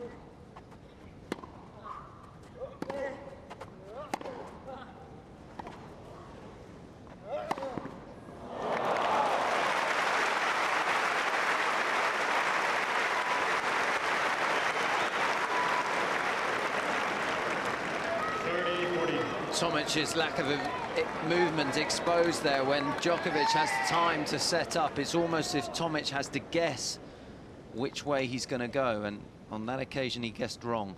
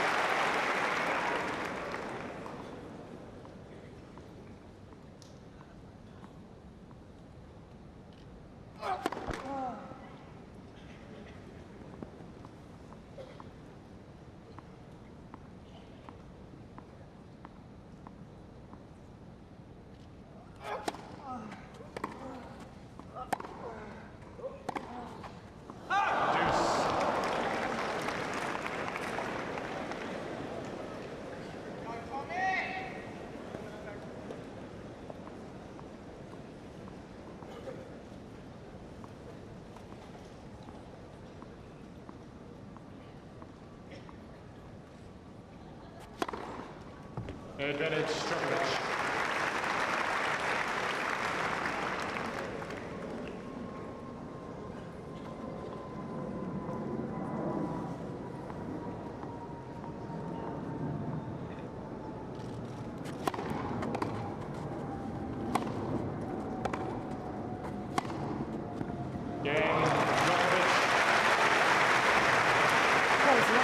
Continue watching this match, you can do so via the BBC or ESPN, but Novak Djokovic getting out of a little bit of a hole in that opening service game of the third set. They're down love 40, but managing to seal it, so he takes a 1-love lead in the third set. Now I'm delighted to say we can welcome back into our studio Craig O'Shaughnessy, who's our analysis expert. I know you've been taking a very close look at Bernard Tomic, and normally stats say a lot about a player, but not so in the case of Bernard, is that right? Well, it's very interesting. He won his opening round match in 5 sets. The second round match had 2 tiebreakers in it, so it's a pretty even affair. I went and had a look to figure out where he's excelling. What is he doing so well? Well, in short rallies, 0-4, he has a losing record. In medium rallies, 5-8, another losing record. In long rallies, another losing record. So he's winning only 49% of his anything. of anything. So then I'm like, okay, obviously he's doing well at the net. He's only winning 46% at the net. So I'm like, holy cow, how is this guy still in the tournament? So as I just talked about with Mats, it's the key points. So and those aren't even that great either. It's only 6 of 15 that he's won on break points. So he's not killing it in that stat, but you know, he's surviving by the skin of his teeth. And you know, Novak Djokovic has got the first 2 sets here. So it's very difficult for him at the moment. He's a very unorthodox tennis player, though, isn't he? He's very difficult to read and extremely unpredictable. Yeah, at the Australian Open this year, I sat in the very first row when he played Philip Kohlschreiber. I wanted to get a really good look at his game and how he plays. It's very flat, and it's hard. He wants to rush you, and he's one of the type of players that's a little bit different in that he changes direction of the shot a lot. He loves to go down the line. The backhand down the line is fantastic. He defends very well with a backhand slice to get out of trouble. And the forehand, he likes to take a good slap at it, hits it hard, hits it flat.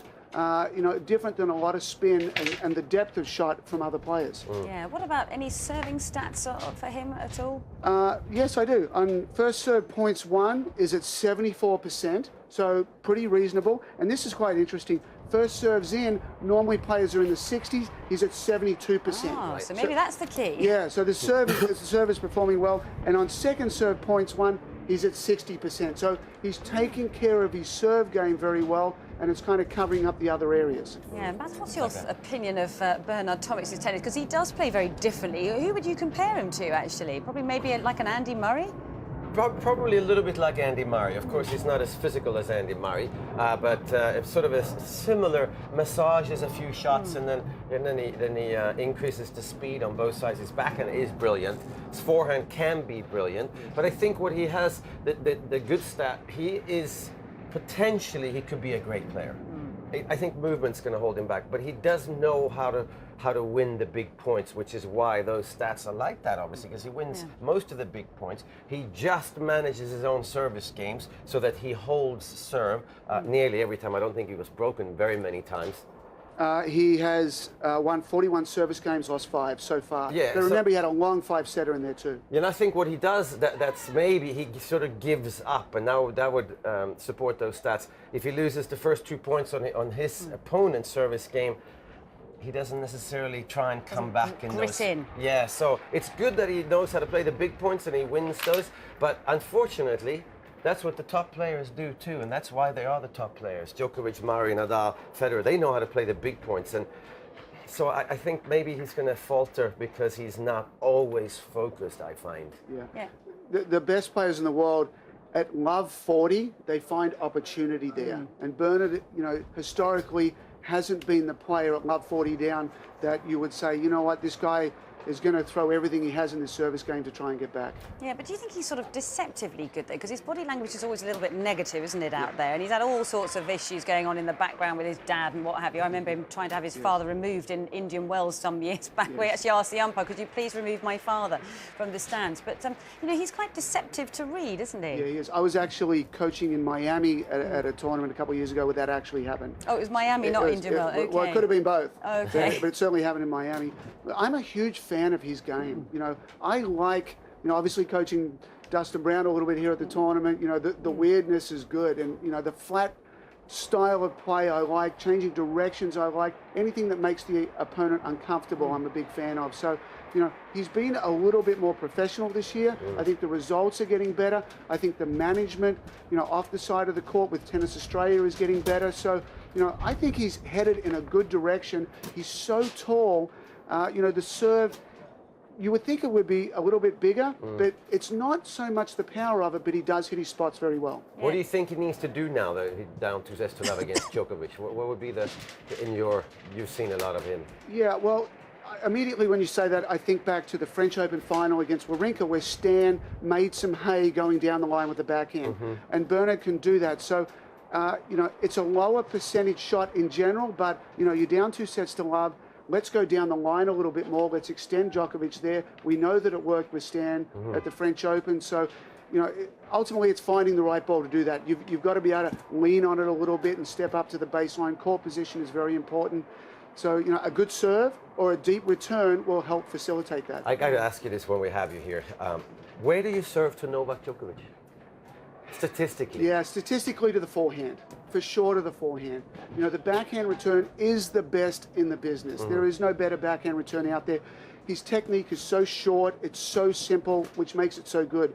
So you go, in the deuce court, you go out wide, and I looked at Andy Murray's aces at the Australian Open. Every one of his aces out wide was slower than the average.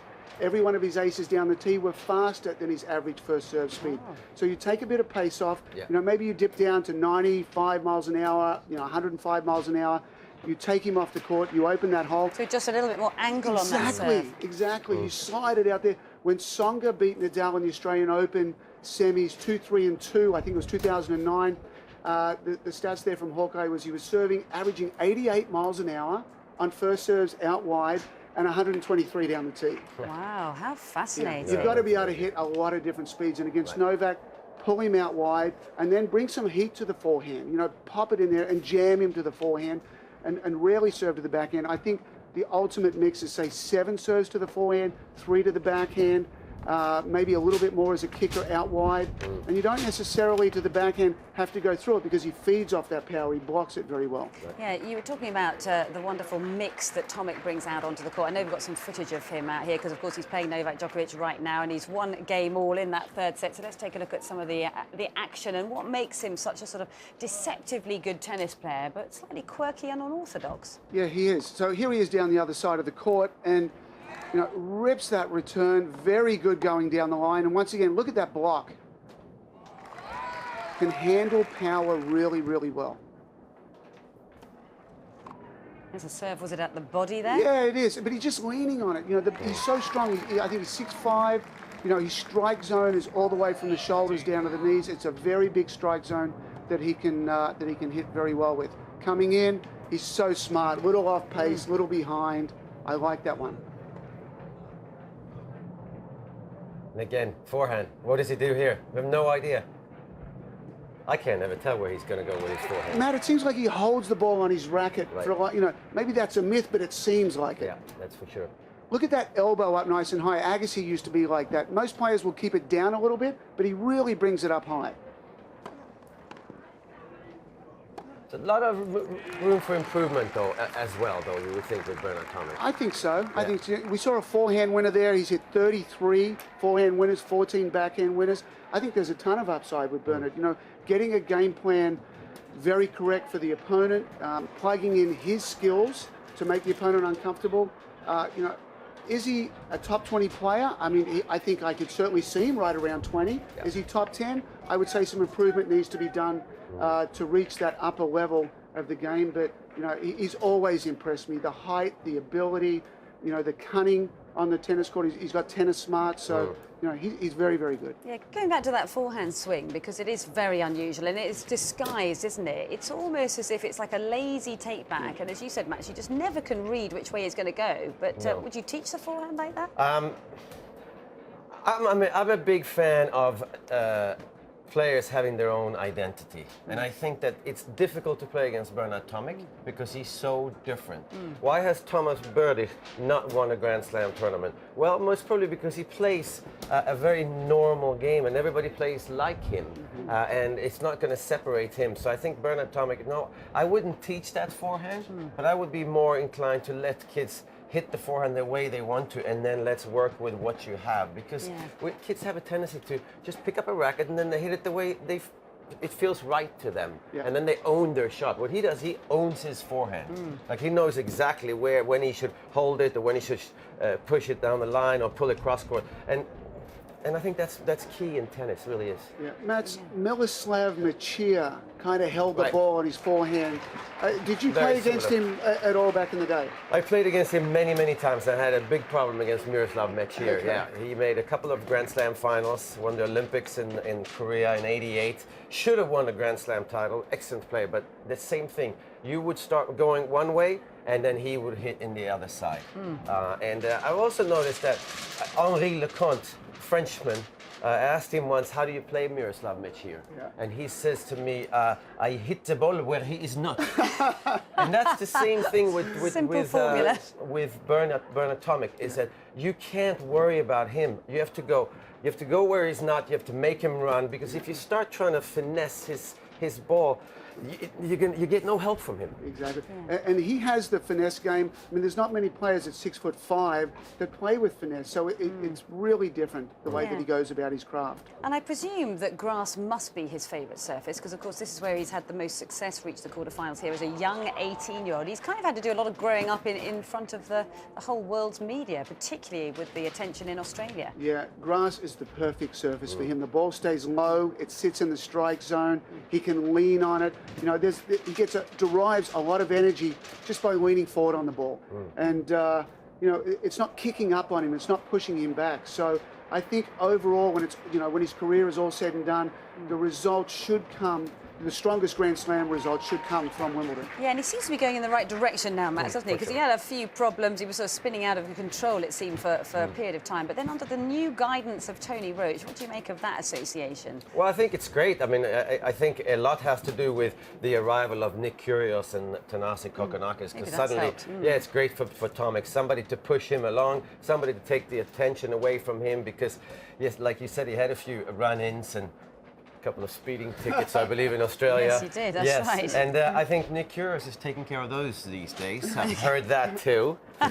But it's great for tennis to have Bernie Tomic because he's so different, I think. I think he's going to be top 10, actually. Yeah. At some point in the next 3 or 4 years. Well, I like to hear that. I like to hear that a lot. Well, we can get your thoughts on Sharapova out here as well, Craig, because she's out on court 1 here against Irina Begu from Romania. 29th seed, of course, Maria Sharapova, a champion here back in 2004. Well, she took the first set 6-4, and here she is serving for the match at 5-1. But how impressive have you been with Maria Sharapova so far in the championships? Yeah, extremely. I think she's doing very well. I watched her a lot at the Australian Open, especially in the final against Serena Williams. I thought that was one of the best matches. Even though she lost, she played tactically correct. She was very solid. I think the serving issues of too many double faults seem to be going away. I don't exactly know how many she served early on in the tournament here so far, but those seem a little bit more in the rear view mirror. Now, I like that. That's just too good. I like actually that Sharapova forehand right down the middle of the court. Big shots go to big targets. I think most of the time that's going to be a winning play. That there is just too good. It looks like she caught it late and kind of pulled it back a little bit, but looks like the score line is in her favour here. Do you have any idea of if is there any consistency to where she places her second serve, Sharapova? It's more to the backhand jam. She will mix it a little bit, but a lot of the top players, when I was first analysing this, one of the things when I got my Dartfish software and I said, you know what, I don't have to have opinions anymore. I don't have to guess about this. I can log it, I can tag it. So I came up with 4 locations in each service box. Kind of position 1, out wide in the juice, 2's body forehand, 3's body backhand, 4's down the tee. 3 and 7 seem to be where the best players in the world would serve their second serves. Backhand jam, kind of minimising the risk. Too many second serves to the forehand, the opponents can tee off and that really hurt the server immediately. Yeah, I think you might have spoken too early, Craig, there, because just a double faults just crept into Sharapova's game there. So down 15-30 right now. And it always seems the way. I know. Commentators curse. It's more to do with the ball toss, isn't it, Matt? Because she quite often has been aborting the ball toss. But then, as we said earlier this week, she sort of seems to be able to put it behind her and just get straight on with trying to get the job done on the next serve. Yeah, it's definitely more about the ball toss, but it's also about her average speed on the second serve compared to the average speed of the first serve. It's not that big a difference. So I think if you take other players and tell them, well, you got to hit your second serve nearly as hard as your first serve, you're going to see a lot more double faults from them too. So she's different in that department. She is. I've spoken to Sven Grönefeld, her coach, about that, and it seemed that the way to tackle the issue was Maria was kind of double faulting when she slowed it down and actually performed a little bit better when she hit it harder, which doesn't quite seem like it would be common sense, but when Maria's going for it a little bit more, it seemed to be better. So that's the direction they went, and it's almost the slower ones when she's trying to spin it in that even mentally hurts her a little bit there. No, I agree 100%. Well, we'll just see if Sharapova can get back into this service game there, where she's trying to close out this match. And I guess one thing we have to remember is it is extremely windy here today, isn't it? It's probably the windiest day of the championship so far. That's got to affect her ball toss. Well, it certainly fills it up here as the papers want to go across the desk, but it will affect the ball toss. And the other thing, Mats, I'd love to get your opinion on this. The amount of time she takes between the first and second serves, it seems like it's a little too long. Yeah, I was going to say just say that. I thought about it, but yes, if the best second servers in the world, Roger Federer, Andy Roddick, it's more of an athletic movement, and I think Sharapova, it's more of a placement move. And I don't think second serve is not necessarily placement. It's a lot of spin, a lot of energy in it, and try and not double fault, and then sort of aim to the backhand or aim to the bigger part of the box. But I think she takes, and I find that with some other women too, it takes a little bit too long. They're too worried about hitting it, or they haven't decided where they're going to go with it. But I think they have, so I think it takes too long. Yeah. Okay, well, you can continue watching this match on BBC or ESPN, but a little bit more work to be done for Maria Sharapova. So she's 5-2 up in that match out on court 1 in that second set against Camelia Begu. But my thanks to you, Craig, once again. Great analysis, as always, and look forward to the next instalment. Pleasure to be up here. Yeah, thank you very much. Okay, we're going to head out to Rachel now, who's going to give us an update on court 2. I'm down here on court 2, where behind me, Sloane Stephens of the USA, the 37th seed, is taking on Lucy Safarova, the 6th seed. And they've just taken it to a third set because Sloane Stephens won the first set 6-3 before Safarova matched that and took the second set 6-3. So they've gone into a third set now with the winner progressing to the fourth round. They will take on Coco Vandeweghe. Stevens' best result here was in 2013 when she reached the quarterfinals before losing to Marin, who was the eventual winner that year. And then Safarova has gone one better than Stevens when she reached the semi-final last year where she lost to eventual winner Petra Kvitova. Stevens, though, she has done the better in the warm-up to this match where she was the semi-finalist at Eastbourne last week. So she will be the one who thinks she might have an advantage over the Czech Republic down there, but we will wait to see as it goes into a third set here on court 2. Thanks very much for that, Rachel. Well, a lovely scene overlooking all the courts here at SW19. It's a beautiful day here, but it is a little bit breezy here today. It's the windiest it's been so far of the championships, but there's a great view overlooking Henman Hill and that big screen there, and hardly a patch of grass to be had by anyone. Everyone enjoying the day here on day 5 at SW19. Third round action, as you know. And after today, there'll just be, 24 players left in the draw. Started with 128, and it's being whittled down fairly quickly.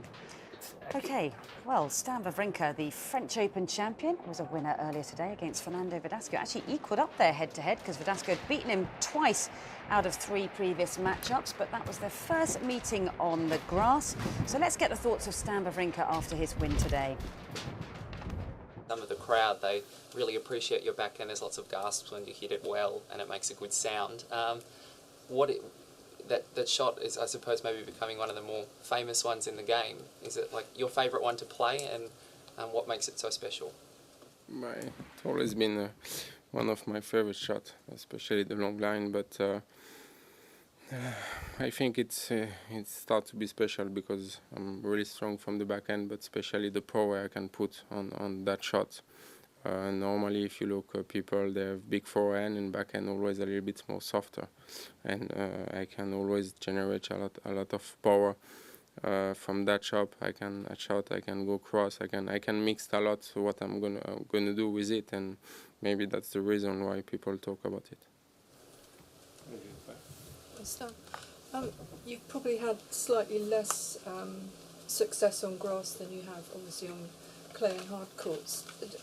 Can you explain why that is when your game seems to fit grass so well from the observer's point of view? And do you actually feel more comfortable on it this year?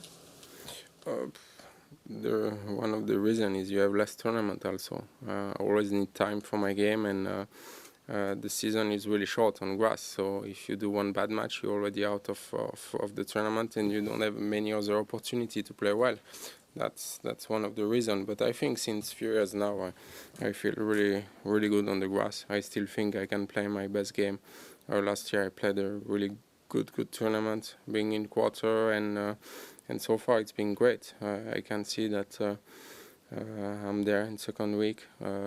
Playing good, not playing my best tennis, but playing good and still there, feeling strong on the court, and hopefully I can play some great match on Monday. What are your thoughts about the matchup against your next opponent? It's a tough one. I played David in Chennai this year. It was tough match. He's a really talented player. He love the grass. He has amazing backhand, returning well. He's dangerous because he likes to stay on the line, playing really fast. So we'll see. I will have to play my game, to be aggressive, serving well, mixed a lot, and make him going back a little bit. Do you feel, how many marks out of 10 would you say you give yourself today, and how important has it been that you've managed to get through so comfortably so you leave yourself with plenty of fuel in the tank? No, it's great for sure to be in second week, winning 3 sets, never get broken, 3 matches, and playing that well. It's a lot because my game is there in general, but also the confidence is there. So I know how I have to deal mentally when I'm nervous, when there is tough situation, and it's been great, but now I'm focused on the next one. Hi Stan, I would like to go back a few weeks. back to the Roland Garros, and when you won versus Djokovic, and he was extremely sportsman in accepting his defeat, if you think that he was a favorite and he had lost. Does it happen to you often to realize how different are the players towards the defeat? Some are good losers, some are bad losers. Do you think that Djokovic was exceptionally well-mannered in that day? Yeah, for sure, it was great. But we have a close relationship since many years. He's a good friend on the tour. We have a good relationship with the team. Also, as I say, we almost practice every tournament. So that's mean every week together. We had some big battle on the tour since now 2 years, and in Grand Slam, some 5-set match, and that's makes something different. That makes something happen, and for sure, as I already say, I respect what he's doing. I respect the player he is and the person also. So that's maybe the reason, but for sure, he was extremely fair play after the match.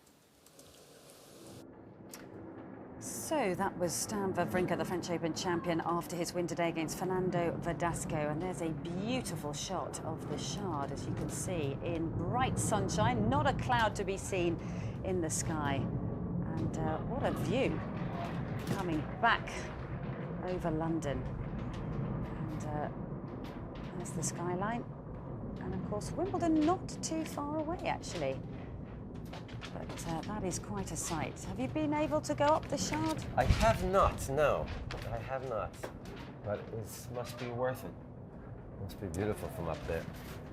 Well, there you can see what a fabulous shot that is. Just panning out across London, across Wimbledon Park and the lake there. There's all the car parking in the golf club. And of course, Wimbledon just in front of where you can see all those cars. Now we're going to head across to court 12, where Andrea Petkovic from Germany, the number 14th seed, who's come back from all sorts of injury problems. Her ranking had dropped. She's battled her way back through all the different tournaments to get her ranking up again to be seeded here at Wimbledon. She's up on court against Darina Diaz, and it currently stands at 3-2 in the first set on serve. So let's just hold here for some live action. And let's tune into the commentary with John Inverdale and Anne Keothabong.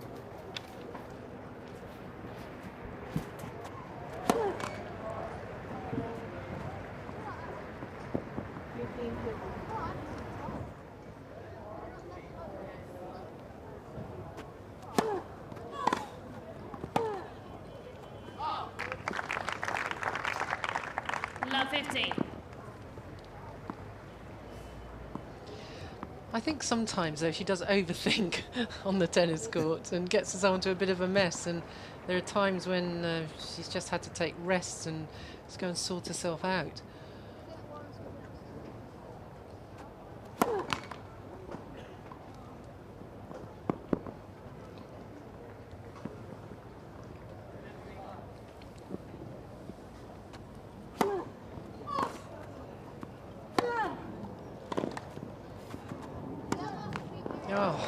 Well, that was such a lovely forehand.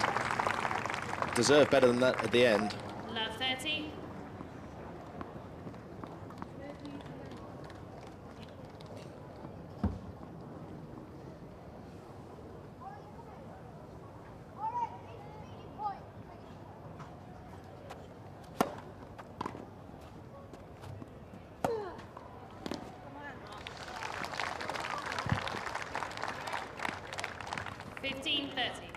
I tell you what this service action reminds me of. It's if you were just like watching a snooker player when they're just lining up, and are they going to release the club, the cue? Are they? Yes, they are. No, they're not. No, they're not. Sorry, my mistake. They're not.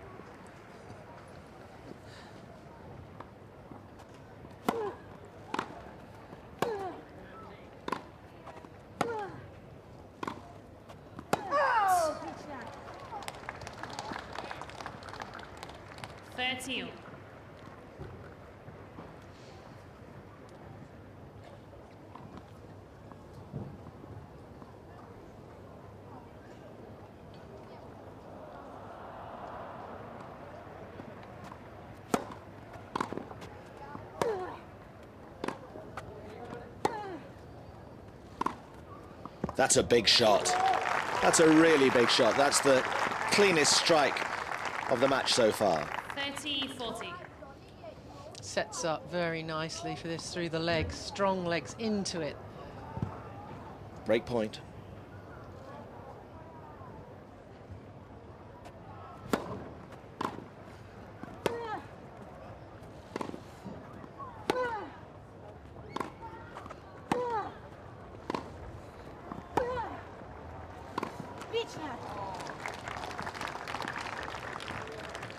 Juice.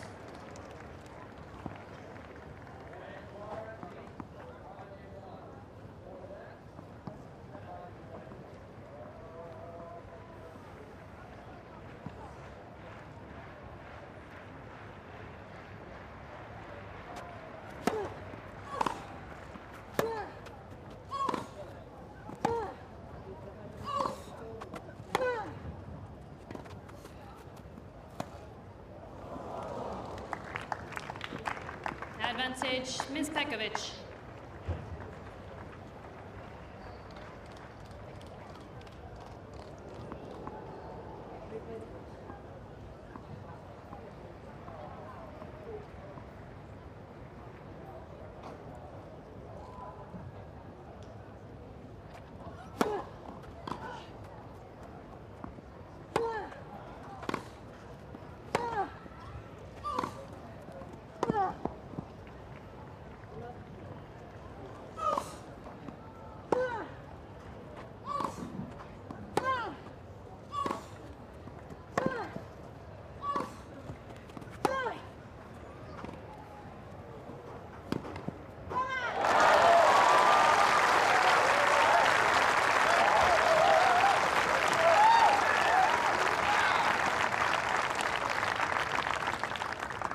Juice. It's just so well contested by the two of them. Every ball has such meaning on it.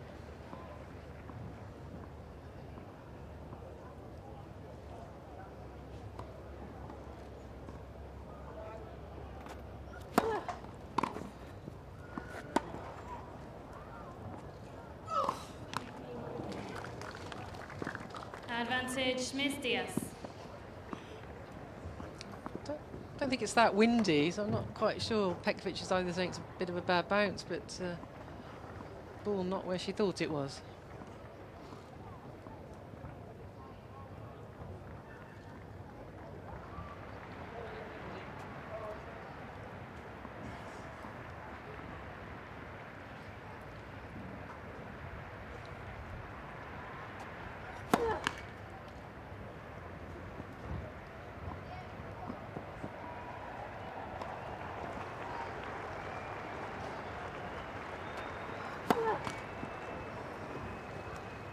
Juice. And all the good work of that fantastic winner cross-court undone by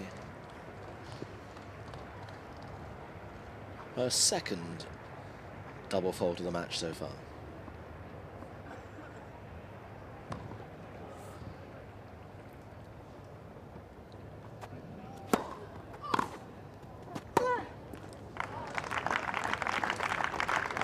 And that forcing forehand from Petkovic gives the 14th seed another breakpoint opportunity against Zarina Diaz from Kazakhstan.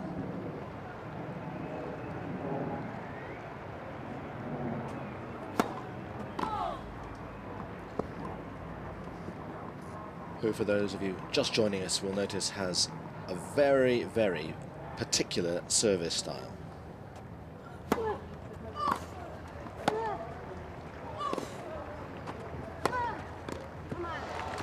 But she's a handy player. Juice. But that wasn't coming in on very much from Petkovic, so she had a lot of time to set up.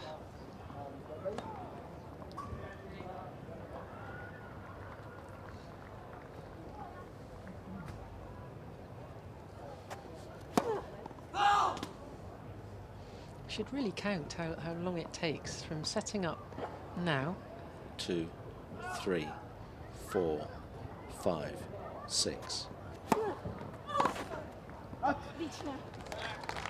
very hard for Petkovic down the other end because you set up for the return and then the ball's... Where is it? When's it coming down to me?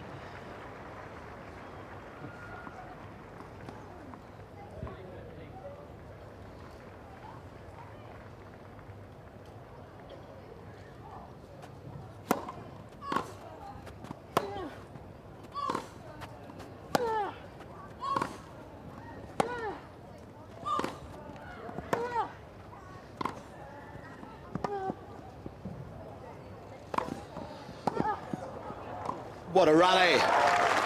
Simple put away at the end, but some tremendous hitting there from both sides of the net. Juice. And Petkovic really leaning into that. She's a little loath to come in, really. Took that slightly late, but kept following it up for the volley.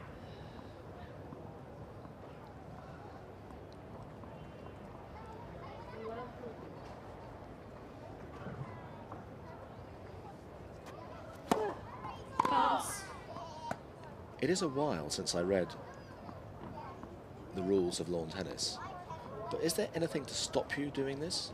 Obviously not. No.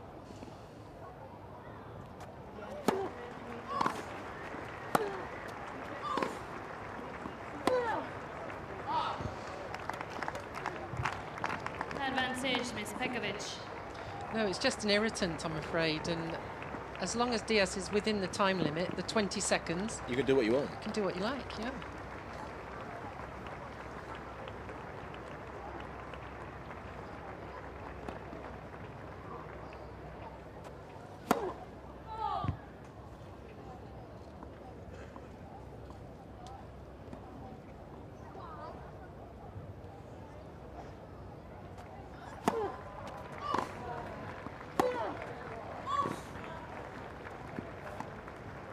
That's well played, very neatly played.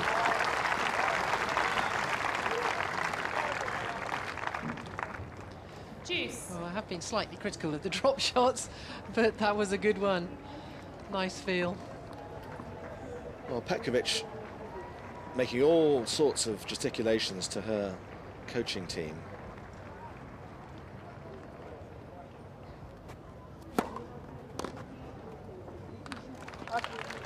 This game's lasted longer than 10 minutes. Advantage, Miss Diaz.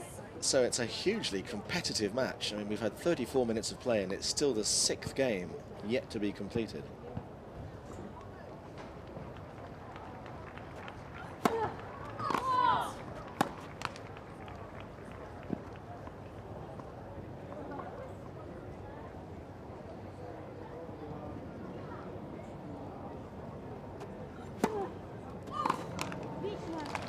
Game, Miss Diaz.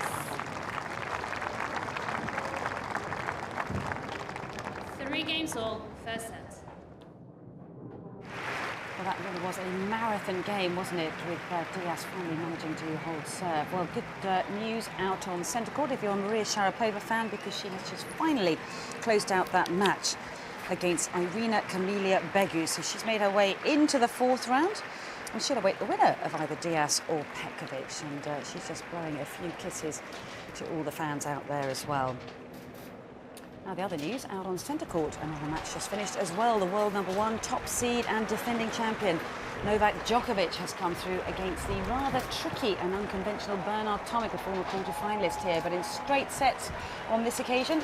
6-3, 6-3, 6-3. So a very straightforward scoreline, that one. And he's also through to the 4th round and will meet the big serving South African Kevin Anderson, who came through earlier today against Leonardo Maia. So Novak Djokovic seems to have responded well to that very heavy disappointment after the French Open and seems to be in fine form here at Wimbledon. Yeah, and it's not an easy match, Bernard Tomic. A very tricky player, good grass court player, of course, and that's a pretty simple match. 6-3, 6-3, 6-3. There's no problems at all.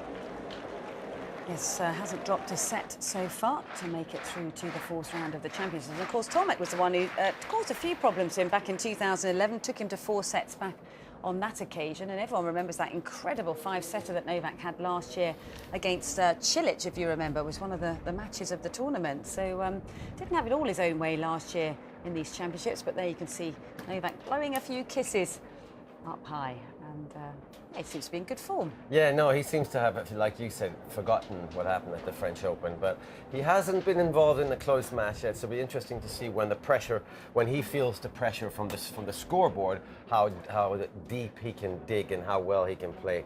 I am not assuming it's going to be a problem. Kevin Anderson, that could pose a problem in the next round because he's playing very well and he's got the big serve, hits the ball hard from the baseline, but Novak Djokovic looks like the favourite to win the title, apart from Andy Murray. Yeah, absolutely. Can't forget about him, a former champion here from 2013.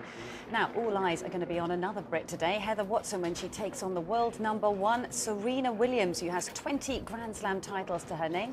Well, Adam has caught up with another former top 10 American player, Mary Jo Fernandez, to get her thoughts.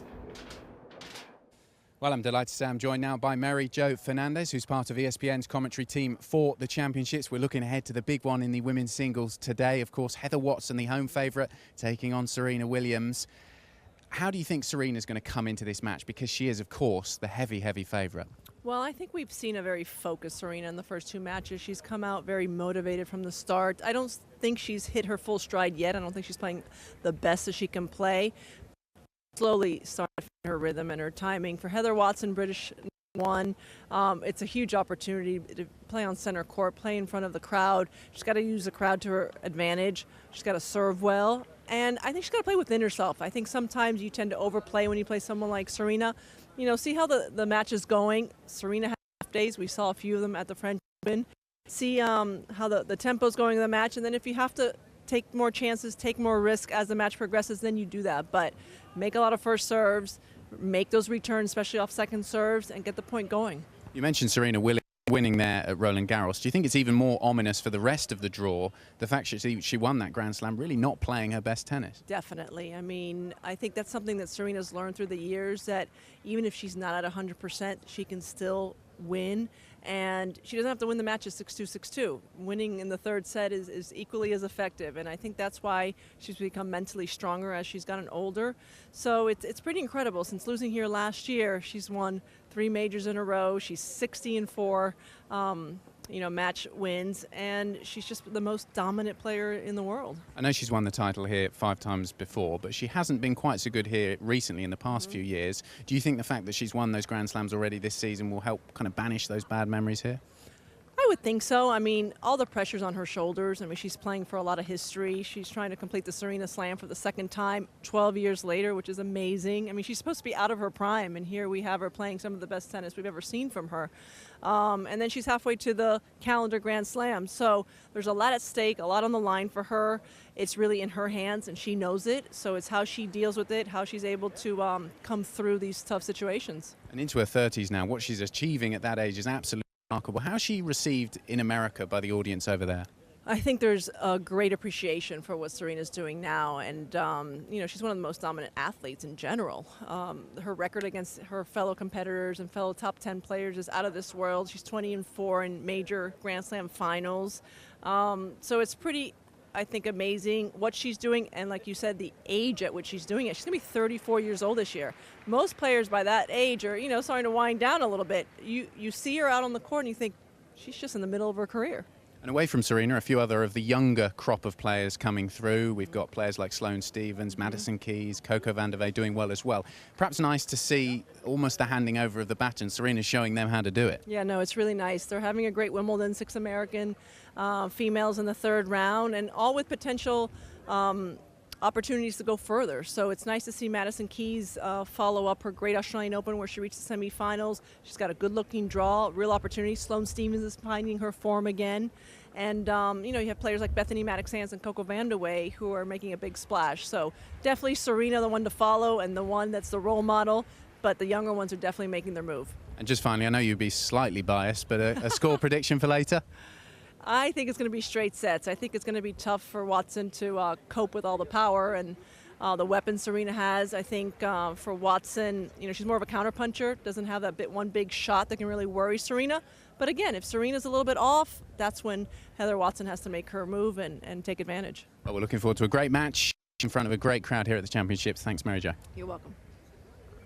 Great great to get the thoughts of Mary Jo Fernandez, but in the meantime, we can welcome into our studio once again Richard Gasquet, who's made his way into the 4th round today. Terrific result over Grigor Dimitrov. Many congratulations. Thank and you. It's your 5th win out of 5, Richard. So you obviously have the key to his game.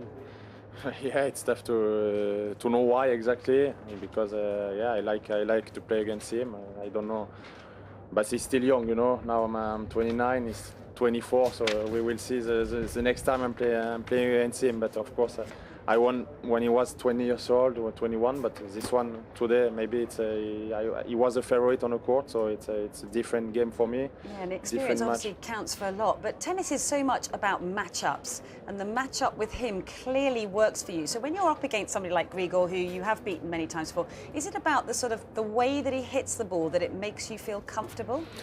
Yeah, maybe I won many times against him, so I'm feeling great when I'm playing against Grigor. But as I said, it's a big player, so especially on grass, I know I can lose. Maybe if I'm playing against him tomorrow, I can lose. But yeah, today I played well, I served well, I didn't do many mistakes, tried to be aggressive on the court. I think he didn't play his best match, of course, but I played well. I'm happy to win against him. So you are 29 years old, pushing 30, right? Yeah. That's pretty amazing. Don't remind him of that. Richard Gasquet is 29 years old. Yeah, wow, yeah. time flies. Yeah. Time flies. Do you feel that you're getting more and more, I mean, obviously you're getting more experience, but are you feeling like you're a better player now? Yeah, I think, Yes. of course, I was all the time the young player. Now I'm playing guys like Kyrgios, is 10 years less than me, so sometimes it's a little bit strange for me because I was 16, I played against 30 years old players. Yeah. It's different, but I know to be better, I know I need to be sometimes more aggressive. Because sometimes I try to control the game, to play with spin. Yeah. And sometimes I'm losing match because of that. And I try, to be more aggressive, especially with the forehand, with the serve, to go more to the net. And if I'm doing it, I'm sure I can still improve my game, even if I'm soon 30. Yeah, now you had a good record in break points today out there. You saved 5 out of 5 of them. We've got them here, so you can talk us through what happened on these break points, Richard. Can you remember them? Yeah, of course, it's important. You remember them all? Yeah, I remember them. I did he did a mistake on someone. I did a net. And when you're up against his backhand, because Matt and I have sort of analysed Grigor's backhand a couple of times here in the studio, is it a shot that doesn't have too much weight on it? Is that the go-to side when you feel that you're under pressure? Are you actually going to have more value out of going to the backhand than the forehand? Yeah, I don't know. The backhand is my best stroke. His backhand, I think he has a better forehand than his backhand. So it's better for me when I'm playing this against him in his backhand. But of course, he's a great player. Maybe he's not playing incredible now, but he will come back in the future because he's a big player. Well, you think he's going to come back to where he was last year? Yeah, in terms of results. Yeah, I think he expected a lot this year because last year he did a good year. But yeah, he's still young. I think, of course, he can win. He can still win a Grand Slam for me. Go on. No, I got to ask you before I forget. On your forehand, did you ever change your grip? Have you switched over the years? Sometimes I don't know. I want to be honest on my forehand. Sometimes I try to. So do you change it like depending on the? Yeah, Sometimes it's not such a natural stroke for me compared to the backhand. Right. So it's sometimes I need to be confident to play well, to play with the legs, to go to the net, to be. I think I still can improve on that shot. Yeah. And I have to ask you, sorry, again, one more time. How tight do you string your rackets? Because how do you get that much spin? Do you have very loose? 24, 23, So it's not that loose. nothing crazy, but I try sometimes. Sebastian Goffin wants me to play with gut sometimes. Okay. Yeah, to play with, to be better with the serve, to serve stronger. I want to try it because I'm playing, of course, with Cilic. It's a big. So what will the gut give you then? It'll just give you a lot of spin, yeah. More spin. Yeah, with the string I'm playing, I play with a lot of spin. But you don't play with gut at the moment? No, not at the moment. Okay, so he thinks. I want to try, for my game. Give a little more power. Yeah, I think I will try. How scary is it to try and introduce something like that to your tennis? You have to wait till you have a period of time that you can just practice with it and have enough confidence that it's going to work? Yeah, it's okay, just the strings. I think Roger 2 years ago changed the racket, so it's more difficult, and he did it, and he's playing better, going to the net. Better, I don't know, he's an incredible player, but he changed it, so I think we can all try to change some things to play better. Yeah, have you changed the string tension throughout your career, or have you kept it pretty much the same? Always the same thing. I'm not crazy about it. Don't tinker with things like that. Even if it's grass or clay, I always do the same. Yeah. Okay, now we're struggling with the wind in our studio, trying to control the paper. So how difficult was it to play in this wind out there? For me, it's okay to play with the wind because I'm born in south of France, and there is a lot of wind. So when it's windy for my game, I like it because I know players doesn't like so much we play with wind. So when it's windy, for me, it's a good thing. Okay, last question because we've got to let you go. Nick Kyrgios in the next round. Looking forward to that one. Yeah, I know he's a big player, especially on grass because he's powerful, big serve, tough to return, big forehand. Last year we had a big battle. I lost after. I had 9 match points. Yeah, a lot, and I couldn't do it. So of course it's so nice. You want a bit of revenge? I will try to. You're going to go for it. Well, we really wish you the best of luck, and thank you so much for joining us, and enjoy the rest of your afternoon. Yes, thank you. Okay, we are heading straight out to centre court, where there's the chair umpire, Carter Nooney, of course, for this match today. Everybody here in Britain has been looking forward to between the British #1, Heather Watson, first time meeting with Serena Williams, the world #1 and the current holder of 20 Grand Slam titles. It's a fabulous matchup, and first time meeting, as I said, for Heather. It's probably the biggest match of her career, isn't it, Matt? I would think so. I think the fact that it is the first time, I actually think in this situation is a good thing for her, because it's a big deal. You go and play against potentially the best player of all time, and she has a chance to prove that to everybody this year. She has a chance to win 4 in a row, and to not have any kind of record against a player is usually it's a disadvantage, I guess. But for her in this situation, at least she doesn't have to go out there and be completely scared. Well, you can hear the reaction here just behind us on the hill. There are screams and shouts. She's got plenty of support out here. So let's just stop here for this opening service game then between Serena Williams and Heather Watson, Nick Mullins and Lindsay Davenport in the commentary box.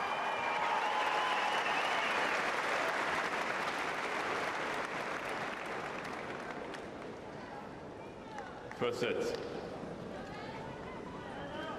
Miss Williams to serve. Ready? And play.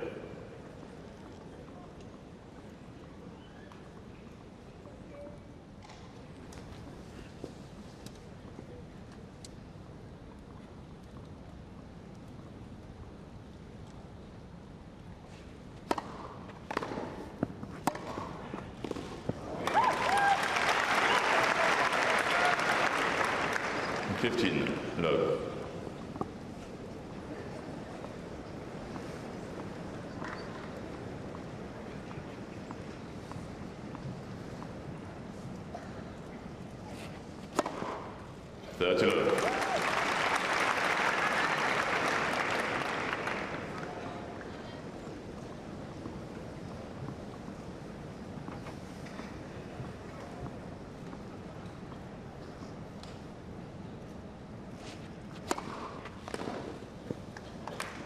One of the things Serena has done so well so far in her matches is the serve. It's been working. It's been working big. She's just been broken once, and that was very early on in her first round match. Since then, things have really been flowing for that big weapon.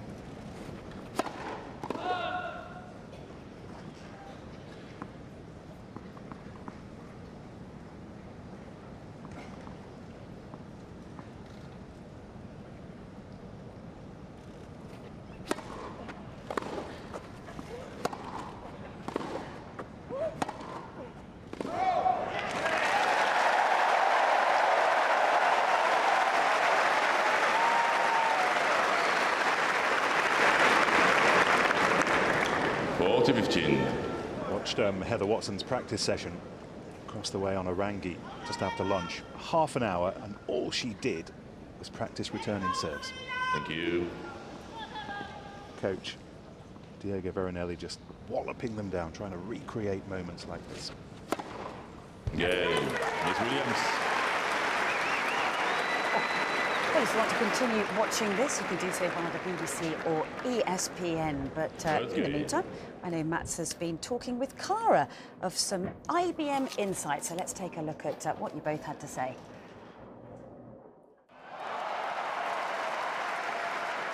Welcome to IBM's Tennis Insights with myself, Cara Robinson, and 7-time Grand Slam champion Mats Wilander. Today we're going to look ahead to the next match for Britain's Heather Watson. She's made it into the third round of the Wimbledon Championships for only the second time in her career, but now has a huge test ahead in the shape of Serena Williams, a player ranked some 58 places above her in the world rankings. This is going to be a serious test ahead for Heather Mats. Well, it's easily the biggest test you can have on the women's side. Obviously, Serena Williams is going for the Serena Slam. If she wins the Wimbledon, she holds all 4 majors, which she's done before, but she's also going for the calendar slam. And if she catches that, she will also catch Steffi Graf with 22 Grand Slam titles. So, yes, it's the biggest test, and really, if Serena plays well, not much of a chance for Heather Watson. Okay, well, IBM's insights have already uncovered some key areas where the 23-year-old has performed well so far in this year's tournament, and the first one is the length of rally. If she can hold the rally for a little bit longer, she tends to have performed well so far. She's won 18 points from the longer rallies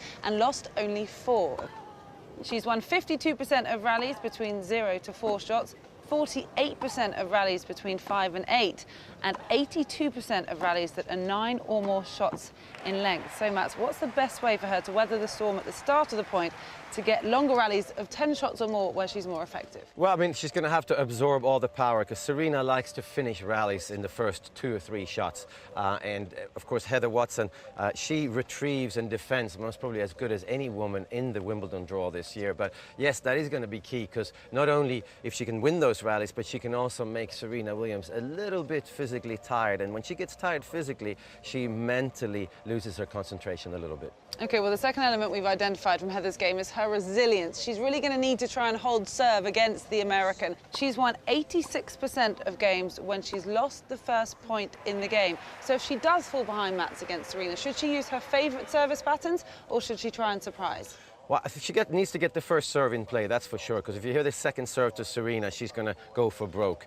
And she does that even if you get the first serve in play, if she knows where the serve comes. So I think you have to move it around. You have to go to the forehand more than to the backhand, but also most probably serve to the body of Serena Williams.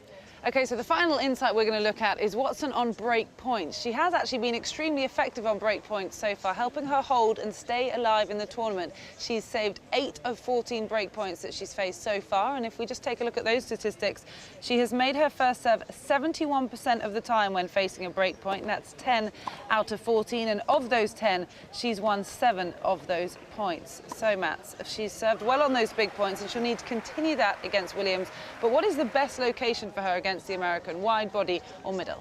Well, I mean, if you look at those statistics, getting the first serve in play is crucial, because she only saved 1 break point when she had to hit a second serve. So getting the first serve in play, again, and if she can move it around a little bit, Serena's forehand most probably more often than to her backhand, but also the body serve. The danger with the body serve is that if it's not right at Serena, it'll be right in her strike zone. And if it's in there, Serena is going to go for broke again. And for Heather Watson, she's fiery and she's ready to go from the beginning. So it's going to be crucial for her to try and extend the rallies, but at the same time, don't become too defensive, because then Serena will find her range. Okay, well, Heather Watson faces Serena Williams in the third round here of the 2015 Wimbledon Championships, and we'll be back with more IBM Tennis Insights tomorrow.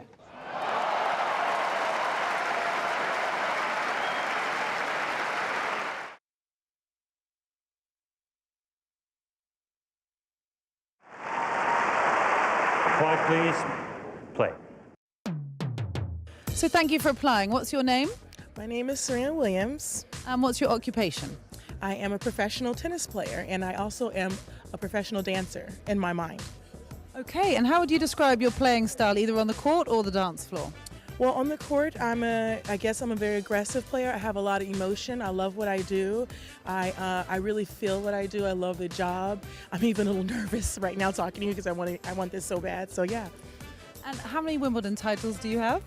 I have 5 Wimbledon singles titles. I also have 5 Wimbledon doubles titles, and I even have a Wimbledon mixed doubles title. And how many other titles do you have? I have a lot of titles to my name. I don't really keep up with it. I think it's important to just move forward and not count and look in the past and just look in the future. Okay, what about Twitter? How many followers do you have? I have a little over 4 million followers on Twitter, and just still trying to get that number up and just keeping positive about that. Yeah, not very many then. You've got to keep working at that bit. How would you describe yourself in 3 words? Funny, intense, extremely loyal. And what skills do you have to be a Wimbledon champion? Well, I have a really good serve. Really works good on the surface. I also am really fast. I run really fast. I jump high. I'm not sure if that kind of helps, but I think it will. And also, I'm really personable. Yeah. What would you consider to be your weakness? My weakness is that, I'm a little too intense. I give too much. We're nearly there. How do you deal with stressful situations? I don't deal with them with grace, I'm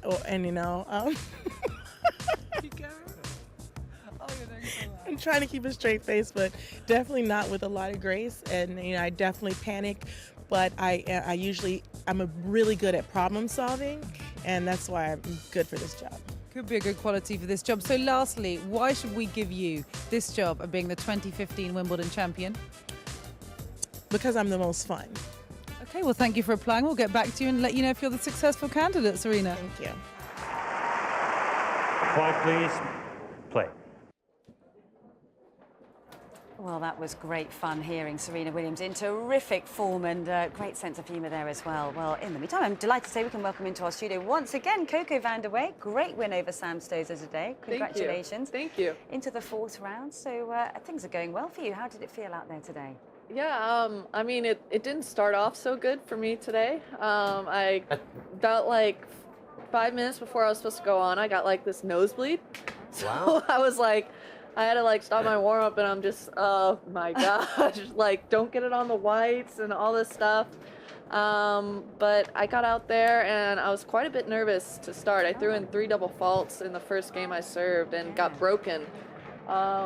But I broke right back, and that kind of definitely settled me. And then I just went right, kind of progressed right from there, just kept going. And by the end of the match, I had no idea what the first set score was. I was like, okay, match is over. All right, this is it. It's done. Well, we've got your match point here, so just talk us through this. And your nerves at this stage, or were you already just cruising through? No, I was already cruising through at this point. There was actually a funny woman over in the corner that was like giving Sam some emotional support, some positive energy. No, but it was like, it was kind of funny because she's just doing it in between the serves. And I don't know what she was saying to Sam on the other side, but got a laugh out of the crowd. So I mean, it's enjoyable for me to see the fans engaged in the match. Yeah, and of course we keep saying, because up here, Mats and I, we're struggling with this wind, but how much did the wind affect your serve, of course? Because it must affect the toss a little bit. I thought it was a bit windy, and it was a bit swirly in that stadium, but you know, I managed pretty well with it. Once I got out there and started to find my rhythm, I felt a lot better and comfortable. Yeah, and of course up against somebody like Sam, who's been a Grand Slam champion herself, how much confidence does it give you, the fact that you've obviously beaten her before as well, but how much does that just give you a boost, the fact that she's done what she's done in the game, and it maybe gives you the belief that you can do something similar yourself?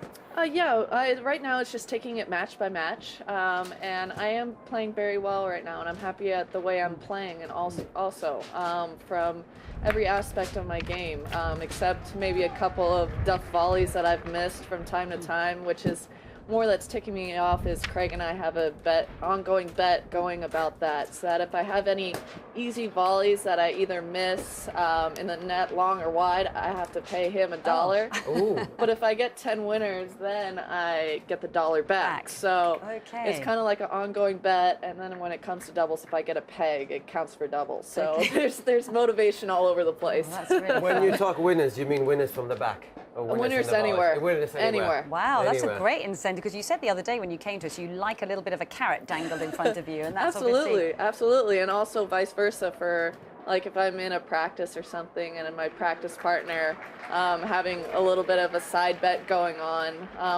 It doesn't have to be money, it can just be embarrassment factor. That's even better for me. I got to ask you, you just had Richard Gasquet up here, and he beat Dimitrov, Grigor Dimitrov, in 3 straight sets. He's beaten him 5 times in a row now. Oh, wow. Yeah, which is kind of strange when you look at it from the outside. 6-2, 6-love against Samantha Stosur. You nearly called it when you were here 2 days ago. Like, I have an easy time. Why? Because I think a lot of women have a hard time with Sam because she spins the ball so much on the forehand and on the kick serve, but obviously you don't. Well, I think it's more the approach I go about it. I think she brings such a fighting spirit and physicality to the game herself that it kind of brings my own physicality out of myself. Right. Even if I feel a little flat, I know I have to be so on top of myself and also her from the very beginning. Otherwise, she is going to take me apart and, you know, like a great player she is. So for me, that's kind of what I focus on, is just being physical and athletic at the same way she is. And, you know, I've just had the better end of the bargain the last 3 times we've played. Yeah. How much preparation goes into a matchup for each match you're going to play? So with Sam Stosur, do you get the tapes out of previous matches, or what do you do in terms of sort of building up a game plan to go into a match, which of course you're now going to have to do against Lucy Zafarova, I guess? Right. I've never played Lucy before in singles, but with Sam, it's kind of, we went over with Craig, he wanted my opinion of what happened in the matches before. So gave him my opinion. We kind of went through the warm-up, let him think it over because he never saw me play those matches. He might have watched it on YouTube, but kind of wanted my perspective on things. So when a little bit before the match, we kind of went over it, and it was kind of the same thing that I was thinking of, just keeping the pressure on her, making her feel my presence out there from the very beginning, which I actually didn't do too well, throwing in 3 double faults and letting her get the break early. But, you know, I thought once I took care of what I wanted to do and took care of myself, then I thought I would have a pretty, you know, straightforward time about it. Yeah, I'm so intrigued by body language with players because we're watching body language all the time. How much are you aware of the body language of the opponent down the other end, and what effect your body language might be having on them as well? I don't know if I'm so aware, but I think every player kind of sees when the opponent's a little bit peeved. So I try, I mean, just for myself, even if I'm a little bit down on myself of what I'm doing, I try and fake it, obviously.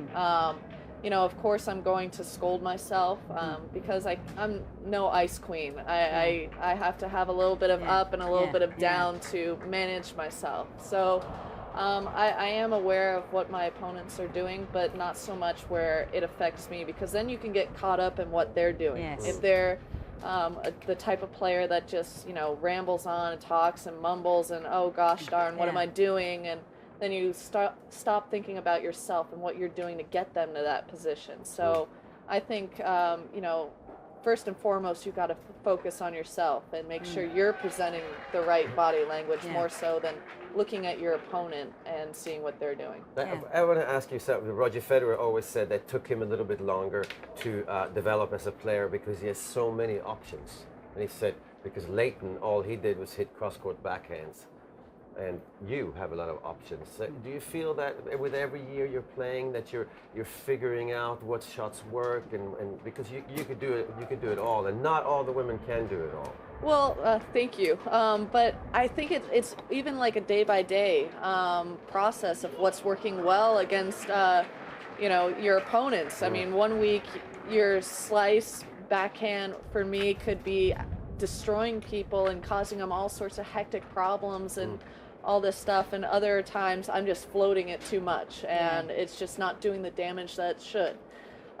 So I think it's definitely taken me some time, and also just maturity in myself and finding my own pace of things. I definitely was earlier when I first started getting wrapped up and kind of what my peers were doing, how they were progressing, that they were doing so much better than I was in the tournaments, but I knew I could beat them because I had beaten them.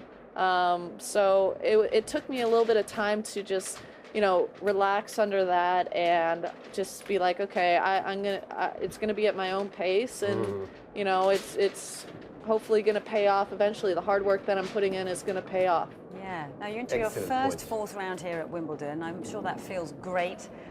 Just to, you know, because as Mats and I sit here, we've got a great view across the grounds here, and there's always such a wonderful atmosphere here at Wimbledon. How is it for you? Have you enjoyed the atmosphere here, and how does it compare to all the other slams? Yeah, I have. I actually, I was just watching Dennis a little bit because he got the break a second ago to serve for the second set. But I mean, I've enjoyed just the whole nuances of Wimbledon.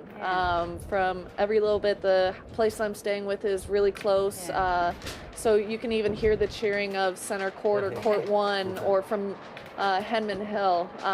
But you know, it's enjoyable to come out here and feel the crowd with you, more so than it is when they're against you. But yeah, well, it's a very special atmosphere here, isn't it? Yeah, and I mean, I've been fortunate enough where there's actually a song out that says "I'm in love with the Coco," where I've gotten that a couple times, which I think is absolutely hilarious. So hilarious. I enjoy it all. Yeah, and the locker room, nice atmosphere in the locker room. Yeah, I got Stubbsy right next to me, so I hear her going all the time, and because here they run your bath for you here, don't they? They don't do that anywhere else in the world. Maybe in the champions locker room or something like that. Not run your bath. Run your bath for you. Not for me. Maybe when you win the championship. maybe.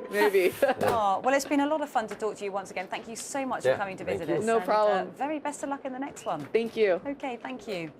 Okay, we're going to head down to Rob, who's overseeing the proceedings out on centre court. Thank you so much again. Yes, thanks very much, Annabelle and Mats. What an intriguing match this is, and it's certainly one that's got the home crowd fired up. Of course, there's massive respect for Serena Williams. She holds all three of the other slams. She's a multiple Wimbledon champion.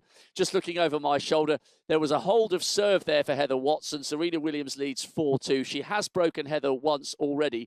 But I tell you how much support there is on centre court for Great Britain's Heather Watson into the third round of a slam for only the third time in her career, by the way, second time here at Wimbledon, coming back from the glandular fever and the ribs. This is how popular she is. There are a group of Australians, the Fanatics. There's about 7 or 8 of them all sitting together with the very distinctive sort of yellowy gold tops. And they are roaring her on every single point. Now, if you happen to be watching this in the United States, let me tell you, it's extremely unusual for an Australian sports fan to be cheering on a Brit. But I think it just gives you an indication that they've decided to cheer on the underdog.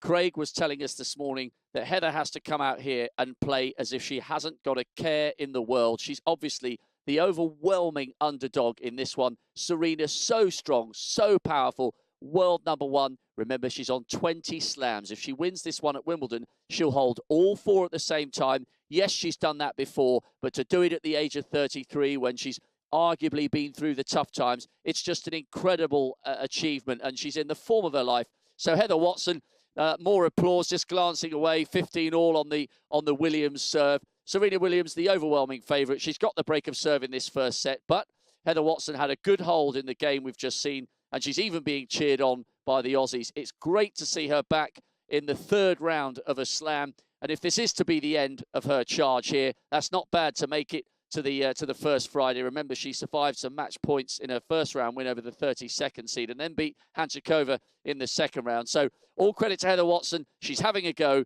but as expected, Serena Williams is in the driving seat.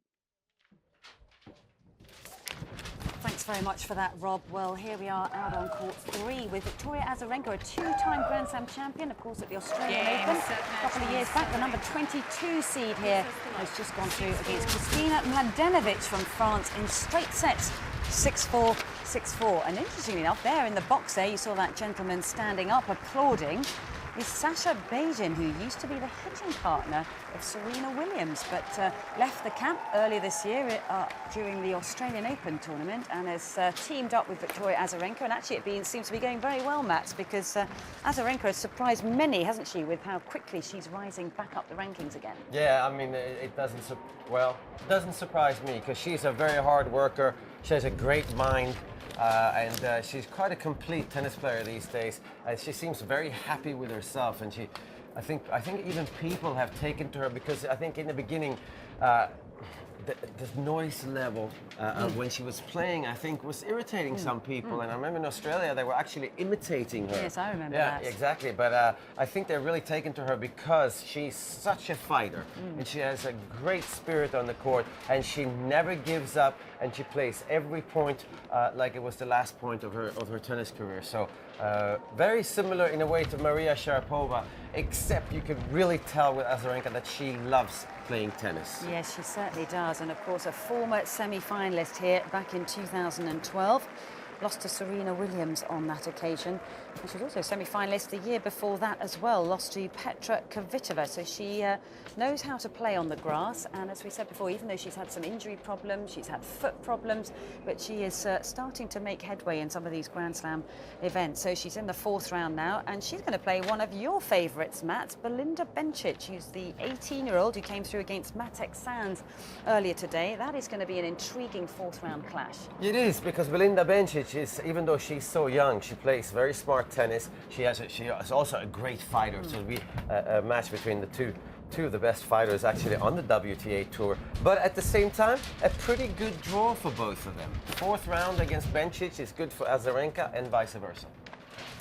OK, we're heading out to court 2 now before we get blown off this roof, because the wind is really picking up here.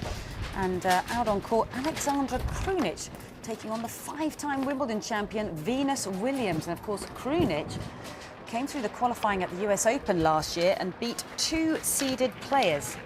One of them, Petra Kvitova, and a terrific run through the draw there, and seems to be doing well here at Wimbledon as well. But we're going to stay here for some live action, with Venus Williams leading 4 games to 3. Krunic is about to serve, and the commentators for this one, Alison Mitchell and Virginia Wade.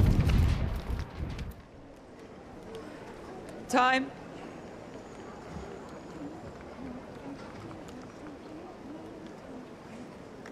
Krunic is aware of that at the other end. I think she is. I think she's very aware that she hates the kick second serve from Venus. So she's got Krunic has got the new balls, trailing all the time in the set.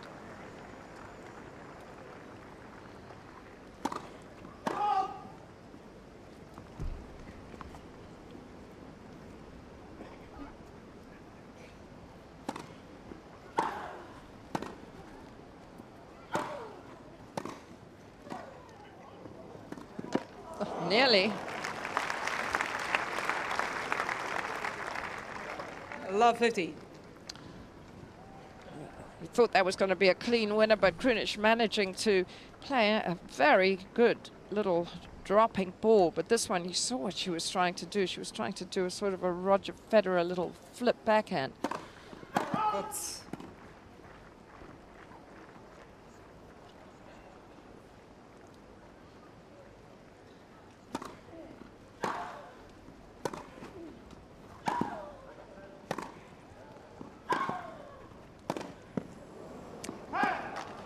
she's hitting deep, ultimately too deep. Love 30. A little bit of bother now at love 30. Glance up at the scoreboard from Venus. In fact, I think the faster balls don't suit Krunic. She wants them a little slower.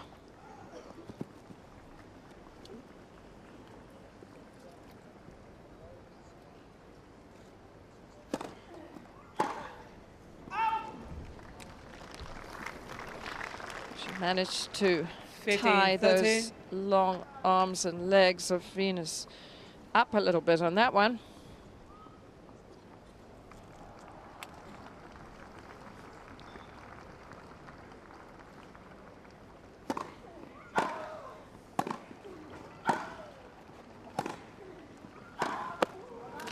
Oh.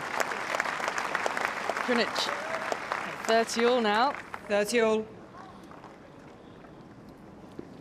It was an important point, a bunch of forehands between the two of them. And Venus looked somewhat disgusted when she hit that last one into the bottom of the net.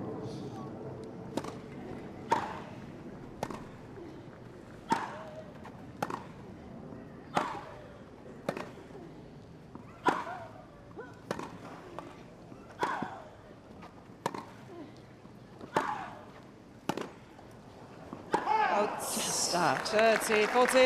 Well, some chasing and retrieval from Krunic. But Venus earns her first break point. With that look she gave herself, she was worried she was going to let Krunic somewhat off the hook from love 30. But she has the break point.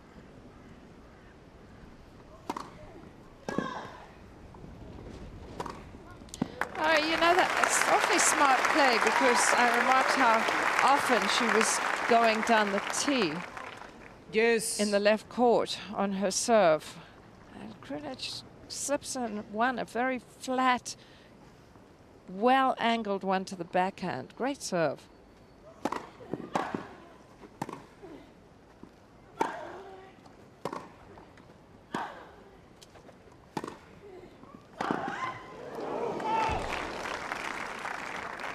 I don't think she's hurt herself, fortunately. Yeah, no, but she came down pretty hard on her behind. And of course, Krunic fell at that end as well, but the other side of the court. Maybe just starting to get a little worn and advantage, Miss Krunic. So often we see them slipping behind the baseline when they change direction because the grass gets worn, but this time it's in the greener stuff.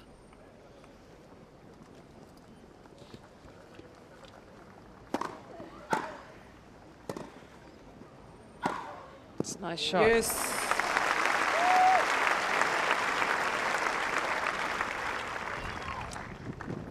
Well, this is really a key game for Williams now, having had a break point. Eager not to let that advantage slip away.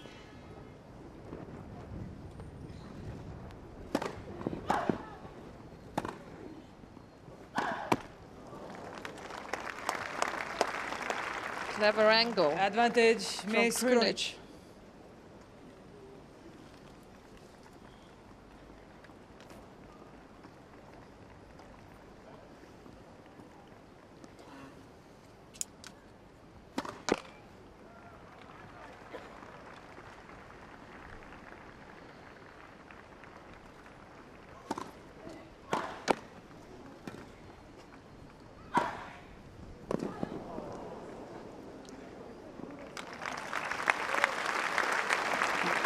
Venus handling the slice ball. Yes. Rather well there. This game's dragging out a little now. Krunic battling to hold her serve.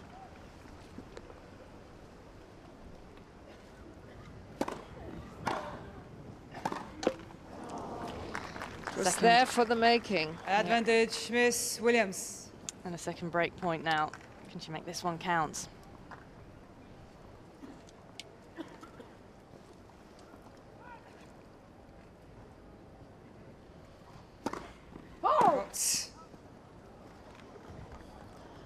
I'm expecting Venus to be all over the second serve.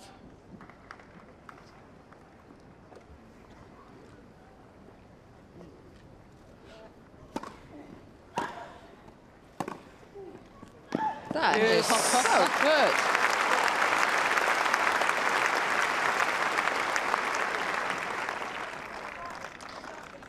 It was a smart second serve. She got it curling into the body, and I was sort of expecting Venus to be even further in, because she often on second serve stands right in. Suddenly Krunic is having trouble getting first serves in.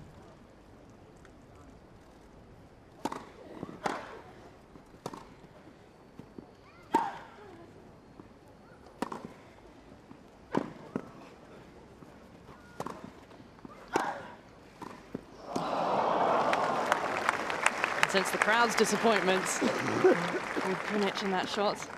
Advantage, Miss Williams. Well, I mean, you see exactly what she was trying to do, and it was the right shot, so you can't blame yourself too much if you just don't execute. She finds herself breakpoint down for a third time now, Krunic.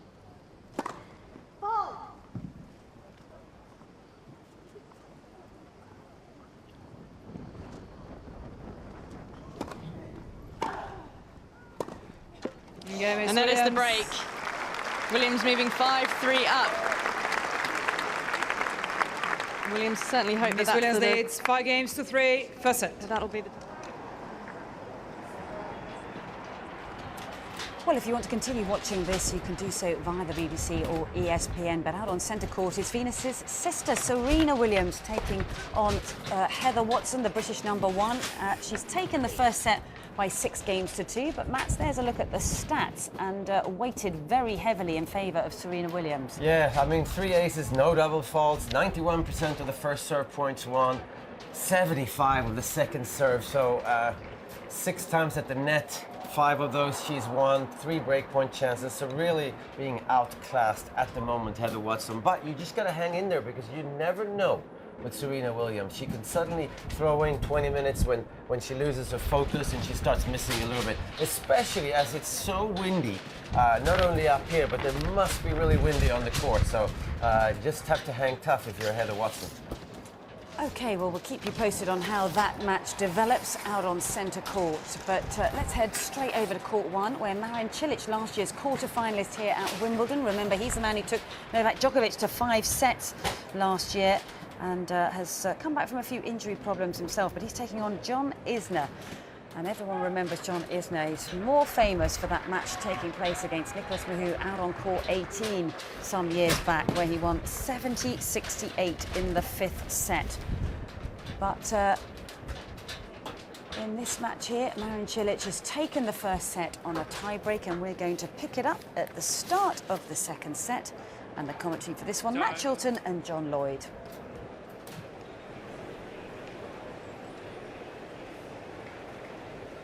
Second set, Cilic to serve.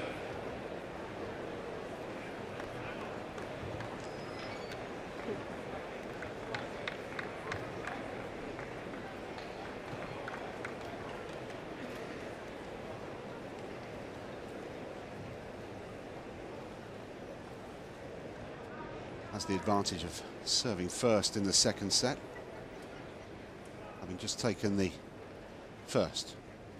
Here we go, set number 2 on court 1.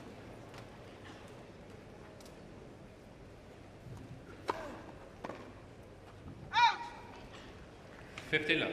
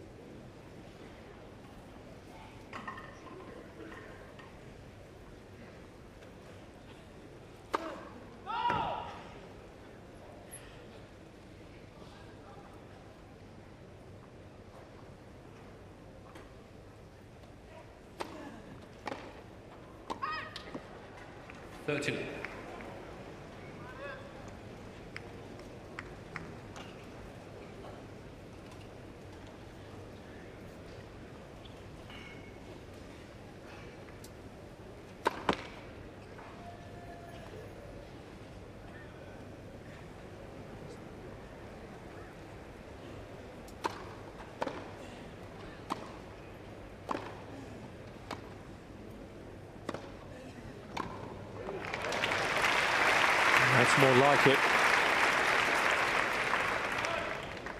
30-50. Really good velocity on that forehand. Really whipped that up quickly over that net.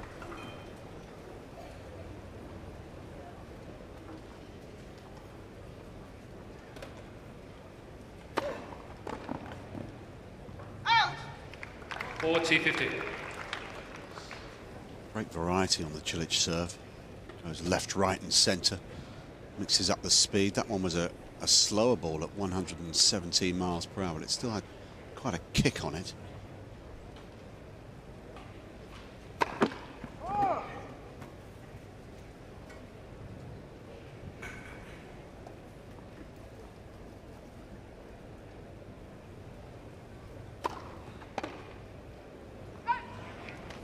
Game, Cilic.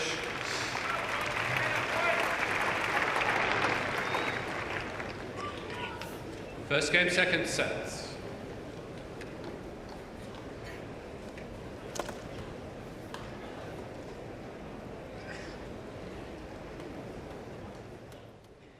Welcome back to Centre Court. I've been joined by Craig O'Shannessy. Serena Williams did take that first set, and we're on serve in the second. Heather Watson coming under all sorts of pressure, but she had a lovely drop shot, Heather Watson, and it brought on a little bit of applause on the racket from Serena Williams as she walked back towards the baseline. So there's absolutely no disgrace in this performance. They're coming out. Watson's serving 2-1 down in the second set, but as I said, it's on serve. She lost the first 6-2. Craig, she's doing exactly what we talked about this morning in terms of maximising the benefit of being on centre court against a great champion like Serena. She's playing as if she's got nothing to lose. She's producing some nice shots, and this will turn out to be, hopefully, a positive experience if indeed it turns out that Serena takes this in straight sets. Yeah, excuse me. I really like what I'm seeing out there. There's a relaxed nature to her play. She looks loose. She looks relaxed. She looks calm. You know, just as I turned around there, a very nice first serve hit, and Serena just stepped in and went bang, return winner.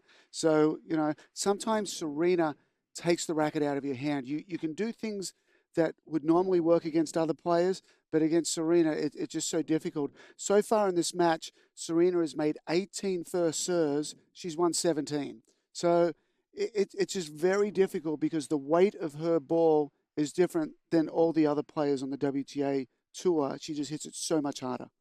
What I have noticed, just glancing over my shoulder, Heather's 40-15 up on this second service game in the second set, so it looks as though she's going to tie things up at 2 games all. When she's firing the ball back from the back of the court, she's equal to Serena on a couple of those shots. Big round of applause. And it does indeed look as though Heather's gone 2-all in the second set. So we're on serve in the second set.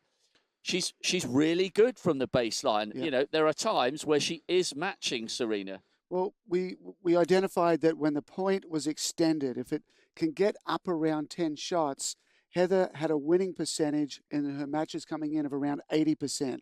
So the problem is just trying to get there. But there have been several rallies going back and forth where Heather has performed well. She's hanging from the baseline, but it almost seems that it annoys Serena at times. There'll be, you know, a nice exchange back and forth with forehands and backhands, and then Serena just steps on the gas and says, you know, enough of this. I'm going to rip this down the line. Sometimes it's a winner, sometimes it's an error, but you know, Serena doesn't necessarily like to be out there trading blows. Massive roar, you may have heard. I just glanced over my shoulder whilst Craig was waxing lyrical. First point on Serena's serve has gone to Heather Watson. So the crowd are living literally every exchange and every single point. So we're on serve in the second set. Serena Williams is in control, but Heather Watson is giving this a really, really good go. You'll be hearing from us as the match heads towards a conclusion. Another roar, by the way.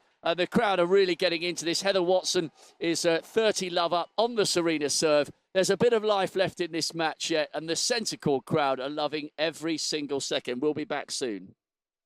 Cold, yeah, it's freezing. No, we won't. Thanks very much, Rob. Yes, it does sound a terrific atmosphere. In fact, we can hear what is going on the hill just behind us, just equally as loud out there, watching on the big screen as well. Well, joining us in the studio now, Kevin Anderson, who's had a great win today over Leonardo Mayer. Congratulations. Thank you. You're into the 4th round. Yep. How are you enjoying Wimbledon so far? Oh, it's great. Obviously, whenever you're winning, things always are much better. I think getting through the first week, especially at Wimbledon, is a very special feeling. The way they separate the first week and the second week with having the Sunday off is very unique. None of the other Slams do it. So heading in here, your first goal and objective is always to try to get through that first week, and I've been able to do that, so it definitely feels good. Looks like you're getting more comfortable on grass to me. I know you were in the 4th round. Really last year, 4th round? Yeah. But it somehow looks like you're more comfortable. What are you finding out? Well, you know, a lot of the parts of my game that I'm working on hard court, clay courts, apply even more so on the grass. Looking to come forward a bit more, trying to incorporate a bit more serve and volley, aggressive on the second serve returns, you know, and all those things I think suit the grass very well. So it's just one of those things. I mean, first round match against Leighton Hewitt at Queens, I was down match point, was able to get through, and then play some really good tennis. You get some confidence going, and you know, obviously the grass is feeling great now, so you know, it's just so funny how tennis goes. Yeah, it's a small margin, say, but when you're such a tall guy like you, what about the grass when it's greener compared to now the second week is going to be burnt up? Is it easier for you to move the second week because of that? Maybe a little bit, but you know, just playing in Queens, I was the second match on there, and playing here, I felt like I've actually been moving very well. Right. Always working hard on my movement, being tall, something I pay a lot of attention to. But as you said, you know, the courts change a little bit, especially around the baseline. It gets much more dusty. I think maybe you get a little bit more grip at times, but I haven't really noticed it so much. So I guess that's a good thing. Yeah. No, because I can't imagine when you're that tall trying to move. You know what I mean? Yeah. Is it about, because we hear so many players saying about the movement on the grass court, is it the footwork patterns and getting yourself balanced behind the ball? What is it that's so different? Well, just the biggest thing is you don't have as much grip, so changing direction, you know, especially stopping when you're on wide balls, trying to get back in the court's a little bit tougher. You know, on hard court, you can kind of change direction on a dime, change you know, a lot easier. But on grass, it's a little bit tougher. So, you know, it's just getting used to it, I think. You know, for instance, when you push out wide, you take little starter steps, if you will, to change directions. Maybe on hard court, you can kind of just stop and push off. So it's a few adjustments, but it happens quite naturally as well. I mean, your body knows what's going on. You know, a lot of us have played on grass for a number of years now. Just takes a little bit of getting used to. Yeah, that's something Matt's picked up on the other day, which I hadn't even thought about before, but you were talking about it with, I forget who it was that was in the studio here, but it was about the fact that every time you step on a grass court, it's a different court, because it's being worn out more and more as the tournament goes on. So how much of that have you noticed when you're out there on course? And I guess you can never train on exactly the right court, because every single grass court's different. Yeah, it is. I mean, I've been lucky playing at, you know, 2 tournaments, Queens and Wimbledon, with some of the best grass courts. I mean, they're really in great condition. All the practice courts at Orangi are really great to play on. It happens gradually as well, though. So it's not like one day it's green, the next day it's... So there is some adjustments going on. I haven't thought about it too much, I must be honest. I've just been able to adapt as the conditions change. Yeah, as it does get a little bit worn out on the court, do you try and avoid those patches, or do you just put it out of your mind and just play it the way that you would any other point? Yeah, no, I think you definitely try to put it out of your mind. I mean, it's in the middle of the baseline, the most worn out part, and you're spending a lot of time there, so it's tough to avoid that too much. Yeah, it's not that bad. I mean, you still have grip, so I really try not to think about it too much. Yeah. Got to get your thoughts on Rafa Nadal going out yesterday to Dustin Brown. Did you see any of it? I did. I watched almost the whole match. Did you? You know, Dustin's such a tricky opponent. I played him earlier this year for the first time. And you just never know what to expect. I think, you know, playing against Rafa, he came up with the perfect game plan. And after the match, I was watching his interview, and you know, I think it was really true what he said. He was either going to lose easy, or he's going to try to win the match. But the most important thing was not to give Rafa any rhythm, and he did that the whole match. I mean, remember the one game he tried to drop shot off the serve as a return. Next one, the ball went to the back fence, and you know, Rafa's one of the best players from the baseline, and you know, Dustin stuck to his goal, and it paid off for him. So is that going to be your attitude when you take on the world #1 Novak Djokovic? Maybe not quite, maybe not as much play as Dustin does it. You know, but it's going to be important for me definitely to be aggressive. I'm going to have to serve well, take my chances. You know, I feel comfortable from the back. You know, he plays too good a defense just to try and hit him off the court, so you definitely have to construct the points as well. I feel like, as I was saying, I've been playing good tennis. I don't feel I have to do anything special, just going to have to keep doing what I've been doing. So I have to ask you, correct me if I'm wrong, but you went through the American college system, correct? Yes. So did John Isner. He went for 4 years there He as did. well. And I know that John has talked about he needed those 4 years to grow into his body. And it seems like you're playing better and better every year. So is that something that takes a little longer because you are as tall as you are? Yeah, perhaps. I mean, you know, also from that, just coming from South Africa, not really being exposed to the scene of tennis until I was older, you know, those two facts definitely made college seem like a very good decision at the time. And in hindsight, it was definitely the right decision. I was able to develop a lot, you know, probably added 30 pounds in strength to my body. Got to play in many matches, and you know, ever since leaving college, I've had the same mindset. I'm always looking at things to improve on, and I get a lot of motivation looking at a lot of guys who are now in their early 30s, still playing great tennis, still improving. That's definitely what I'm going to be trying to do as well. Yeah, when you see somebody like Tommy Haas, who's playing here at 37 years of age, which is quite extraordinary, does that make you think you can just keep playing till your late 30s? Yeah, I mean, I would love to. I mean, that's just a fantastic effort coming out here. Just the motivation that he has. Obviously, he loves the game. A couple tough injuries that he has to, you know, have dealt with, being away from it, but then still finding that motivation to train hard and come out here, win his first round match, had a tough match against Raonic. but yeah, I mean, I definitely love to be playing as long as I can. I mean, obviously, Ivo Karlovic is out here too. He's over 35 years old, so he's... Yeah, I mean, and he's playing some great tennis. Unbelievable tennis. Yeah, he's one of the toughest opponents to play. I think he's obviously got one of the best serves in the game. I mean, he's always in with a chance, you know, especially on the grass courts. Yeah, well, we really Great. appreciate you coming Thank up you, and saying appreciate thank it. you so Thanks much. very much. And Thank you. really, very best of luck when you Thank play you so much. the world #1. Thank you. Thank you. Thanks, Kevin. Okay, now a former world #1 was in action today earlier, Maria Sharapova. So let's get her thoughts in the press conference after her match win today. Thank you very much. Is everything going according to plan? Are you happy? Well, I feel like, considering I didn't play a tournament before, with each match I've had a different type of opponent on different courts, and I've been handling quite well. Today was another match against a big server and a big hitter on grass that can be quite dangerous, so I was quite happy that I was able to win in solid 2 sets. Does the court matter to you? Does the court you play in matter to you? Not really. I think now it's good for me that I have been able to play on each court. So no matter where I play, and on Monday, I'll know what to expect a little bit more. Players at this stage, that you always talk about taking matches one match at a time and things like that. How easy or difficult is that to do in reality? I think it's a little bit easier than getting ahead of yourself and thinking too far down the line, because then you expect yourself to be in that position. Of course, you expect to raise your level with every match, but you have to be realistic against every opponent, and you can't underestimate anyone's level. So I think it's just maybe a smarter way to go about a tournament.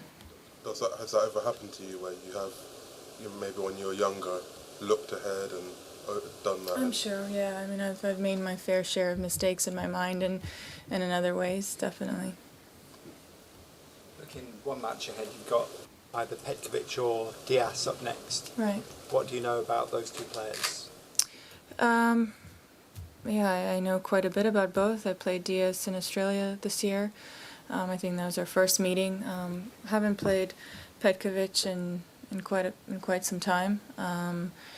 But yeah, I think she is the favorite to win that match. But despite whoever I play, it'll be a new match and a chance to get to the quarterfinals, a place where I lost last year. So I'll definitely, go out there and try to change that result around. Maria, you are a fashion icon off the course. How do you like Dustin Brown's style or look? I like individuality. I think that's the great thing about fashion. People are able to express their characters, their personalities, their spirit, and I think he's done a great job of that. Did you watch the game? Did you like his performance in center court? I was playing bocce ball actually during that match. Had some competitions with my team, but I did again get a chance to see the beginning of it while I was doing treatment. Yeah. Since 2003, I think you started, so has the grass changed radically at all? I think you see a lot longer rallies than you did in that time. Especially out on court 2, I felt quite a big difference than the center court on the first day out there. A bit unexpected, as you kind of think the conditions would be the same, but maybe because of the heat and the ball gets a little bit heavier, definitely had much longer rallies than the first match. Maria, you've been up. No, I'm quite used to the heat. I've trained in warm conditions, growing up in warm areas. So. You've been up in the top 10 now for a decade, you and a few others. A lot of younger players come up and then they sort of fall away quite quickly. Is there any reason for that? Can you see why is it you've managed to stay up there for so long with? I mean, I think experience and it's never easy. I think consistency is one of the toughest things because you can have a good year, you can have some good tournaments where you find yourself in the top 10 or in the top 5 occasionally, and I think your expectations of your level obviously rise dramatically because you see yourself at a bigger stage, you see some results from yourself, and you expect yourself to be there on many more occasions. And then when things don't go according to plan, it's obviously a little bit tough, and you have to go back to back to the thinking board and create some new ideas and go back to what worked for you. In what ways do you think the experience of having won here fuels that desire, fuels the passion to do it again? No doubt about that. That's certainly something that I think about every time I step onto the grounds. The memories of being a champion, the experience of going through those 2 weeks, not expecting myself to be the champion at that stage in my career, and yet holding up that plate, always carrying those memories with me every time I step on the court here. The past 10 years, are you much, much better than you used to be? In which ways? Well, how you do. What? I mean, do you feel much better in the past 10 years than you have? I feel that I've grown in many different areas of my game. I think I was still growing at the age of when I was playing here as a 16, 17-year-old. I wasn't as physically developed yet. I couldn't handle the longer rallies at that point. My shoulder was extremely loose. I could go out from the first warm-up ball and just hit 110-mile-an-hour serve. I think those days are over for me. But that was a nice feeling as a young girl. I was very much in the development stage and in my game and my thinking process and my experience.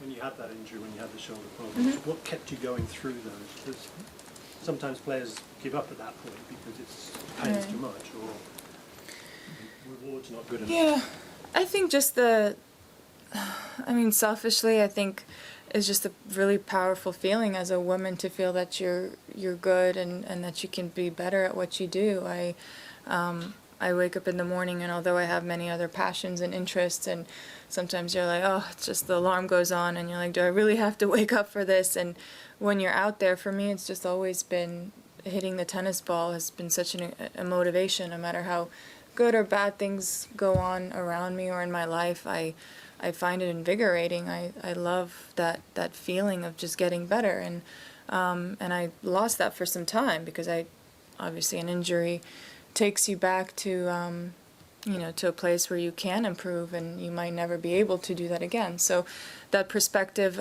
makes things you think in the future, and you think that if you do have the opportunity to do it again, how lucky you are. So. Welcome back to centre court. The players are taking a break. Serena Williams leads 4-3 in the second. She took the first set 6-2 as we just watched Heather Watson toweling down. But interestingly enough, although we're on serve, Heather Watson broke Serena Williams' serve, and that hadn't happened since very early on in Serena's opening round match. And Serena Williams handed that break with a double fault, but then she broke straight back. We've just seen a thrilling deuce game on Serena's serve, but this has been fascinating. Heather Watson under the cosh now, serving 4-3 down, having lost the first set. But if she's going down with a fight.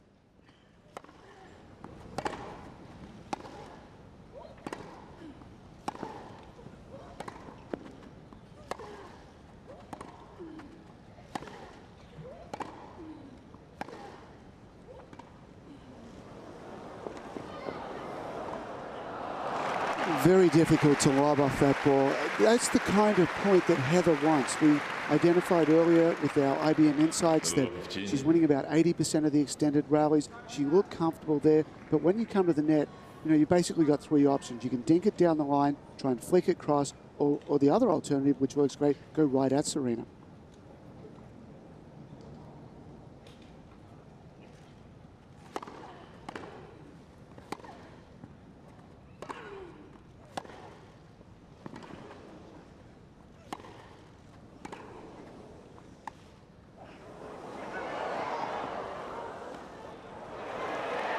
Oh, brilliant.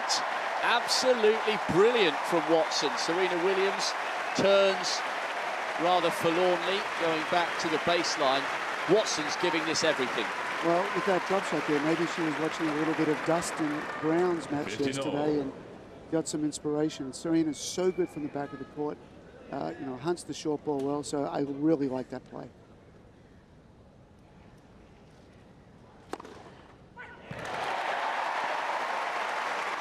anything you can do, Serena Williams. I can do too. 30-15.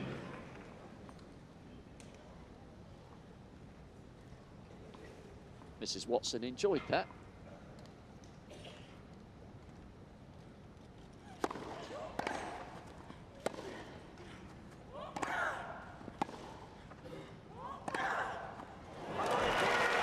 The serve was extremely good. You see, after that first serve, Heather Watson was completely on her back foot.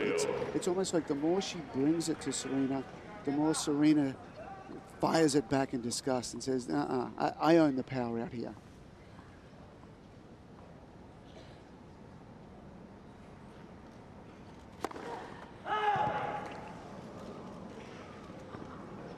Crucial hold this for Watson. Conceding this game would leave Serena serving for the match.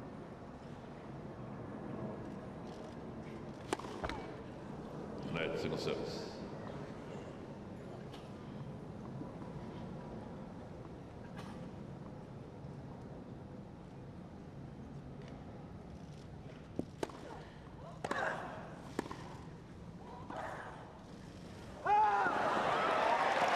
There's a bit of body English on that one.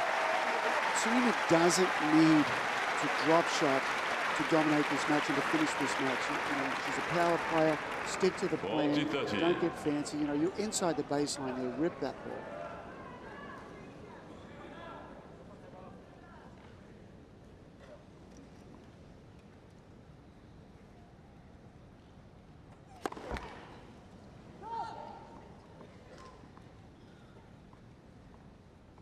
You can hear a pin drop on centre court.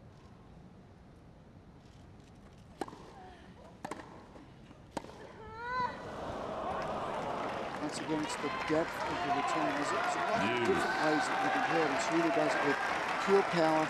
And Andre Agassi wrote the book on returning big down the middle of the court, and which really takes away the angles coming back.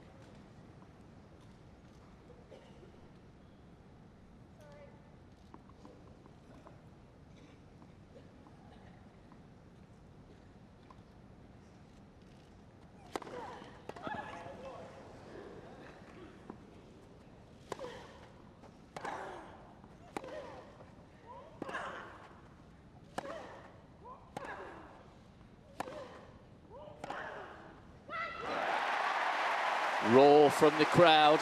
The Australians who've adopted Heather Watson are on their feet. Game point to take things back to 4-all. Her serve will be very advantage, Miss Watson.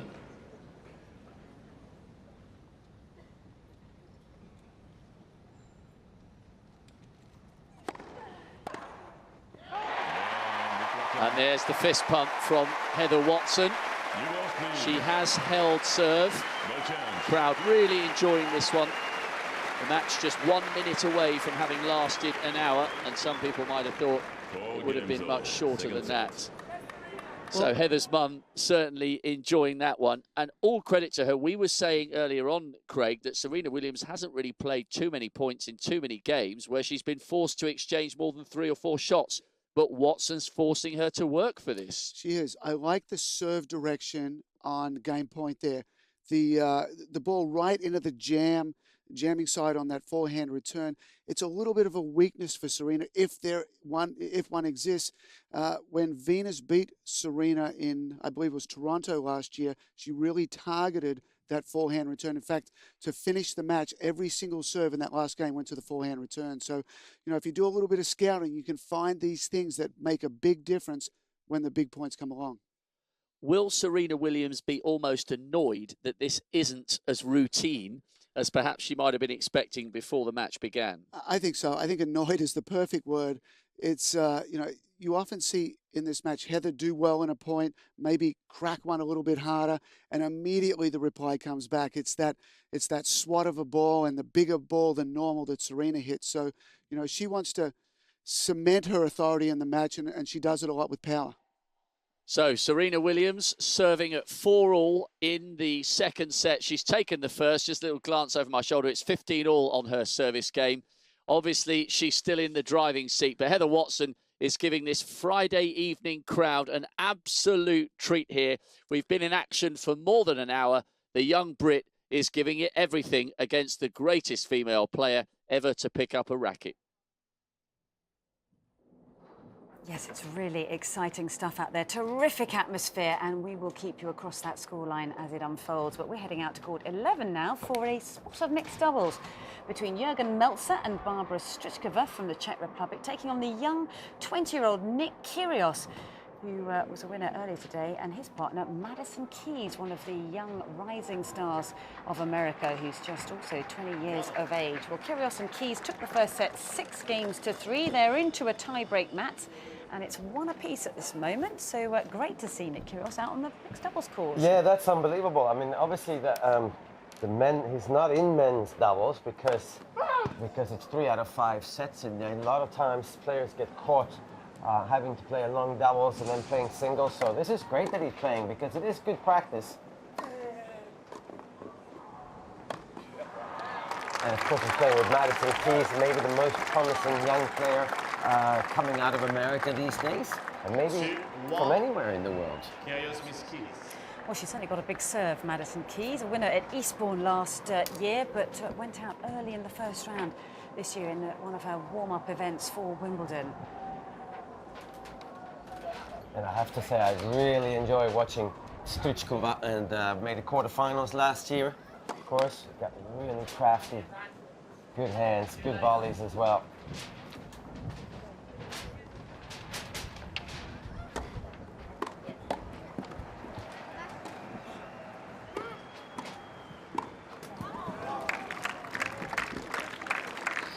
But it is great if you take it the way that these guys take it. They're laughing, they're joking around a little bit, and of course then they're the more serious teams where they need the income. But Nick Kyrgios is not doing this for the money, nor does Madison Keys. Well, you can probably hear the screams from Henman Hill over the back here, and Heather Watson currently has a break point on the Serena Williams serve, so it's all happening here at Wimbledon at the moment. 3-2. And I'm a fan of Strychkova's tennis as well, Matt. I think she's a real gutsy fighter, but she's someone who's not afraid to get to the net. She loves taking the mid-court ball, transitioning forward. Quite a feisty opponent. And here comes something that might one day be considered the biggest weapon in women's tennis. Madison Keys' serve.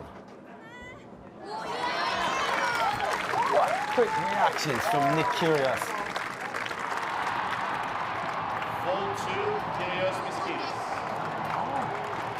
Well, just as we speak, again, another massive cheer from the stands of centre court, and of course on Henman Hill as well, because Heather Watson has just broken that Serena Williams serve, and she's about to come out and serve for the second set at 5-4. But meanwhile, 4-2 here on this court with Kyrgios and Keys. Keys serving, and that is a monster serve down the centre, but just missing.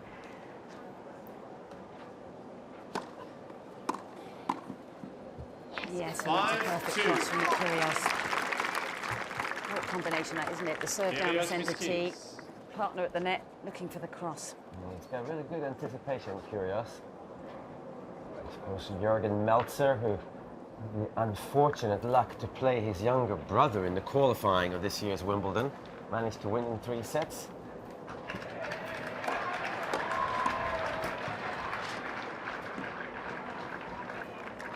Oh, what a terrific backhand cross-court that was from Nick Kyrgios. Just using that left hand, wasn't it, just to kind of dip that ball at the feet of Jürgen Melzer. So this sets up match point for Kyrgios and Keys.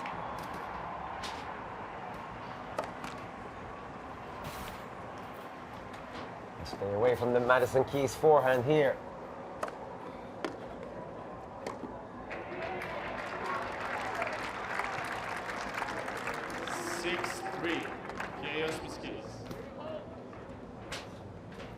Should be pretty safe here, Kyrgios and Keys, with Kyrgios serving twice, you would think.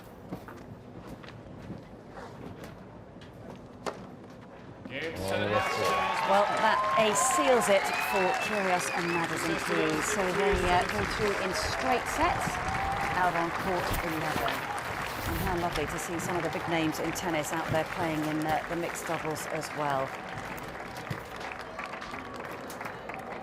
So they'll shake the umpire's hand and make their way back to the locker room. But I think it's time. It's been such an interesting day. There's been so much going on here today on day 5 at Wimbledon. It's been extremely windy, but some terrific results. But I think it's time for some social media with Catherine Whitaker. Catherine, what's been happening out there and what's being said? Well, unsurprisingly, there's a fair bit of buzz about Heather Watson out there. Lots and lots. Some notable people tweeting about her. I'll just show you a couple. Nicola Sturgeon, the leader of the Scottish National Party, she has been tweeting about Heather Watson, as has Jonathan Trott, the cricketer, the England cricketer. He's saying Heather Watson is playing some absolutely superb tennis, and Nicola Sturgeon says she's missing it, but it seems like Heather Watson is putting up a fight against Serena. Hashtag come on Heather, hashtag Wimbledon. So keep those coming. We're getting so distracted by the roars from Henman Hill coming behind us, aren't we? It's absolutely intriguing stuff. A few more tweets and things from around the grounds on the subject of Heather Watson. This is absolutely lovely. This has been doing the rounds on social media. That is a 12-year-old Heather Watson.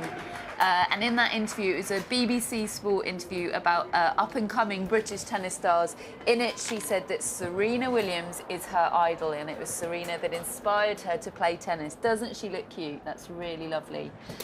So that's been doing the rounds. Everyone picking up on that. There she is, 12 years old. Out there watching her is Miss Judy Murray, or Mrs. Judy Murray, I don't know what she goes by. Of course, British Fed Cup captain, so definite interest there, but also a fan of British tennis, so she's out there cheering Heather on. I'm sure Heather will be glad of that. So much support for her.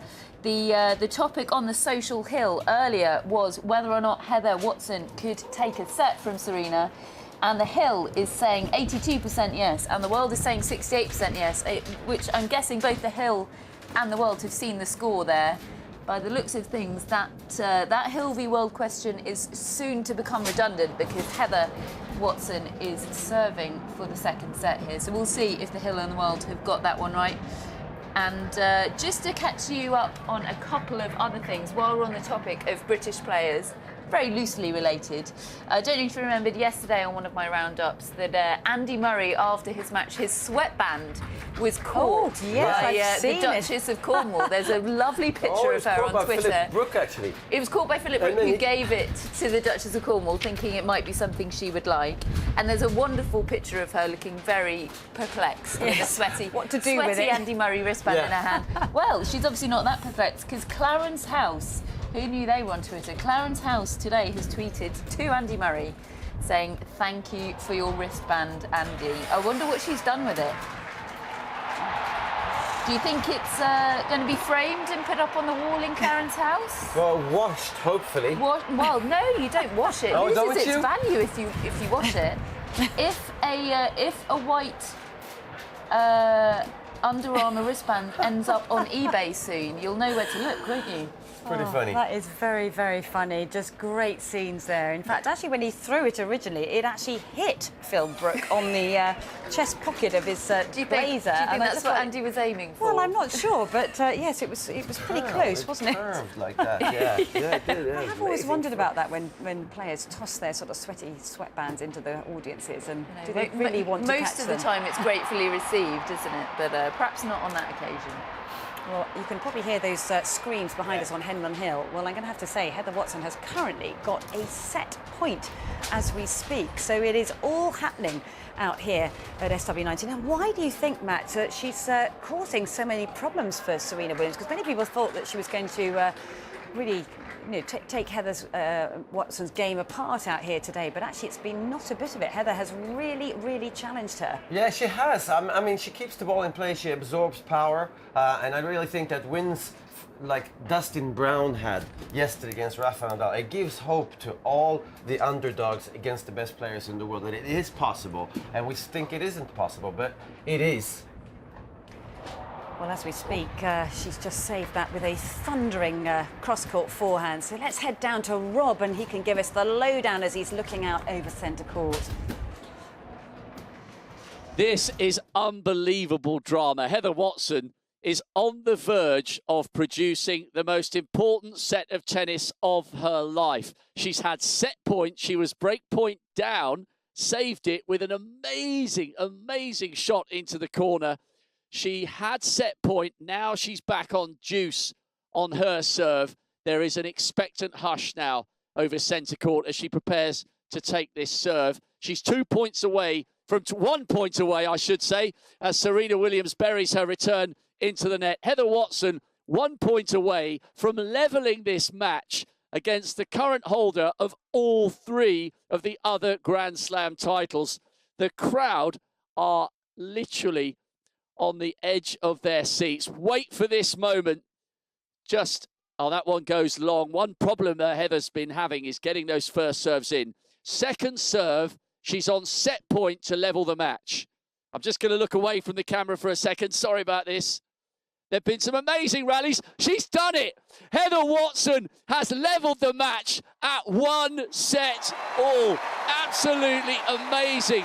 Look at the response from the centre court crowd. Serena Williams is not enjoying this. She will have expected, with 1 hour and 12 minutes on the clock, that by now she's into the post-match interviews, poised and ready for her warm down, but she's not. She's got a match on her hands because Heather Watson, ranked 44 places below her on the world rankings, is producing the match of her life. Absolutely incredible. Well, I'd love to hear, I'm sure the sound men can pull the wires here and there. I'd love to hear what Annabelle and Mats make of this, because Heather Watson, even if she loses this match, by forcing Serena Williams in the form that she's in to go into a third set, I think that's one of the most significant sets of tennis of Heather Watson's career. It really is, Rob, and it's just extraordinary the way she's played this match. But I think you can't underestimate what Heather Watson can do out there, because everybody always says she lacks power, but she more than makes up for it by the fact that she grinds out opponents, she grits her teeth, she gets stuck in, and she just doesn't make any errors, Matt. And I guess the other thing to think about is the fact that Serena Williams is so used to motoring through her opponents with short, sharp points. When players do actually get her into a longer, drawn-out rally, she does start to get a little bit tight. She does, and I think the most important thing for me is the attitude that Heather Watson has, because somebody said, a player said the most important thing was to not be intimidated by Serena Williams. And when you show that much positive body language, you're going to get the crowd involved, and a lot of players don't dare to do it, I think, against Serena, in case they're going to get blown away, because then you look kind of silly. But Heather Watson here from the first point has had an unbelievably good attitude, and this crowd is really helping her, and it's obviously important to get a good start, but now she's in it because it's just 1 set, and anyone could win a set against anyone in these championships. Everybody is good enough for that. Yeah, and I was just going to say, the crowd are a massive factor, aren't they? Because it can't be fun for Serena Williams taking on the 17,000 people cheering against her out there, and it does have an impact. Yeah, it does have a huge impact, because you're not going to be popular, but she has to turn it around and sort of focus on what she needs to do here. But she's obviously not playing great, Serena, so maybe an altering of the tactics here for Serena. Yeah, and it's got that feeling, hasn't it? A little bit like we saw with Dustin Brown against... well, in actual fact, she's just put that backhand into the bottom of the net, and Heather Watson, for the first time of the match, is actually leading this tennis match right now. But, you know, when you look back at the way that Nadal has played those losses here at Wimbledon in the last couple of years, it's got that same feel about it, because Serena Williams has not been past the 4th round here at Wimbledon. She lost to Elise Cornet last year, she lost to Lisicki the year before, and she's in big trouble out here, I think. She is in big trouble because, well, you know that more than I still can't imagine how you play most important tennis tournament in the world, and it's only 2 out of 3 sets. So yes, the nerves have to be right there for Serena Williams. Heather Watson must not start thinking about winning, though. She must keep the tactics going and worry about the process. Well, that's another wayward error from Serena Williams, and a backhand ballooned over the sidelines there, and she's just having to sort of gather her senses together out here. Already in trouble on this opening service game of the final set. Well, that's going to be the saviour for Serena Williams, most probably, if she can serve well.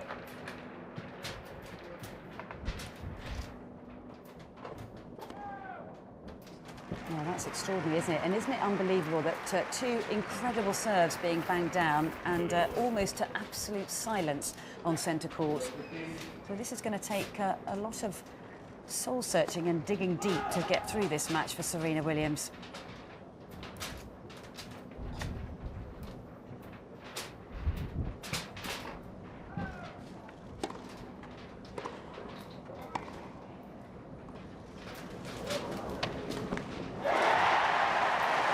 Well, clever play from Heather Watson, mixing it up out here, throwing in the little bit of junk, the drop shot as well, bringing Serena Williams forward. And again, with the wind and the swirly conditions out here, she's brought up a great point. Yeah, and she basically took a page out of Dustin Brown's book, trying to get Serena out of her rhythm, out of her comfort zone. And that's not a good-looking serve. It's nearly like she hits She actually hit it round the other direction, didn't she? Almost a reverse swing on that service motion right there. So important for the crowd that Heather Watson gets ahead in this third set. And Heather just playing very solid, very smart. And that missed shot from Serena Williams has brought up the first break of this final set. So there's a big upset about to occur out on centre court with the world #1 Serena Williams, the 20 Grand Slam title holder, in big, big trouble. Well, if you want to continue watching this, you can do so via the BBC or ESPN. But we're going to head straight across to court 2, where Serena's sister Venus Williams is in action against Alexandra Krunic. 6-3 she took the first set, and here she is at match point, leading 5-2 in the second set. And that missed return from Alexandra Krunic, sailing over the baseline. So Venus Williams will trot forward to shake hands, and she is through to the fourth round here at Wimbledon. And of course, she is awaiting the winner of that match out on centre court between Serena Williams and Heather Watson. So I wouldn't be surprised if we see her suddenly turn up on centre court to try and support her sister, Matt. I would think Serena's going to need it.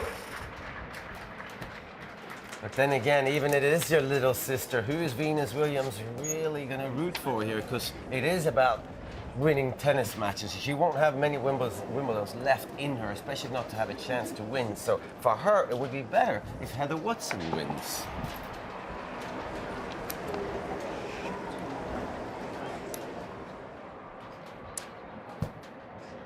Okay.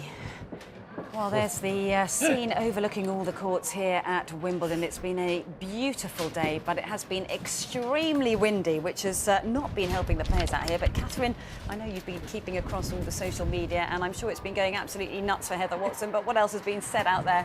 It has been going nuts. Like it's coming through faster than I can read it. It's amazing. First, my eye was drawn to Elizabeth Windsor, which is, of course, the name of the Queen of England, who tweeted, "Do it for your Queen, Heather Watson, #Wimbledon." But I can confirm it is the fake Twitter account of the Queen, but still followed by many, many people. And I'm sure the Queen genuinely is watching Heather Watson. Greg Rutherford, Olympic gold medalist at the London Olympics. Unreal at Heather Watson is doing the unthinkable and proving anything is possible. What a match.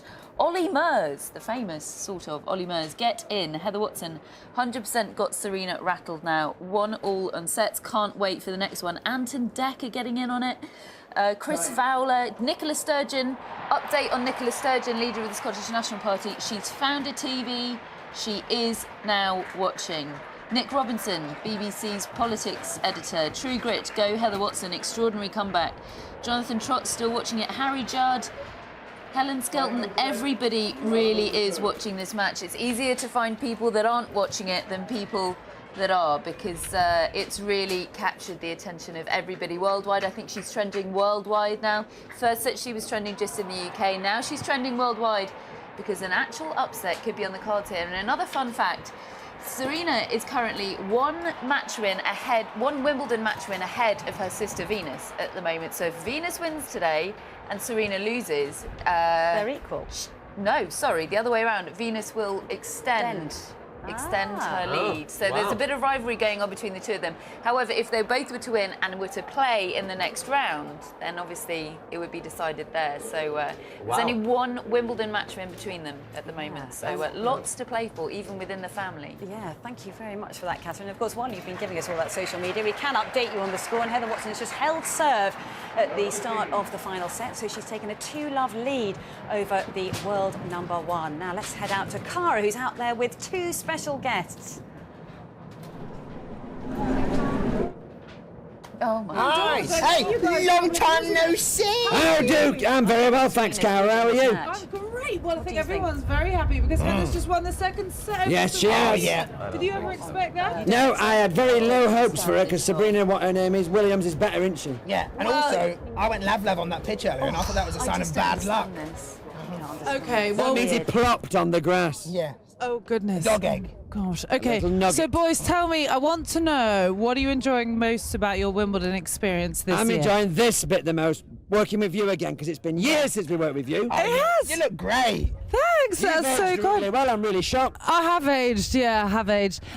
So you guys are dressed for the part. Did you buy these shirts at the Wimbledon shop? Oh no, it's far too expensive. They're from George of Asda. Yeah, they were donated to us. Right, okay. And who is your favourite tennis player? Sue Barker. She doesn't play tennis anymore, does she? She's still my favourite. And Andrew Castle, he's good. You like Andrew Castle? What about someone that could win the title this year? Mr. Djokovic. I've met him yesterday. I did a little interview with Mr. Djokovic. He's a nice bloke. How about Mr. David Djokovic? Beckham? Does he still do it? No, he doesn't do it. Okay, Djokovic, you're going for the world #1. Okay, and so what have you been doing here today? We have been doing live television for CBBC. Yeah. CBBC. And it's been very hot. Well, it's not as hot as it was on Wednesday. Were you here on Wednesday? I was sweating, which is quite impressive. I've no sweat glands. Well, I know. How did you manage that? Well, I'll show you a diagram later. Okay, perfect. We'll have a little lesson later on. So you think Djokovic is going to win? Who's going to win the ladies? Sue Barker. Oh my goodness, Sue You Barker. can't answer Okay. every question with the word Sue Barker. If you answer every question with Sue Barker, you'll be right eventually. That's the way I work. Have you got a message? What do you think? Well, I think that... Oh, I'll tell you a little bit later on. What I think is doesn't know, that does we'd she? love you to give a little message to Annabelle and Matt in our I'll do studio. that. You did We'd that love last to. year. Hi, Are you ready for Annabelle. Hi, Matt. Hello, Annabelle. I'm a big fan of The Interceptor. I watch it on Challenge. And I like mats and rugs too. Bye, guys. Back to you. Fantastic. Thank you very much. Well, we're big fans of yours as well, but they can't probably hear us. We've just got to give an update on the score here on Serena Williams, Heather Watson. Serena is serving at game point, 2-love down in that final set. But as you can probably hear from the cheers, I think Heather has just equalled up the game. It's now deuce. So anyway, it's so exciting. It's really hard to concentrate. But I think it's time for plays of the day. Matt's favourite time of the day. There's been so much great tennis being played on the course of day 5 here at SW19. So let's take a look at the plays of the day.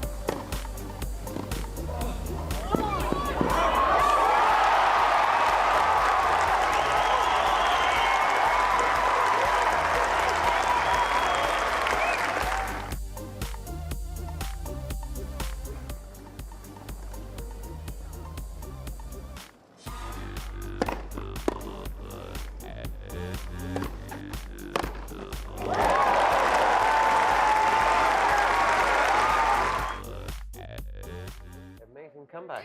Well, fantastic watching the plays of the day. You've got to quickly, before you get distracted, tell us what your play of the day the is. first one with Dimitrov passing down the line.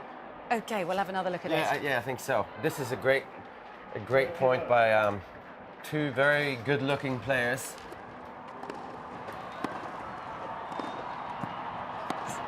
And a bit of drop shots in there.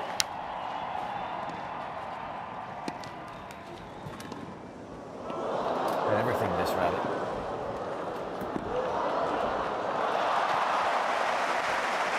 Nice. Well, that was a fantastic point there that you've chosen with Grigor Dimitrov, but it's been so hard to concentrate out here because, of course, Heather Watson has just broken the Serena Williams serve once again and leads 3-love in the final set. But we are delighted to welcome into our studio Lucy Safaro, who came through against Sloane Stephens. Earlier today, you're through to the 4th round to meet Coco Vandeweghe. Hello. But have you been keeping an eye on this Serena Williams match as well? A little bit, yeah. Yeah, what's your reaction to what's happening out there? Well, it's tennis. Tennis, anything can happen. Yeah, exactly. Yeah, so tell us about your match today. Obviously, she's a rising star on the tour, a tough opponent, but you came through it. And now, well, looks like we've got some shots of you winning the match here, Lucy. But what was the game plan today? Yeah, Sloane, it was a tough match. Sloane is a good player. She improved lately a lot, so I knew it. I have to play really well today, and I started a little bit slower today, and she was just going for her shots, serving really well, and I was one step late there, so that's after losing first set. I really was concentrated to step up the game, play right away more aggressive, even if I would do a couple mistakes to try to pressure her, and I think the momentum was when I kept the service game. I had like a overhead running there, passing cross-court shot, which was quite an interesting point. Okay. But then I broke her right away, and the momentum of the match shifted on my side. Yeah, and of course it's so incredibly windy here today. So how are you coping with the wind out there? It's pretty windy, more windy here than down there on the court. Yeah, but you have to just both for same for both players. So obviously from one side it's always harder than from the other. But yeah, I was trying to stay aggressive against the wind. Yeah, what is the key to playing in wind? Is it to try and hit through the ball, or is it to try and use the wind to your advantage, or put more spin on the ball? What is the key to playing well? Well, if you play with the wind, the key is to move your feet and to really keep swinging, because once it's kind of going away from you and once you stop, you usually miss the shot. So, and against the wind, you can just swing fully, and of course, if there is a side wind, you can a little bit use it. You have to count with it. Yeah. So it's a little tricky, but I remember Petra was saying, "Oh, it's windy. You just have to think more." So I like that sentence. Yeah. Use the wind to your advantage. Yeah, exactly. I think really good players. I don't know if you hope for win, but you nearly hope for win because you think you can deal with it better. But I'm interested in 6-1 in the 3rd set against Sloane Stephens. What exactly happens there? Because Sloane Stephens is playing great. Yeah, I got right away a break first game, and got a lead 2-1, and then kept like the break, and then she a little bit dropped, and I just kept pressuring her, and at the end I felt like she was trying to overhit a little bit, and I was just keeping the ball in, and it just went so quick. What's your personal explanation to what's happening in your tennis career lately? My personal, I really, I've been working hard as usual, but I think everything is like clicking together finally. Luckily I'm healthy, which was my problem in my early career. I was so injured, and it's hard to come back always. Then obviously my coach helped me a lot, and I'm so much more enjoying tennis right now, because I feel like it can end every year, you never know, and getting older, being more matured, I really just go out there and have fun, and I'm not as nervous as used to be, so I think those are the keys that... And what about the playing doubles with Bethany Mattek-Sands? Has that helped your singles? Because you can't have more fun than that, I would think. Yeah, true. We are having a lot of fun, and of course it did help as well.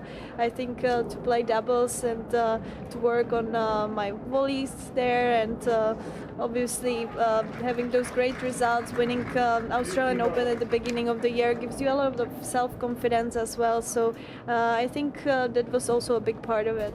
Yeah, you talked about, you were very injured at the start of your career. Have you been able to manage those injury problems? Have you changed your training? Have you got involved with a different physio? How have you actually managed to sort of control that aspect? Yeah, I actually, it's been now 4 years that I'm working with my fitness coach, and he is also a physio, so he completely changed my routine and everything, and I got much fitter. I used to be really skinny, so I got more muscles, and just helped me together with not being as injured. Yeah, so is that what having a stronger physique has helped that? Because Mats and I were always so, discussing... because I think when you it's hard to find a balance where it's not to be too skinny, because then you don't have the power, and also with the traveling and everything together, it's exhausting for the body, so you need to have a little bit reserve of being, but not to be also too chubby, then you are slower on the court, so you have to find a little balance where to be just fit.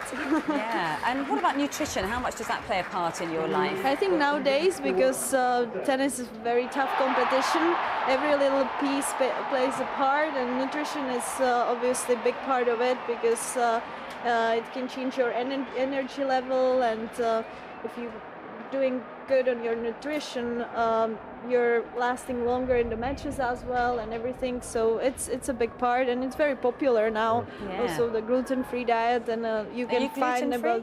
I'm not actually, because I don't have to, luckily, but I have my cousin is a nutritionist, so she's helping me a little bit with my plan, and yeah. What's your perfect meal ahead of a match then? It's just plain pasta usually. It's very boring. So you're more of a carbohydrate girl. Yeah. Okay, because everyone has something different. I always see Nadal, and he's always having like a piece of salmon and some I think olive oil on the top. Nowadays you can find a lot about your allergies and everything. They do those testings, so you exactly know which food is good for you and which you should avoid, so then you know the perfect choices. Yeah, okay, well, last question. We don't want to keep you too long. Coco Vandeweghe in the next round. How do you match up against her, and what? I think we never played, and she beat Carolina in the second round, I think was it. So she's a good player. She's especially on grass. She's serving big and going for her shots. Has a better backhand. So I never played a match, so I have to a little bit ask around and obviously talk to my coach. But I think I will just play my game and, as usual, enjoy and have fun out there and try to win it. Well, we really look forward to it, and thank you so much for coming up to see us, and best of luck in the next one. Thank you very much. Okay, thank you very much. Okay, well, it's time now to head down to the press conference and get the thoughts of Novak Djokovic, who came through earlier today against Bernard Tomic. Thank you so much. Thoughts looking ahead to your next match, Kevin Anderson? Another big server and somebody that is in a great form. I think he is probably playing the tennis of his life. All in all, he's reached the highest ranking now in his career, and he keeps on going forward. And I think he improved his movement and his game from the baseline, and he always had a very good serve. You know, I think it's going to be a game of very small margins that will be decided by a few points. So I need to be able to get as many returns back in play. I'll try to mix up the pace, something similar that I've done today, and hopefully I'll be on the high level against Kevin. When Maria Sharapova was in here a few minutes ago, she said that every time she walks onto the grounds, she thinks about the experience of having won the championship here. When you walk on the grounds or step onto the court, what images of your past experiences are back in your mind? They are present. Obviously, you always like to have a positive mindset going into the court. You always want to have those thoughts that give you that motivation and inspiration to play your best, to I believe cherish the moments on the court, because there's a lot of pressure in play as well. So it's really a mind game that you're playing with yourself and trying to get yourself in the right state of mind. But you know, having played so many times on a big stage, and especially here, the most special tennis court in the world, you get that necessary experience and knowledge, you know, what is right for you, and you know what you need to think about in order to get yourself in that state of mind that you want to be in.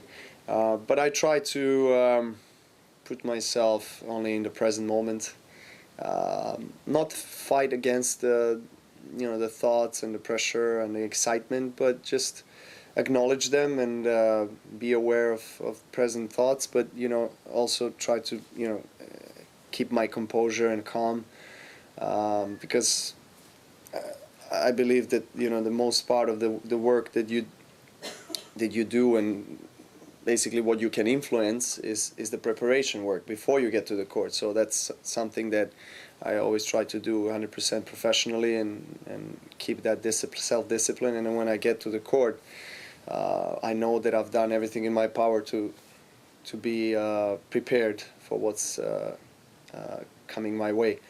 And then everything else is in God's hands, that day. So I try to just be in the moment and enjoy.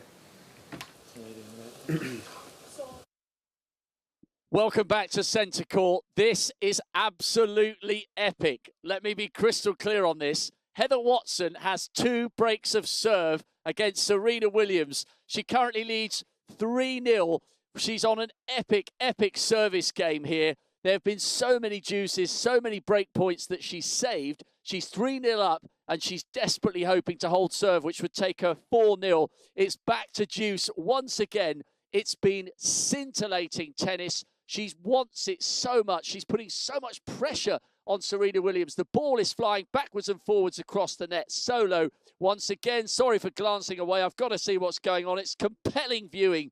Serena Williams has yet another break point. But remember, Heather Watson has broken Serena Williams twice in this deciding set already. But this has been a monumental service game for Heather. If she'd managed to hold this, she goes 4-0 up in the third. As it is, she once again now has to save break point. That would get Serena Williams back to 3-1, and maybe that would give the American belief. But the world number 1, the holder of all 3 other Grand Slams at the moment, her body language has been all over the place. There's been a whiff and a hint of petulance from the world number 1. Once again, an amazing rally between the 2 of them. A big roar, and it's gone back to... Oh, no, it hasn't. Serena Williams has taken that one. I thought it had gone back to juice. 3-1 to Serena Williams. So she has regained a little bit of composure here. She's broken back, but Heather Watson is still 1 break of serve ahead. She's absolutely rattled the world number 1. Serena Williams must have thought that by this stage, by 8 minutes to 7 on Friday night, she'd be in the ice bath contemplating the 4th round. But she isn't. She's in the fight of her life here. If she wants to hold all 4 majors at the same time, just as she did all those years ago, she's in the battle of her life, because Heather Watson, the world number 45, has never played tennis this good on a stage as big as this, on a night as important as this. This is massive for British tennis, and this is a great occasion to watch. Whether you're American, whether you're British, if you love tennis and you love the story of an underdog and someone who never knows when they're beaten, this is the match for you. It's absolutely huge, and Heather Watson still has 1 break of serve. Can she do it? We don't know. This is going all the way, and the crowd could not have dreamt that this match would be this good this late on. It's an extraordinary night of tennis here on Centre Court. Thank you very much, Rob. It really is. And I don't think I have ever, in all my years of covering Wimbledon, seen Henman Hill quite as packed as this match. I mean, it is absolutely extraordinary, isn't it? And what a match and what an atmosphere. Just really hard to take your eyes off it. And every single person, it seems, in the grounds right now has made their way over to that Henman Hill just to try and catch a glimpse of this match. But you just picked up on something quite interesting there when we were watching that. Heather Watson has been going cross-court with that forehand so many times during the course of the match, and it seems almost in that last game as if she just may be starting to think a little bit about the scoreline. It really did. She missed that forehand way long down the line, and then she followed up with a really poor first serve that hit the middle of the net. So that means her arms tightening up a little bit.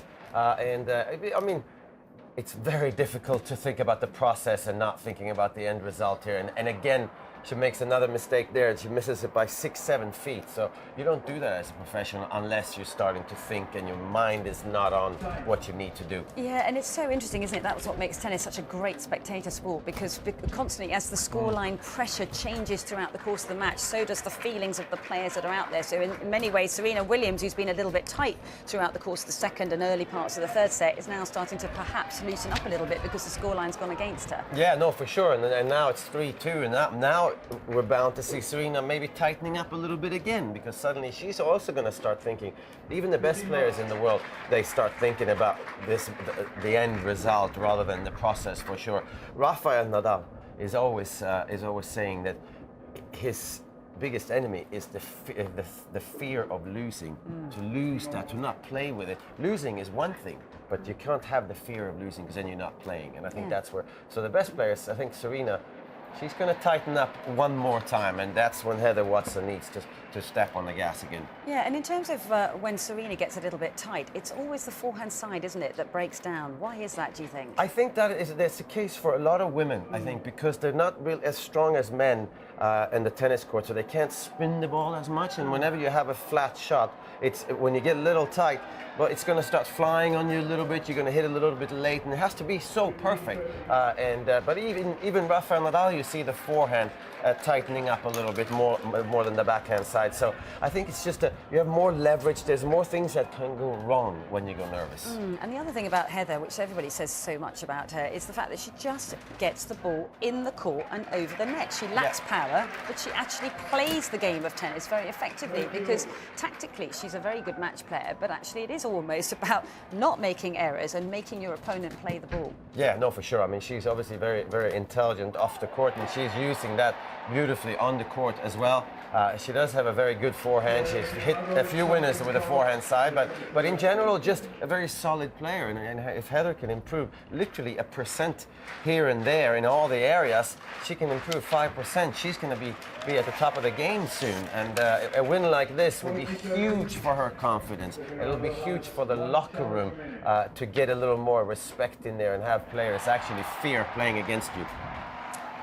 OK, well, let's just give you a score update then, because Heather Watson is serving at 3-2, and she's currently at 30 love in that scoreline there. So trying to take a 4-2 lead, and you can probably hear the cheers from behind us over on Henman Hill. But if you do want to watch it, of course, you can do so via the BBC or ESPN. Let's just get a quick recap on the day that we've seen so far. It's been a terrific day, if a little windy, Mats, but good win for Novak Djokovic. What sort of form did you think he was in? Yeah, I think that Novak Djokovic is playing great tennis, and he's definitely playing as well as he needs to win the tournament.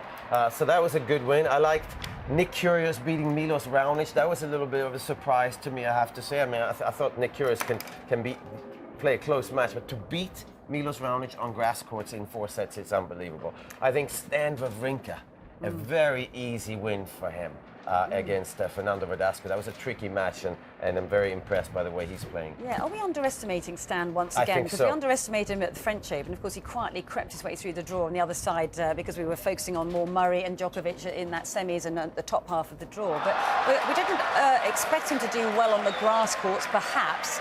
And wondered how he would respond after the terrific win at the French Open. Perhaps we've underestimated him once again. I think I underestimated his grass court level, because he has long swings that I didn't think he's going to be able to get away with it.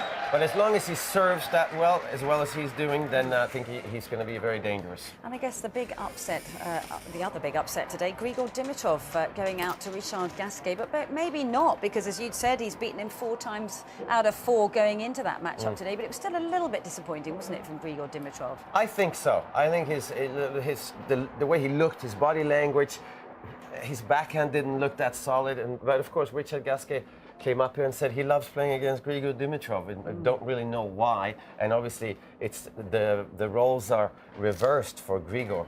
But he has to overcome that, and he's going to lose a lot of ranking points, Dimitrov. So it'll be interesting what happens to him now. OK, and finally, Venus Williams coming through against Alexander Krunic, still going strong in mid-30s. And, of course, she's awaiting the winner of this match between Serena Williams and Heather Watson. And we're going to head straight live now to Rob for another update on centre court. Annabelle, this really is turning into one of the all-time epics. Serena Williams has got one of her 2 breaks back. Heather Watson is on juice on her own serve. She leads 3-2. Just glancing over my shoulder, Serena Williams has break point. This would get things all square again. This game is absolutely key for Heather Watson. She turned the screw and started to think about getting into the 4th round, but Williams is showing the battling qualities of a champion. I'm sorry for looking over my shoulder. I can't take my eyes off this one. Watson has to save a break point here. She's going to have to do it off the 2nd serve. We have not heard noise like this on centre court for a women's match for a very, very long time. Murray, we expect this, but Watson is producing magic here.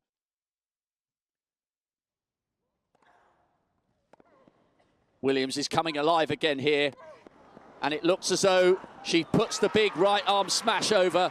Williams' fist pump goes up. She's been broken twice in this deciding set, and she's now broken back twice. It's 3-all, it's 1-all, 1 hour, 47 minutes on the clock. This must be surely, even from a neutral's perspective, one of the most absorbing, intriguing, dramatic, fascinating women's matches in the last 5 or 10 years here at Wimbledon. Serena Williams, absolutely dominant, holds all 3 of the other slams, coming back here, aiming to complete the set with Wimbledon victory. And Heather Watson is doing a wonderful job here, but now she's going to come under pressure. 2 breaks up against Serena Williams. The great champion, the world #1, has pegged her back to 3-all, and now, if ever she needed the crowd, it's right now in this match from Heather Watson. She's produced brilliant ground strokes. She thoroughly deserves to be in this position. It isn't luck. She's earned the right to be at this stage of a deciding game against none other than the greatest female player ever to lift a racket. Serena Williams, 3-all. She's on serve at the moment. Heather Watson has 1 point up, but she's got to get all the way. She's got to break back here, you feel, if she's got a chance. Serena is in the driving seat again, but nobody is leaving this centre court yet. Almost 2 hours of tremendous action and great determination from Heather Watson. You really can't take your eyes off this match for a second. And by the way, it's not Henman Hill tonight, it's Heather's Hill. Thanks very much, Rob. Yes, it really is absolutely gripping stuff. And as I said before, I have never seen Henman Hill look quite as packed as this. And still the problem with the wind for Serena Williams. She ballooned that first forehand over the baseline on the first point of this game. And Heather Watson still has an opportunity here to break the Serena Williams serve once again, Mats. Yeah. Incredible. We just have match point back here as well. Yeah. Denis Kudla from America, 21-year-old. Has just got into the 4th round of Wimbledon. First 4th round for him. Amazing effort. So it's really hard to focus when the crowd is this involved everywhere. But that's Jay Berger, works for the USTA, of course. And here's Denis Kudla. He's worked so hard, and I've had some contact with Denis Kudla. Been working at the same tennis academy that he's come out of in Washington, D.C., and he's a great guy, and what a result for him. But it's happening everywhere here. It certainly is. And Denis Kudla into the 4th round then, and awaiting the winner of either Marin Cilic or John Isner, who are locked in their own battle out on court 1. It's being a little bit overshadowed, of course, by this Heather Watson-Serena Williams match, because Marin Cilic has taken the first set 7-6. John Isner the second on a tiebreak. How many times do we say that John Isner is locked in tiebreaks when he's out on court? And Isner is ahead 3-2, but Marin Cilic is about to come out and serve for the match. Well, it's been an absolutely fabulous day 5 here at Wimbledon. If you do want to watch this epic thriller taking place on centre court between Serena Williams and Heather Watson, you can do so via the BBC or ESPN. But my thanks to Max Verlander once again for your company and wonderful analysis today. We hope you've enjoyed our coverage, and we really look forward to your company once again tomorrow. Bye for now.